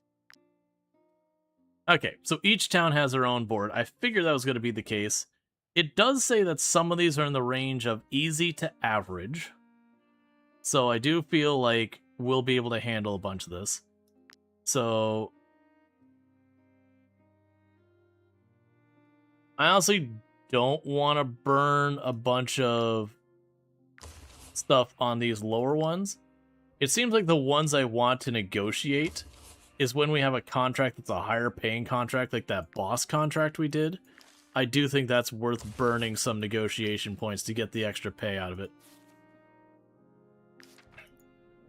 You seem lost. Are you in need of any particular information about Artes? Are you looking to take on jobs the emissary wouldn't dare post? Inform.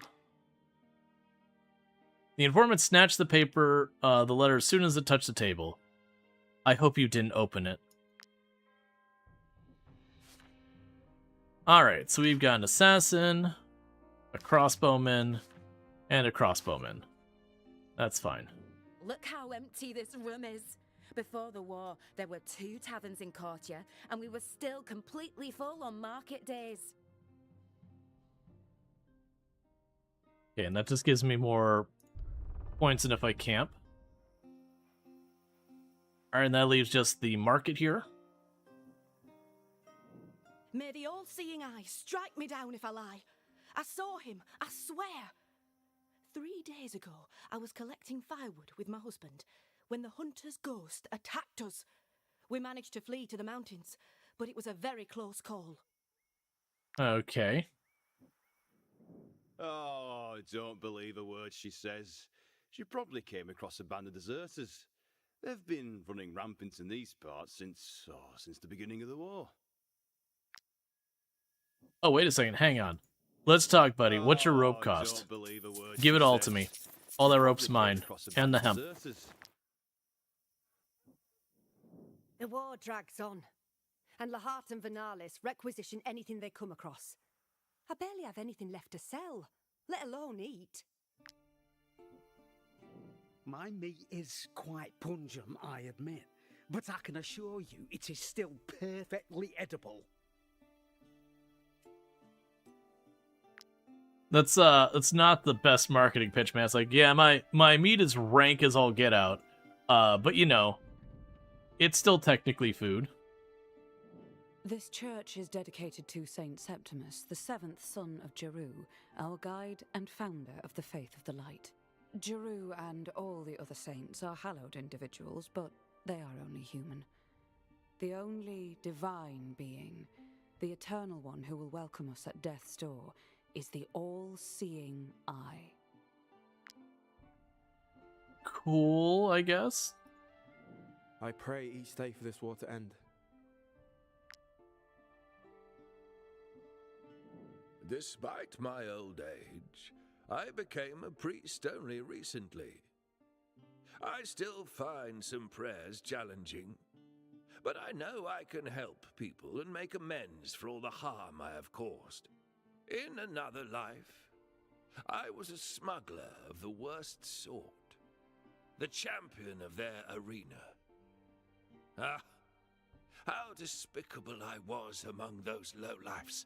If you're willing to teach these bandits a lesson by beating them on their own turf, I will share my best arena tactics with you. Okay. The idea that you have a priest who's going to teach me combat skills because they used to be a scummy person. I do not believe in Lord Varnalis' so-called vision for 1 second. Jeru came to him in a dream. How very providential. Everyone knows his mother has always dreamt of becoming a countess. Alright, I was expecting to get, like, the main pointing... Yeah, no, that's what I was figuring. Is there'd be, like, some extra something or whatever. I was actually figuring we would be handed the, like, hey, man, here's what's going on here. But otherwise, it's just a war-torn area.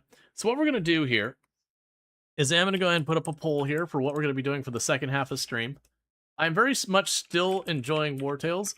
I'm just kind of thinking we finished up one region. The next region's going to take, I would assume, like 2-ish streams, because that's the way the first one went. Maybe longer, maybe shorter, depending on the region. So it feels like a good place that we can break in another game. What are we doing now? That way I'm just not kind of stuck in one game at a given time. So we have News Tower. They had a hard mode update, which is where you run a 1930s newspaper company. It's got way more depth than any Tycoon game has any business happening. but it's around like running the presses in 1930s and all that entails, and it's pretty fun. You like lay out your newspaper, and they have to like come up with like, are you going to be informative? Are you going to be very sensational and all that kind of stuff? But that's been a pretty good one. We're going to put Star Trucker up there. They had an update. That's the Business Ventures update. That is sort of a space trucking game. It's a lot more resource management than anything, but you do drive your truck around and all that stuff. That one would probably begin a brand new story mode playthrough. And the reason I do that is, like I said, they've added all the stuff where instead of just trucking everything everywhere, you have stuff where you like fix billboards, wake up truckers that fell asleep, a lot of little side work and all that. So we can check out to see what that's like. I will put Shapes 2 on there, which just came out of early access. That's a factory automation game around making, like, it's not like Factory where there's like an external enemy or whatever. It's a lot more about, okay, you have to make this design. It's not a puzzle because there's not like this is the solution so much as coming up with a way to make the thing and then try and scale it. But it's very factory automation. So that's another one we have on the list. We have Farming Simulator 25, where we would continue our Survivor Man Challenge. And is there another game I want to put on the list? Let me check. I feel like I'm forgetting ones. We had Star Trucker, we had News Tower. Those ones have already been updated. Shapes got released. Well, 1.0 release. It went out of early access into that release. Farming Simulator. I feel pretty satisfied where we left off Kerbal. I don't think I want to do that. Oh, it's gonna be a vote. I'm not gonna have one person just be like, that's the one. Because the more I can get feedback from the viewership, the more likely I am going to be able to choose a game that people broadly want to see, versus just trying to guess. Any and all of these I'd enjoy playing. I wouldn't list it if I didn't want to play it. All right. I do think we might keep it to just the 4 there. I think that's what I'm gonna go with, because if there was another game, the other one would be Vintage Story. I don't think I'm ready to bite off another like a fresh start of Vintage Story for 1.22 right now. I think I'd rather keep it to one of these 4 games, because Vintage Story is a significant commitment. All right. So like I said, News Tower would be a brand new hard mode run. Star Trek would be a brand new story run that we would be checking out the new venture business content. Shapes 2 would be checking that game out. I haven't played it yet. And then Farming Simulator would be the only one we're continuing the save, which that'd be continuing our Survivor Man Challenge. In the meantime, while that's all going, I'm going to start working on getting the things set up on the YouTube side to switch over for whatever the thing goes to. And then once it's decided, I'll get it flipped over on that. And one thing I do ask is when we're choosing games, please don't deliberately tie it. I understand the meme of deliberately tying thing. It is just like the biggest pastime on Twitch and everything. But when it comes to votes that are of substance, like choosing a game, it can be a thing that most of the audience would want to see one game, but people are deliberately tying the vote. So suddenly you have a game that almost no one actually wants to see that is suddenly getting propelled and potentially wins. And then a whole bunch of people tune out because they are not interested in that game. Now, all the other things like what's better, tacos or pizza and all that, tie it up, have a good time. But I do ask specifically with the, like, what game are we playing now, to not do the meme tie votes. Because if I do see it deliberately going back and forth as tying, I'm just going to ignore the poll because, people are memeing. If it ends up being a tie, that's fine. It's when you clearly see that people are, like, inching them both up one by one next to each other, you're like, okay, I see what's happening. I just mentioned that when I saw all of them going to 2. I'm like, all right, come on.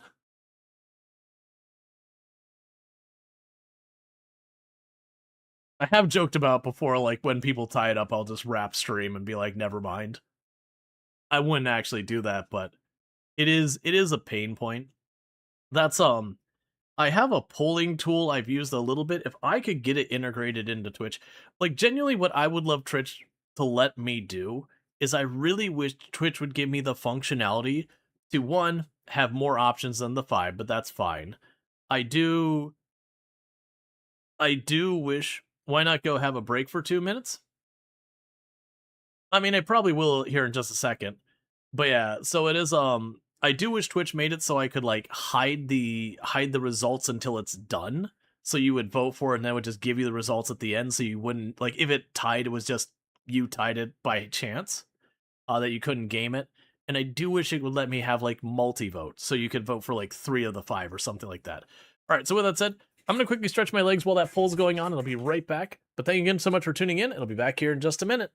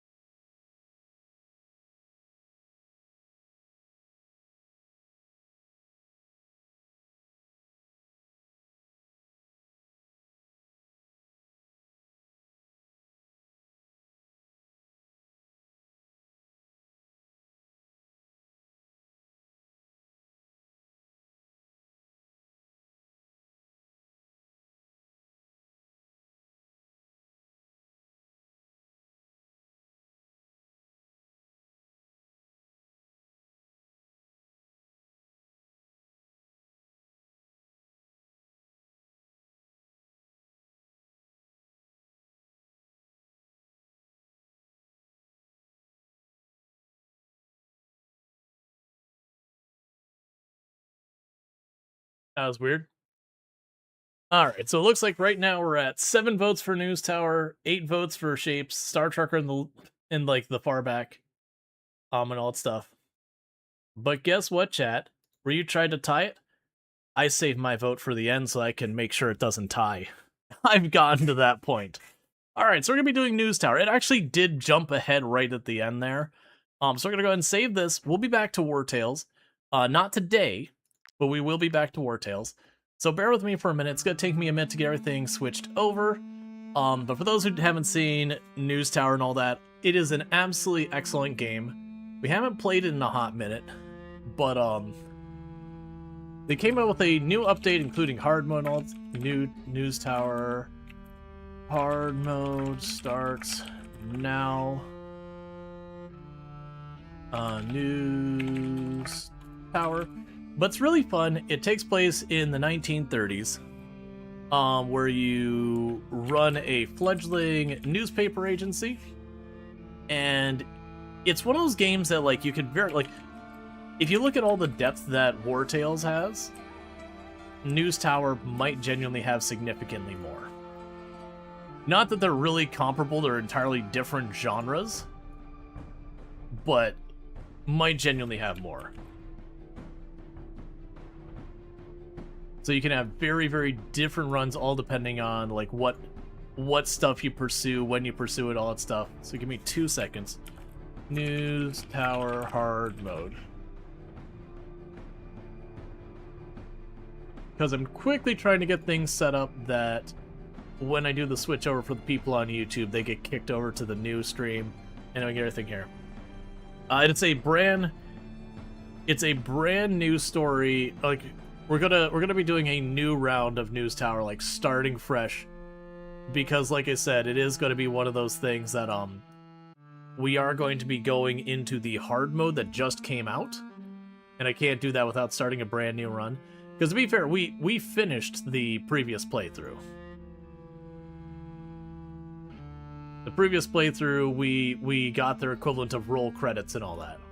It doesn't like kick you out of the run and all that, but you know, it does thing. For those watching on YouTube, you're about to lose stream. It's going to kick you over to the new location, and I'll see you there. Alright,